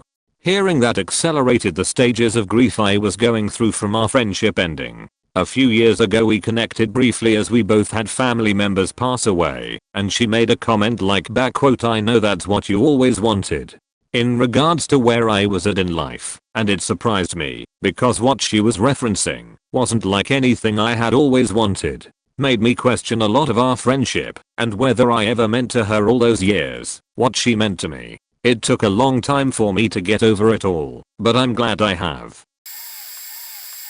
I had these two friends, let's call them J and S, who I have known since 5th grade, so for about 9 years by the time this happened. As usual, I invited all my friends for my birthday barbecue about 1 month before the party. That year was extra special to me because I turned 20 and the party was also supposed to be some kind of farewell as I was moving across the country for a new job. All of my friends immediately told me they would be very happy to come to my birthday party, except for J and S. They had become very close in the last few months and even moved into a shared flat together, growing more and more apart from the rest of us. When I invited them, they couldn't tell me whether they were free that evening, but they didn't have plans either. I was kind of annoyed because I figured they were waiting for some better plans to come up.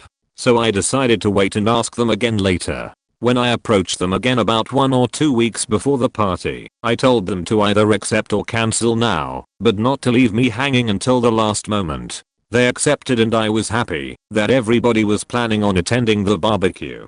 My birthday came and everybody was there, except for J and S. They didn't even call or text me last minute that they could come. They just didn't turn up without saying anything to anybody beforehand. From that moment on, our clique, about 8 people, was completely fed up with them and their behavior and broke contact with them. Even my friend A, J's best friend since primary school. Everybody knew that this was them showing us that we weren't important enough for them anymore. Not even important enough to openly tell us beforehand that they don't want to / can't come. I was so done with them, I didn't even seek confrontation, and so did nobody else. In that moment we had all realized how toxic our friendship with J and S had become over the last months, maybe even years. S texted me 2 days later that she was sorry that they forgot about the party and that it had already been too late when they realized. J apologized after 4 months. I accepted the apologies, but that was it. They already knew they had faked up. I haven't been in contact with them ever since. It's been nearly 5 years now, and we don't miss them one bit. TLDR, about 5 years ago 2 of my best friends didn't turn up for my 20th birthday / moving away party without cancelling. This led to my whole clique ending their friendship with them. Oh boy, I don't know where to begin with this one. I guess I'll start by saying that I knew this guy for the longer half of 2 months. I'll be honest, he was alright. He wasn't my best friend or anything, but we got along fine. I met some of my current best friends through him, and this whole shit had cut him out of that group. I should also mention that I have same-sex parents, and I take a lot of shit for it, especially where I live. Usually it doesn't bother me, especially if it's from a stranger, but I take it personally when it's from a friend, or friend, I should say. Looking back on it now, I should realized a long time ago that he was a massive dick. This guy, let's call him Joe, shall we, was probably WBC levels of religious. Of course, I didn't find out about this until well, after I had met him. Anyway, he's Mormon, and that wouldn't be such a big deal if it weren't for what ended our friendship. Now, I can't honestly say how much of this was him, and how much of this was the indoctrination of Mormonism. Either way, it doesn't change the fact that what he said was purely, completely faked. TBH, I don't even remember how it started out. I remember it having to do with ancestors, something like we was a descendant of some famous dead dude or some shtick. I think it was Brigham Young. Anyway, I'll admit, I pushed it. I said dead dude was a horrible person, you know that, right? And he was, but I can't really remember what for. He gets all defensive about how he's not like that, or I would never do something like that. Oh, the irony. He then says something like, don't pretend that you're a better person than me, your parents are gay. Whoa whoa whoa. That was a line that didn't mean to be crossed. Needless to say, I tore into him. Oh really? Just because my parents are two strong women in a loving relationship they're bound for hell. See, that's my problem with you, Joe. You constantly pull this holier than thou BS, when deep down, you're no better than dead dude. The guy then starts defending his church. We aren't homophobes. We love everyone equally. Yeah? My parents abandoned your church. Why? Because you were homophobes, and horrible ones too. On and on we go. This continued for like half an hour, and eventually, I just gave up on trying to reason with him, trying to show him that he's not a bad person for being religious, but he is a terrible person for claiming my parents have no right to exist. This guy just wasn't having it. So I left him with some rather sour words, and cut him off. Word got out very quickly. He sent screenshots to all of our mutual friends, and, surprise surprise, they went to town on him. After that, he had hardly any friends left, and I felt no less bad about cutting his homophobic ass out. We are no longer on speaking terms, and I'd like to keep it that way. TLDR, ex-friend claims my parents shouldn't have the right to exist, so myself and my comrades destroy his ego, and cut him out of our lives. PS. For those of the curious, here's a rough version of my parting words to him. I was friends with a pathological liar. For this story I'll just call her Fuckface, FF, because that's what my friend and I started referring her as when we found out her bullshit. When we were in 8th grade, she dated one of my close friends. Oh, a little into high school. When she and FF broke up, FF looked to me for support and it really seemed to have upset her, so I wanted to help.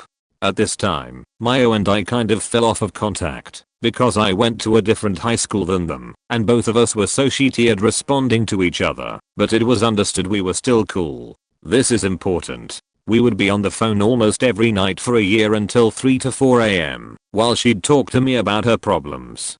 And I gave into it, because she made me feel like I was the only person that could help her. She'd call me after her parents allegedly beat her, when she was apparently cutting herself, and it ended up leaving me constantly paranoid of her whereabouts. She once called me, while on the balcony of her home, telling me she was going to jump off.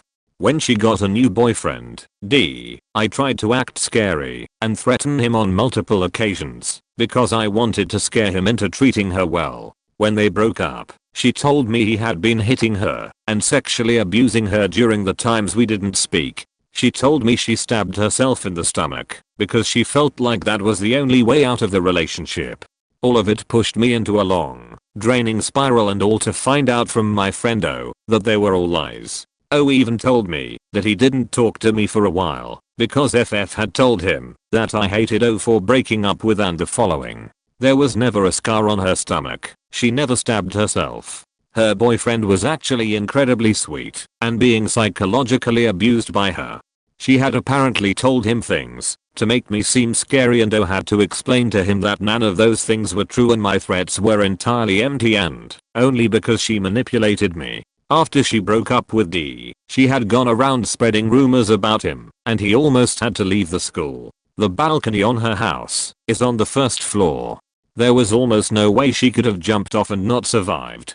The reason she had relied on me so much was because I was at a different high school, wasn't physically there to see visible proof of anything, so it was easier to lie. At that point, I never responded to her calls or texts ever again. She didn't know my address, so avoiding her digitally was all I had to do to push her away. She had threatened to hurt herself a few times, and though I wanted to give in, I didn't. Last time I heard, she did something wild to get her expelled when we were juniors, and she dropped off the face of the earth. But she must still be in town, since So just told me FF came into the store they work in. So that's rad. If you ever see this, Danny, I'm so sorry. I know it's been like 6 years since then, but I think about you very often, and I hope you're doing better now. On one of the personals forums, I have met this young lady. She was looking for a sperm donor who was willing to do artificial insemination. For those not into that sort of thing, it means there is no sex involved. The donor donates into a jar and walks away. This is actually pretty common for couples that cannot conceive naturally, either because the man is infertile, or they are lesbians, or a woman choosing to be a single mother. Understandably, they don't want the wife to have sex with a random person just to get pregnant. Sperm banks cost a pretty penny, so most people can't afford that and hope to find a reasonable donor. Long story short, I agreed to serve as her donor. Not my first arrangement like this. I treat it extremely seriously.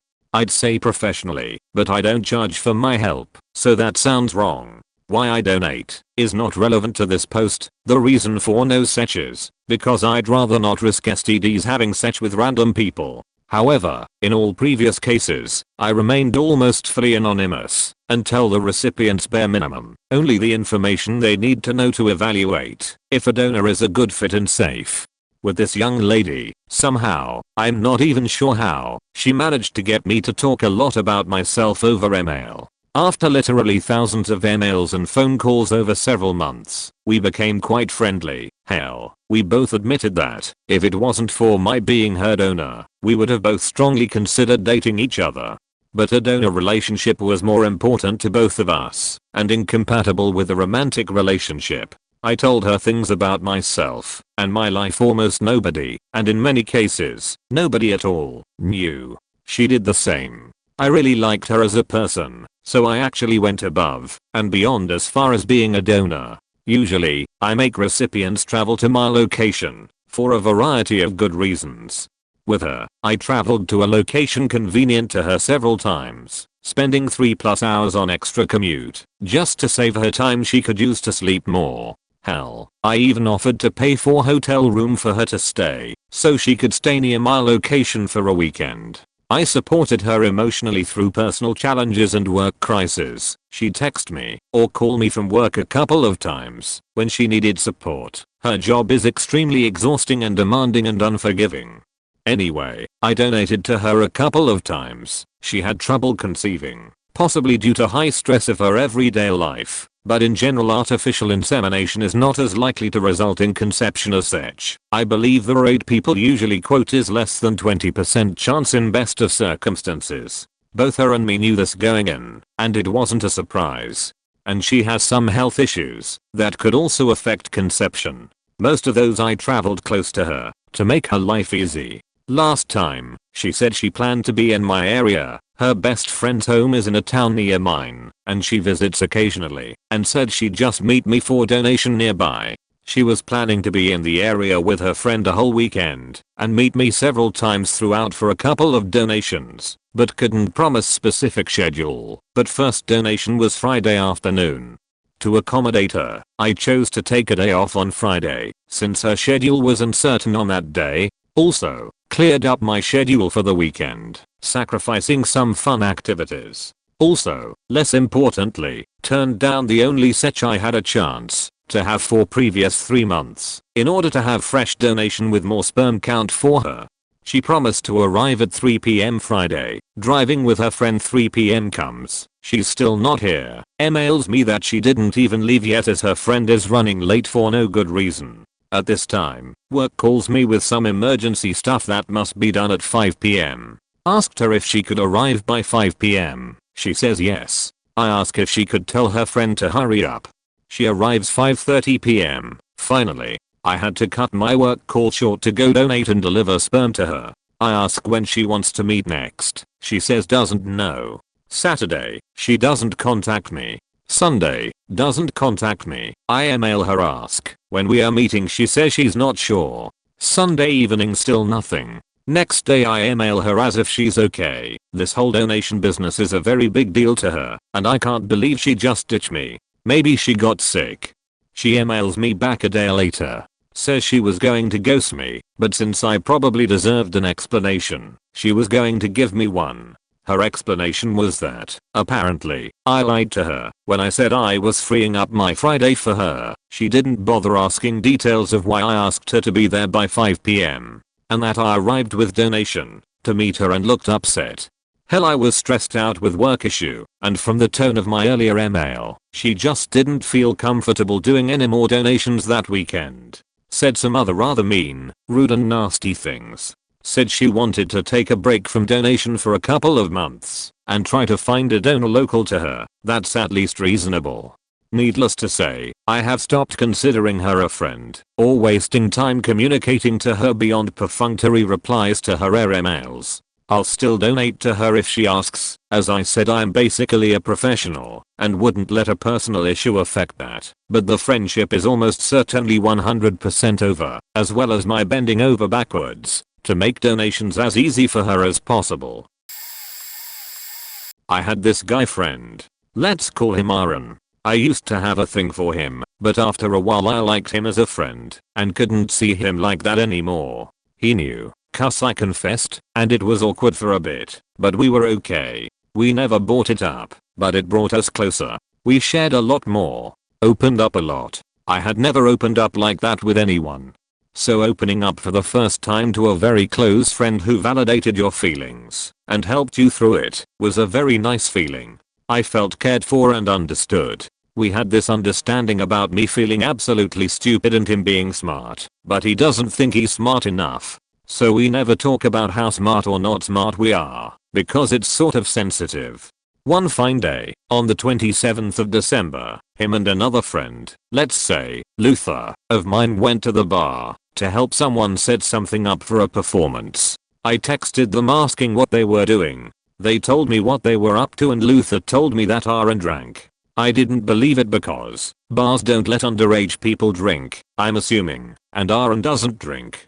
So I laughed it off and didn't believe it. Luther sent me videos of Aaron looking hammered and I still didn't believe it. But he started texting me. Well, drunk texting me. That's when I believed. He kinda went on about lemons for a while. Then he started talking about me. I told him I was surprised he drank, and he started calling me names. Told me I should stop being his mom all the time. He kept telling me that I'm not as strong as I think I am, because I can't tell people I don't like that I don't like them. He told me I was too dumb for math. He was a genius in math, that anyone who isn't good in math is just plain stupid in everything else. That literally broke me. I didn't know what to say, except it's nice to know how much you value our friendship. That night I cried so bad, hoping that when I woke up, someone would tell me it's a prank. I told 2 friends about what happened. New Year's came, and I was still miserable. January 2nd school started, and when I came to school, the 2 people I told this to told me that 2 other people told him that this was all a prank. I hoped that I would be relieved, but I wasn't. I was hurt even more. I saw him telling his friends how he pranked me, just laughing and being all cocky about it. And I remember someone telling him you may have gone too far. She actually believed you, but he pretended like he didn't hear that. I didn't speak to him for about a week. One day they had a soccer match at school. I was watching them play with some people when he came and almost sat with me. I moved away. Someone noticed and said, "Oh wow. Do you hate him? Wait, is this because of the prank?" And I kinda lost it then. Yes, it's the prank. He was listening to me as I said all this, and so was everyone else, but I didn't care. You thought it would be funny to tell me shit like that and not tell me it's a prank. You told me thing that you knew would hurt me. You know why it hurt? Because everything you said was true. I'm stupid, and you're not. So good for you, or whatever. And I left. That day he was a little quieter than usual. and he texted me later apologizing for what he said. He said he didn't mean anything he said and that if it makes you feel any better, I tell myself I'm stupid too. Beach boy what? But in that moment an apology was all I wanted, and I got it. But I thought about this a lot, and I realized that he apologized for the wrong thing. I'm not mad he told me all that. I'm mad that you told me things that you know would hurt me and didn't bother telling me it was a prank. That's how irresponsible you are. That's how much you care. Imagine someone telling you all that made you cry every single day and didn't bother telling you it was a prank for more than a week. And I had to find out from a friend of a friend of a friend. So yeah, that's what I'm mad about. I'm mad that this idiot was an inconsiderate piece of crap. I stopped sharing. We still talk, but we are not that close anymore. Oh my god, yes. I had this friend in middle school, the best place to make lifelong friends, that was really manipulative from the start looking back. We meet in elementary originally, but when my mom took me out of public school to homeschool me we lost touch. Anyway, I go back to public school and lo there she was. We became friends again quickly, but I started to notice she was two-faced in front of certain people. She was always complimenting someone then turning around and saying something bad about their outfit or their interests to someone else. Eventually she started getting very clingy/jealous of me. I was always a tomboy, still am, and most of my friend group consisted of guys because of that. She saw that as me being more popular than her and started trying to copy everything I did while also acting like it was stupid and spreading rumors about me behind my back. Now here comes the moment our friendship outright ended. She developed this crush on one of my guy friends and started begging me to hook them up. At this point I was still trying to be her friend, so I agreed and tried to get him to like her. This backfired horribly and ended in a huge fight between us. I had managed to get Guy to ask her to hang out, but apparently he told her that he liked me and not her. This infuriated her, and she cornered me one day after school and started yelling at me about it. She grabbed onto my arm so hard it left bruises while blaming me for setting the whole thing up to make her look bad. At the time, I had no idea what she was even talking about. Guy told me later what he said to her and started say that she was hurting my arms and to let go. Eventually a teacher saw her pinning me to a wall and separated us. I didn't ever talk to her after that, even after she tried to apologize. My other friends told me about all the nasty things she said about me being a hoe and a slut, and I had enough. I ended up moving to a different city years later, and I haven't seen or spoken to her since. When I was in high school I came out to my best friend since childhood. Talking solid 10 years of friendship. He told me he could accept me if I was gay, but since I was trans he couldn't handle it. The next day, I walk into school and everyone is whispering and pointing at me. He had outed me to anyone and everyone who would listen and it spread through the school like wildfire. This was 2003-2004-ish. Don't worry though, I got my revenge.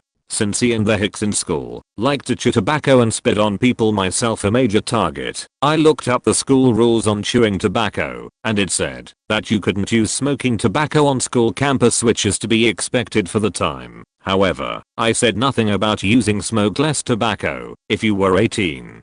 Which I was. It began as chewing and spitting on walls around bathrooms, then hallways around the principal's offices. I would chew in classes and not be discreet. If I hate the teacher I would use the trash can right next to their desk as my spittoon, but if I liked them, I would use the least used one in the room away from everyone.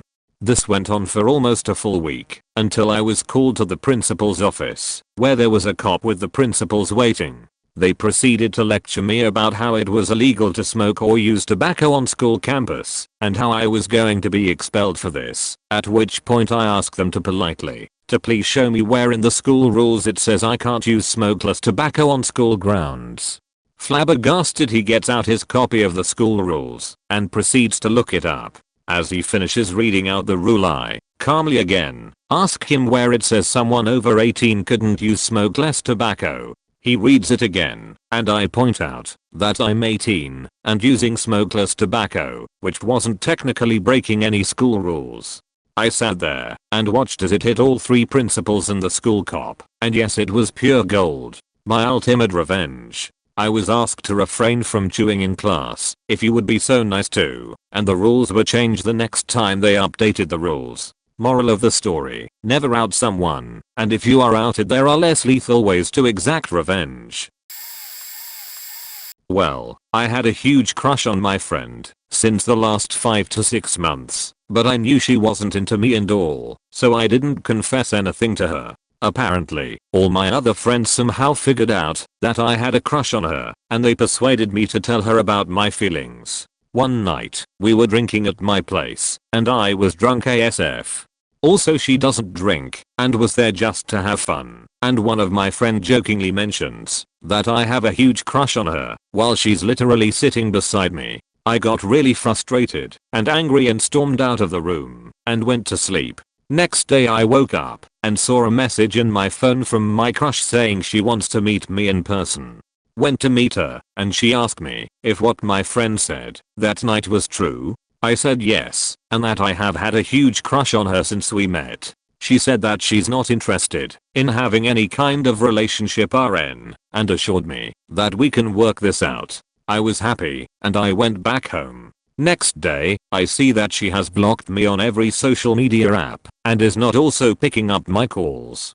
I asked a few friends what's up, and they all said that they have no idea, until I called her best friend, and she said that she, my crush, doesn't wanna talk to me, and won't ever talk to me again, because of what happened between us. A few days earlier me and a few friends stumbled upon her in a shopping mall. She hugged each and every one of my friends, and talked to them, and completely ignored me, and pretended as if I never existed there. This completely broke my heart, and I'm just not sure what to do about this.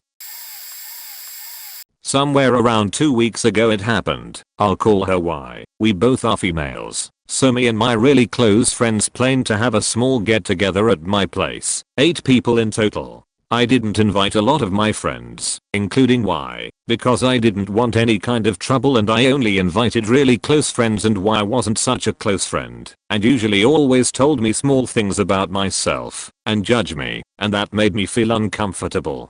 I told her that, and she told me I was doing the same, so I decided to apologize, and she apologized as well, but that didn't change much. I panicked she would get upset, but I figured I shouldn't worry about it. Y told me a day before the party that she found out we are doing a get together. We weren't hiding it, and I told her it just me and really close friends, and she wasn't a very close friend of mine, and I wasn't of hers. She told me that she's not going to let me ruin her night. Didn't figure out what she wanted, because I didn't try to, but sure I guess. Afterwards she just called me a liar, and avoided me, so a mutual close friend of ours decided to talk to her about that behavior. He was legit worried she'll end up with no friends, because she's not acting like that only to me. And she said, if I don't like her personality she's not going to change it, and that it's the end of this friendship. When he told me that what she said, he's a very honest and good person, so he wasn't messing anything up, I legit cried and had it up. A lot more stuff were involved, but it just broke me, because I honestly just really don't want trouble with anyone, and I only wanted to enjoy. But I know it's probably for the best. I had this friend group I was hanging out with for a little bit, and there was this girl, we will call Emma, I never really liked or trusted. She would make me mad a lot and only sided with one girl in the group, like she was her slave or something. So when my friend and I started to go to our neighbor's house, because her dog just had a puppy and she trusted us in her house to take care of the dogs, when she was at work, Emma started to come too. Our neighbor also had younger kids and we were friends with them. Emma became friends with them too. The oldest kid was in 4th grade at the time and Emma was in junior high. We later heard that Emma has been going into the neighbor's house with no one home. Emma found out the front door combination. The neighbor told us that Emma went inside her room and closet when she wasn't home too, which you should never do, even if she was home. She was just doing a bunch of shady stuff. We realized that Emma was getting a lot of random money. She bought a bunch of Starbucks cause there is one by my house for us, and the neighbor's kids like every day. When we asked her where she's getting all this money from, she said it was from babysitting or her mom gave it to her. Her mom would not have given her that much money and she hasn't had a babysitting job for like 2 weeks, and she spends money right when she gets it. so we knew she was lying, but we just thought maybe she was telling the truth. A while later the neighbor told us how $200 has went missing from her, and she said she thinks Emma was the one who took it.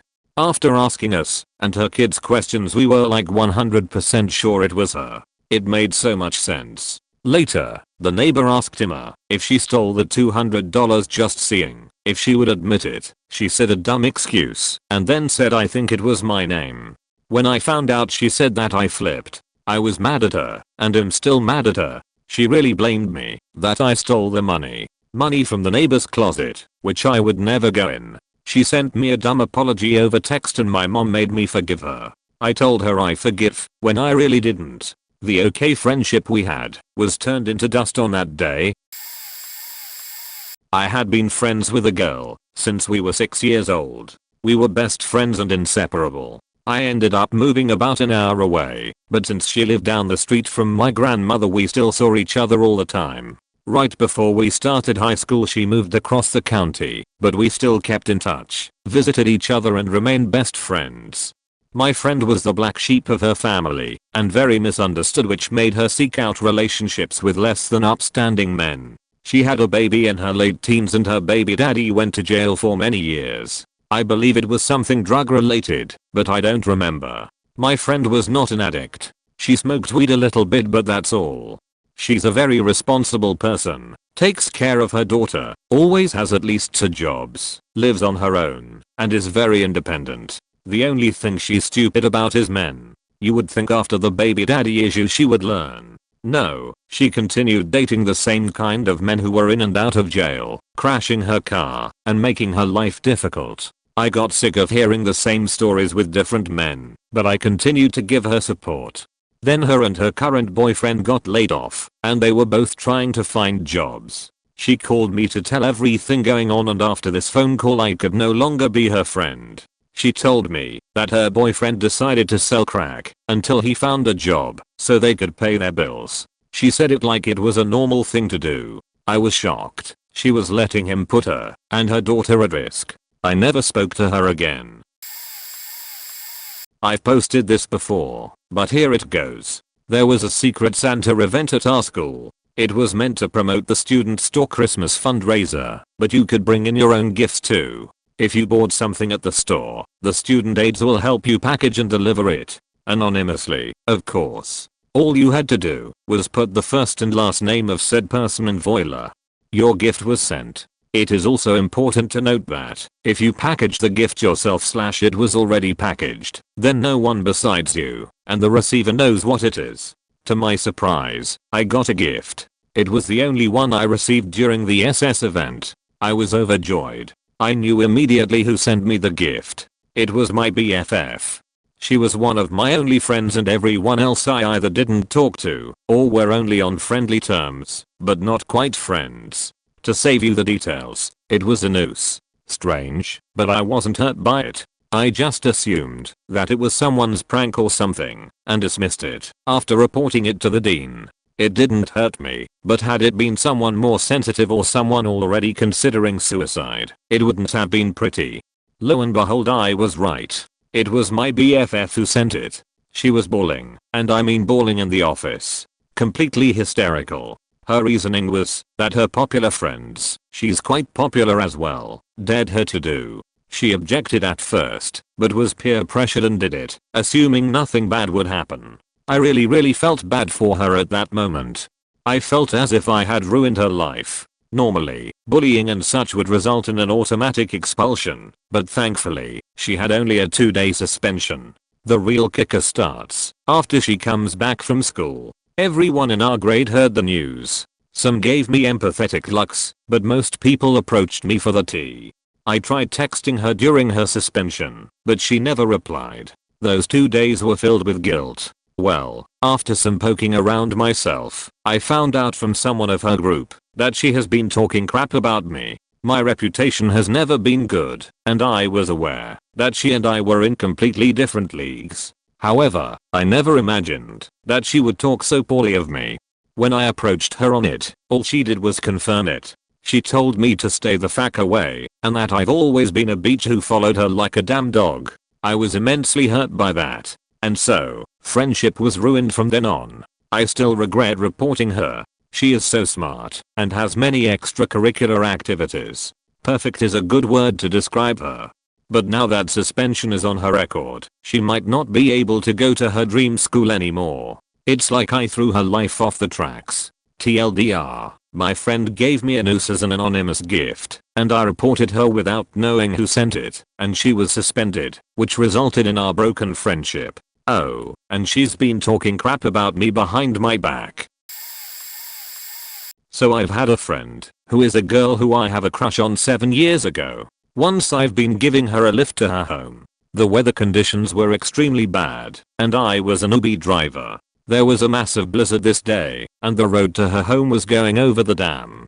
Despite the fact we were going moderately slow, the car oversteered on a straight road, began to spin, and we crashed.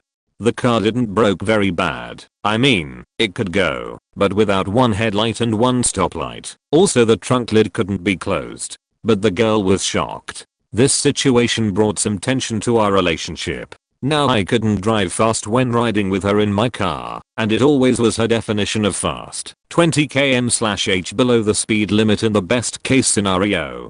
And I've been always telling her to not get that situation out of the context. So a few months later I needed to go to Thailand, where my girlfriend was spending her vacation. I needed someone to watch after my plants, so I asked my friend to live a couple of months in my place. She agreed. But due to complications of my car repair, some insurance problems, I couldn't go for 3 weeks after my girlfriend's departure. After some bad things I did to my girlfriend, or so she thought, she said she can't wait for me any longer, and she'd rather broke up than to continue to feel this pain. I decided to fly the same day as we had this conversation, and had flown 3h later. My place was a mess, so I decided to not let the friend to live there. She said okay. In Thailand, I got into a bike accident. I had a skull fracture and a clavicle dislocation. My girlfriend took a photo of me bleeding, and I sent it to our friends my chat. One girl reacted and asked if I was alright. My male friend gave a merry reaction. This girlfriend just completely ignored me, like I didn't exist. As we have flown back home, I decided to end the friendship with the male friend and this girlfriend. Her reaction? Well, I told you, a few years ago, which helmet to pick. You didn't listen. And I decided not to write anything, just you won't blame me again, like with the car crash. Later, I've learned that she was offered to be paid 50% of rent by company she worked for, and she rejected the offer cause I told her I'll let her to live in my place. They didn't offer it twice, and she lost the money. I mean, fair enough, I'm not the best person. But she's neither, and it didn't stop me to help her when she's got a trauma. I think the health of my friends matters the most, so I ended the friendship with those who didn't even pay attention. I had a friend whom I had thought I had known for 20 years. Less than 12 hours after I last saw him, he shattered my image of him and proved to me I never knew him at all. He broke up with his girlfriend after a year of on and off dating, and she asked him to leave her house and return to his own.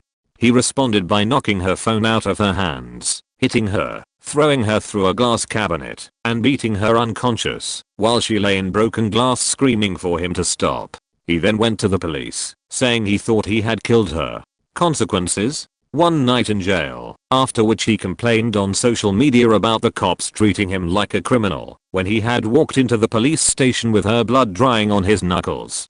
1 conviction for domestic violence that will remain off his record unless he is convicted of another violent crime. 1 year of probation, which he violated repeatedly without anything happening. 1 restraining order against him, which he casually broke, sexually assaulting his ex-girlfriend twice and choking her. No consequences whatsoever for violating the restraining order and breaking probation. 1 reason I moved is to lessen the chance of running into him. I haven't seen him since the day before he battered her, and I have an urge for retribution, both proportionate and disproportionate. Proportionate retribution would be to have him beaten half to death by someone that outweighs him to the same degree as he did her, with a similar physical build. If going by weight, that would be a 300 pounds powerlifter doing the beating. By ratio, it would be a 400 pounds powerlifter battering him. Disproportionate retribution would be me torturing him to death over the course of a month. He was my oldest friend. Now, he is my most hated enemy. More than 4 years after his initial crime, I try to not care about him. I fail and tremble with an explosive cocktail of restrained rage, the whirling chaos of betrayal, and the ache of lost friendship. Now and then, I take my hatred from the attic corner of my mind out to the forefront of my thoughts, where I admire it and consider unleashing it. After a few moments, I think about the consequences of my actions, sigh, then slowly and reverently place my hatred back in storage. I didn't end up, but she hit the self-destroyed button, but either ways, was a year younger than, but was mature than most girls my age, but she did questionable things, that should have been red sign for me, but either way I'm going back to July, to explain what the first sign was. So I was playing Minecraft with the boys, and for some reason she starts to sound upset and leave the FaceTime was having with the boys, and at 1 AM texted me about how I just ruined a perfect friendship future relationship, because I acted different and fake around her, but and my other friend who was with her at the time saved the friendship, and later found out, while she was texting me, that she argued with her over the decisions she was fixing to pull on me, and now fast forward to December. After 7 months into our friendship she revealed that she had feeling for me and all, and goes into thought mode, and does things on FaceTime again, like she giving me signals that she wants me to have sex with her, and ask me if I can come over her house, and while 2 days before getting into a relationship now I told her this was wrong, and I don't think we should do this now it starts to die down our friendship from here and she blocks me and at first, I'm a little bummed out and sad, but after talking to my closest friends I figured out that I was the friend with benefits type, and I'm pretty pissed that I was used as that, and now I finally accepted that I don't want to do anything with her, and I just pray that she still isn't in a toxic relationship like her past ones, because she would often lie about her age to get with older guys, like she did with me, which was another red flag. But I'll let it slide. But at the end of the day I wished he had learned better about the things I told her, but I helped me more learn about not putting my trust into girls who are like this, but I'll learn from my mistake and avoid these kinda girls. Finally a thread I can contribute to, not exactly the worst thing to happen, but here goes. Late last year I had started a small Minecraft server for my online friends and I to play on when we all had some free time. I had been playing with a couple of them for an hour or so, when we had a small disagreement. The problematic friend, A, stopped talking and was acting childish. They already had a problem with this before, and being frustrated with it, I logged off. Later that day I was reading the server logs to remember part of a conversation we'd had when I discovered that A and a mutual friend, B, were saying some harsh things about members of the LGBT community. I would have been upset either way, but I myself am a part of that community.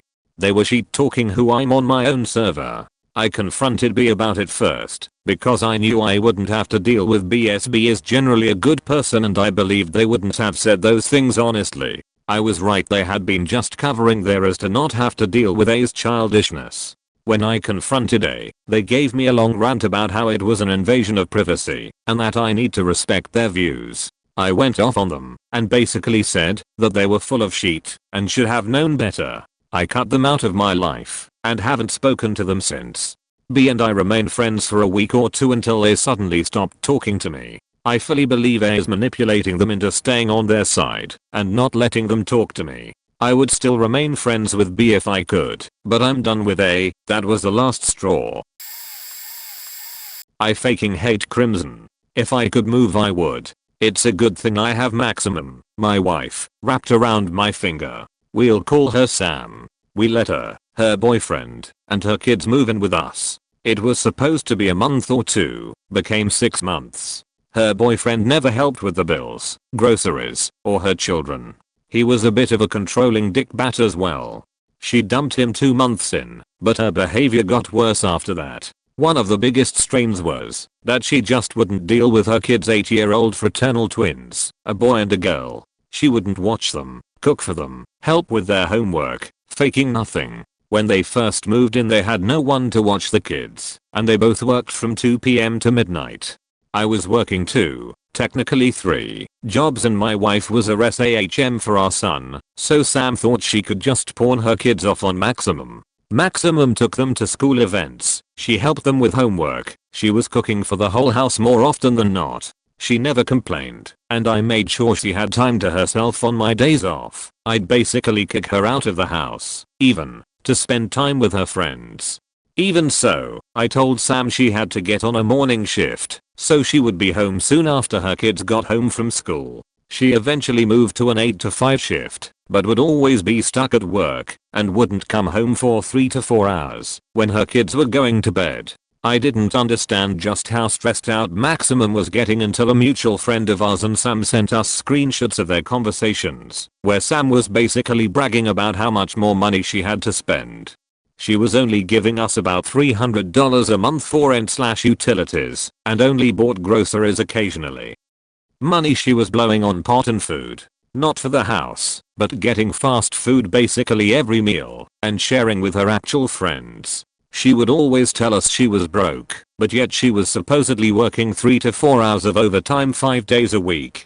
She said she hated me, which was kind of heartbreaking, because we'd been friends since middle school. Among her reasons was how I dealt with her kids, which is to say that I interacted with them at all. I would get onto them if they were acting up, and I taught them how to do things like their own laundry and washing dishes, and had them help cook and do housework.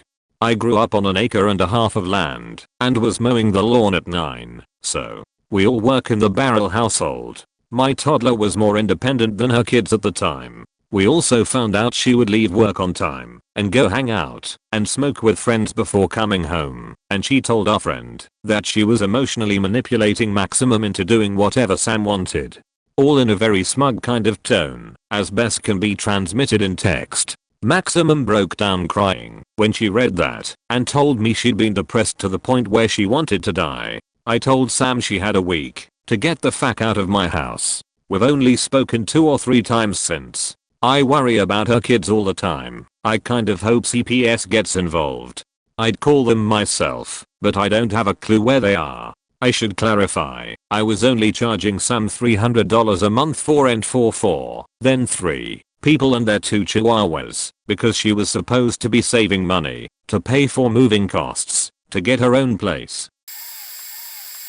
Well, I have one. So I was in the summer of 4th going into 5th grade. I went up to Maine for a 3-week vacation. And sometime before that I was thinking about my sexuality. Yes, I know it was a young age. But deal with it or stop reading. And I came to the term that I was a lesbian. I'm not anymore, but that was when I was still finding myself.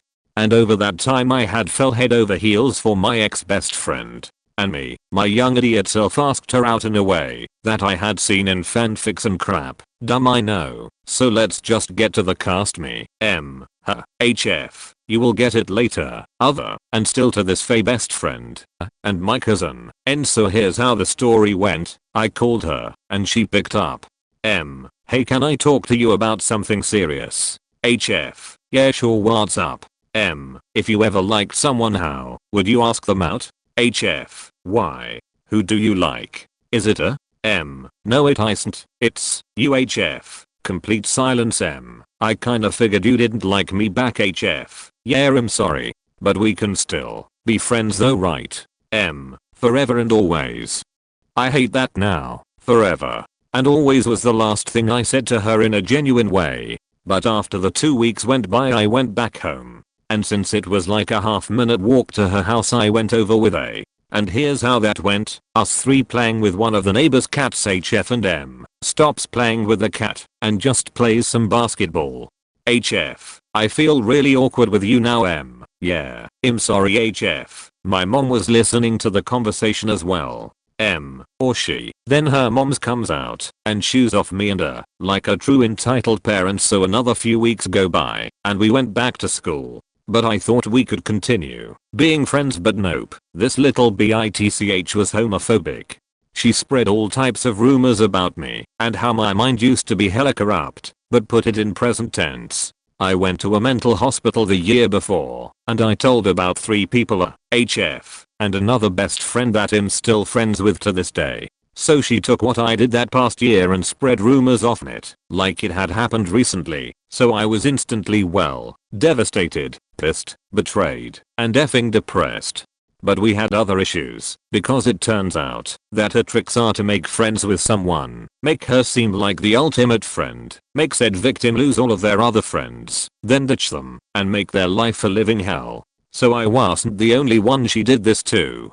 But somehow she also won school president, so that's great. But it got to such an extreme that she thought I would hurt her. She even learned how to fake cry, to make herself look like a victim and me look like the bad guy. But she got so terrified that she convinced her parents to move away, and I haven't seen her since. And hopefully never again.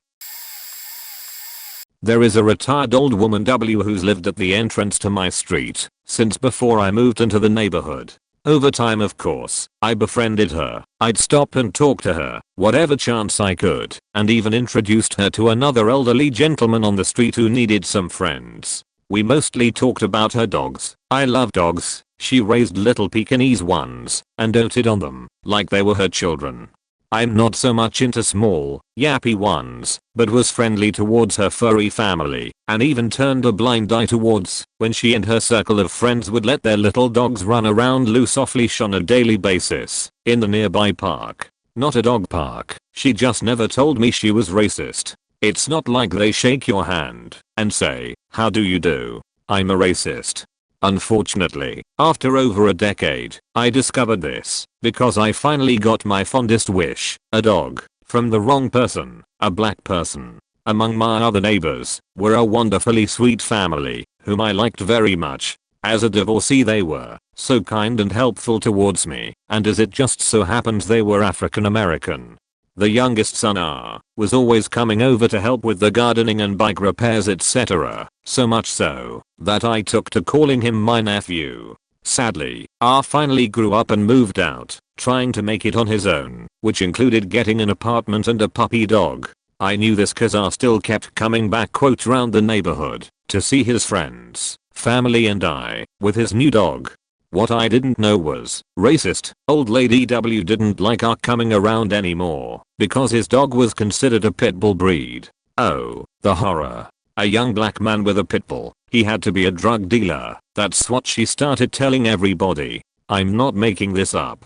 To make it even worse, ours apartment complex said he couldn't keep his dog there, so I offered to take in the mixed breed pup J, since I loved them both and wanted to help my adopted family.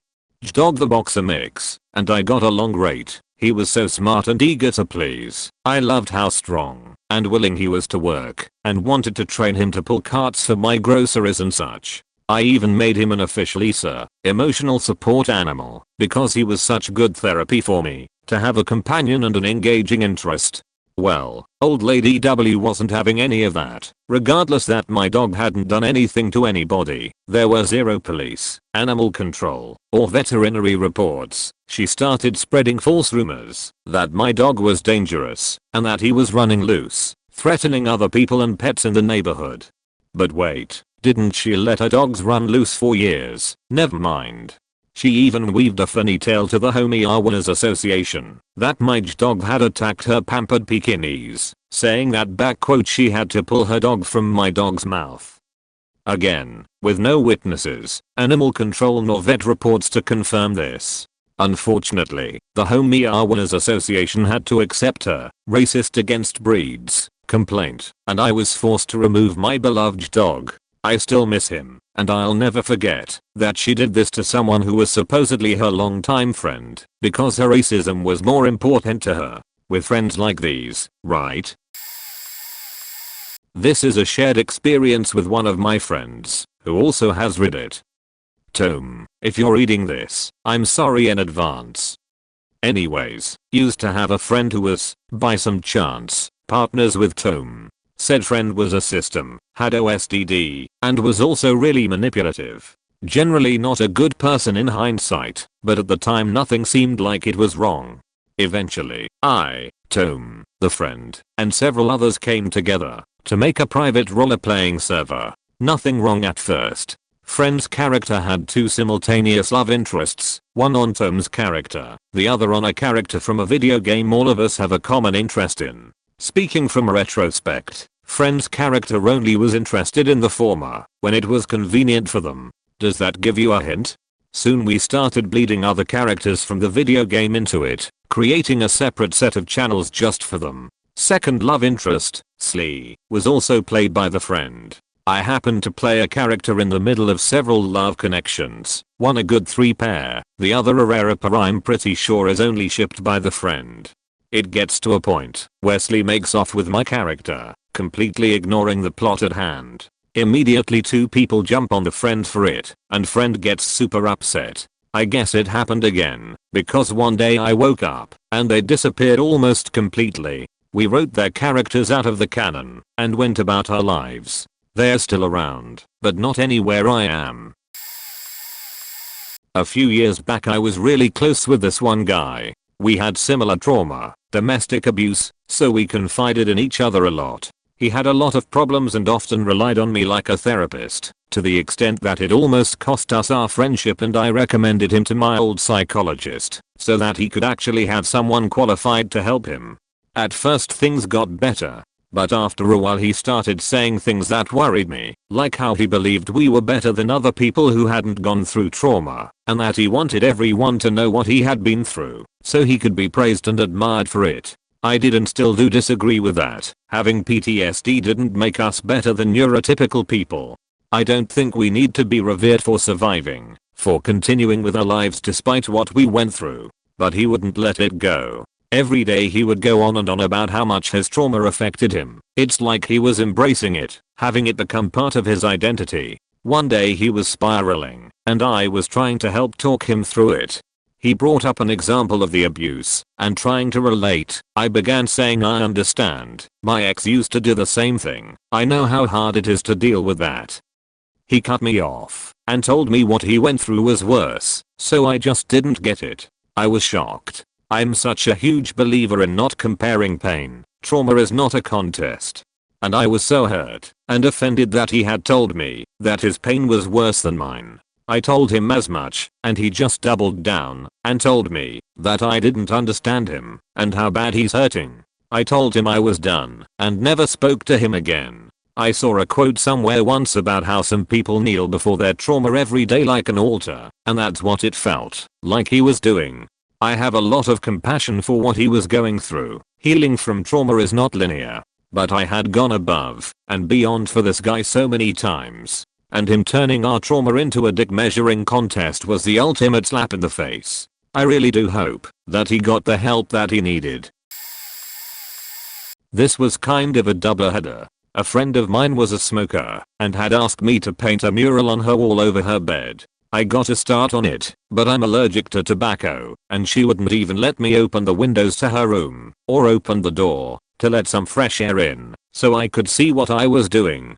Being in that sealed room with her lit cigarette was making my eyes swell shut. I finally just flat out asked her to either let me open the windows and door or not smoke, while I was painting. She agreed. The next time I came over to work on the painting, she very pointedly shut the door and the windows, lit a cigarette, blew a lungful of smoke at me and said, "You don't seem to be dying," in her beachiest tone of voice. I quietly decided not to come back to the house. She could finish her own mural, but I'd given her $40 my mom loaned me for concert tickets for us both, and I really wanted to see the show. So a few days later she called me and told me we couldn't go. I asked why, and she said because I'm stupid. I asked her at least 2 more times what that was supposed to mean, and she just repeated herself before handing the phone to her mom, who informed me that she'd blown the money on drugs. She knew very well I was not a drug user, so could not even confiscate the stupid wood and smoke it myself. I was so angry that it never crossed my mind to confiscate it and turn it over to the police. Her mom said she was not going to pay me back herself because she wanted her daughter, who had no allowance or job, to learn responsibility. I could kind of see that. But you bet your sweet bippy my mom never got her $40 back. For 12 years, I had this one friend online I had been talking to every now and then, and we have helped each other out with a lot of things throughout the years, and it all ended a year ago. because of something that has always been looming around, but didn't blow up until this moment, when we had this one discussion, on Facebook. See, there's this one thing, where he could never understand, why I felt the need as a feminine gay guy, to have inclusion of gay male characters and even occasionally feminine gay male characters in any movie, or show or game or comic out there. He thought that, since I'm accepted and tolerated for who and what I am, it shouldn't matter, and that it's the same as being disabled and wanting inclusion, or what have you. I never tried to make him agree with me on my viewpoint, and I never tried to force it into conversations. I just wanted him to understand how, and why I feel the way I do, whenever it became relevant to discussions. In this last conversation, he got mad at me for supposedly not caring about inclusion of disabled people in media. Which, for the record, I do think everyone deserves inclusion to at least some extent in any movies or shows or comics or games or what have you, trying to question me about my preferences, and why it's such a big deal for me. And since he has at this point been doing this over and over and over again, I told him I don't need to justify my preferences, and that I have been trying so many times so hard to explain to him how and why I feel the way I do, but that I feel like he doesn't listen or care. What did he say in response? Copied and pasted. This, motherfucker, if you want to stop talking about this topic then shut the fuck up about it, Jesus Christ. And this was the final straw for me. I felt like I just couldn't handle with having a friend like this, who kept on and on and on making me feel like shit for having preferences and wants and needs and dreams I cannot really control having, and making it seem like I'm pushing onto him my struggles. Like, sorry for assuming you were my friend, I guess. Either way, I just blocked him after this. Have never talked to him ever since. The 24th of this month, it was exactly a year ago. I had once a friend who used to cut themselves in high school. I tried to support them as much as a teen could. Encourage them that everything was going to be better, making sure she was properly tending to her cuts, and being someone she could vent to. I was such a dumbass scrambling to make sure no one would catch her, because I thought she would actually kill herself if the school found out, but eventually I couldn't take the added stress and spoke with the on-campus psychologist about it. I never gave her name, but I should have. What made me snap was one day she gave a little update on her cuts, with a barely covered smile, and giggling like it was a funny joke, that she told me how she ran out of space on her arms, so she cut her thighs instead. I was an idiot for telling her how dangerous it was to cut there. I know that now. But the only thing I could think of at that moment was, why the hell is she smiling like a little kid showing off a picture? I was pissed, and instead of my normal fretting over her I just walked away. I stopped giving her attention and she started threatening that she'd cut herself or even kill herself if I didn't hang out with her. I didn't want to be her friend, but I didn't want the guilt and blood on my hands if she actually killed herself, so with the help of the campus psychologist we set a plan in motion. I played the bad guy. I gave her name to the staff, and she was placed on a self-harm watch and required visits to the psychologist during free periods. I still remember her breakdown when she stormed into my graphic design class accusing me of telling them, even though the tip was anonymous, but anyone in that office would know it was indeed me. I was isolated from my group of friends as she convinced them that I was a cold-hearted bitch and as cruel as the mean girls. Best part? She stopped cutting after I left, made a bunch of friends and actually grew to have a positive outlook on life. Funnily enough, it seems like she needed someone to be a villain in her life to actually take that step forward. When we came back to school after the summer, my other friends all apologized when they realized what I actually was trying to do. The whole situation taught me that sometimes the best option is leaving. Who knew having a bad end to a friendship could better two people at once? TLDR, friend only wanted me to be their maid of honor for their wedding because they felt sorry for me losing my other best friend. I'll preface this with, I'm a shitty friend too, but this made me lose all feelings for this friend. A few years ago my best friend passed away. Before that, I had been deemed her most honorable maid of honor. She couldn't pick just one maid of honor. They ended up having a little ceremony with some other friends, but she couldn't get legally married or she would lost her disability. But I was absolutely excited and ready to be her most honorable maid of honor before she passed. They were still planning an actual wedding ceremony sans the license.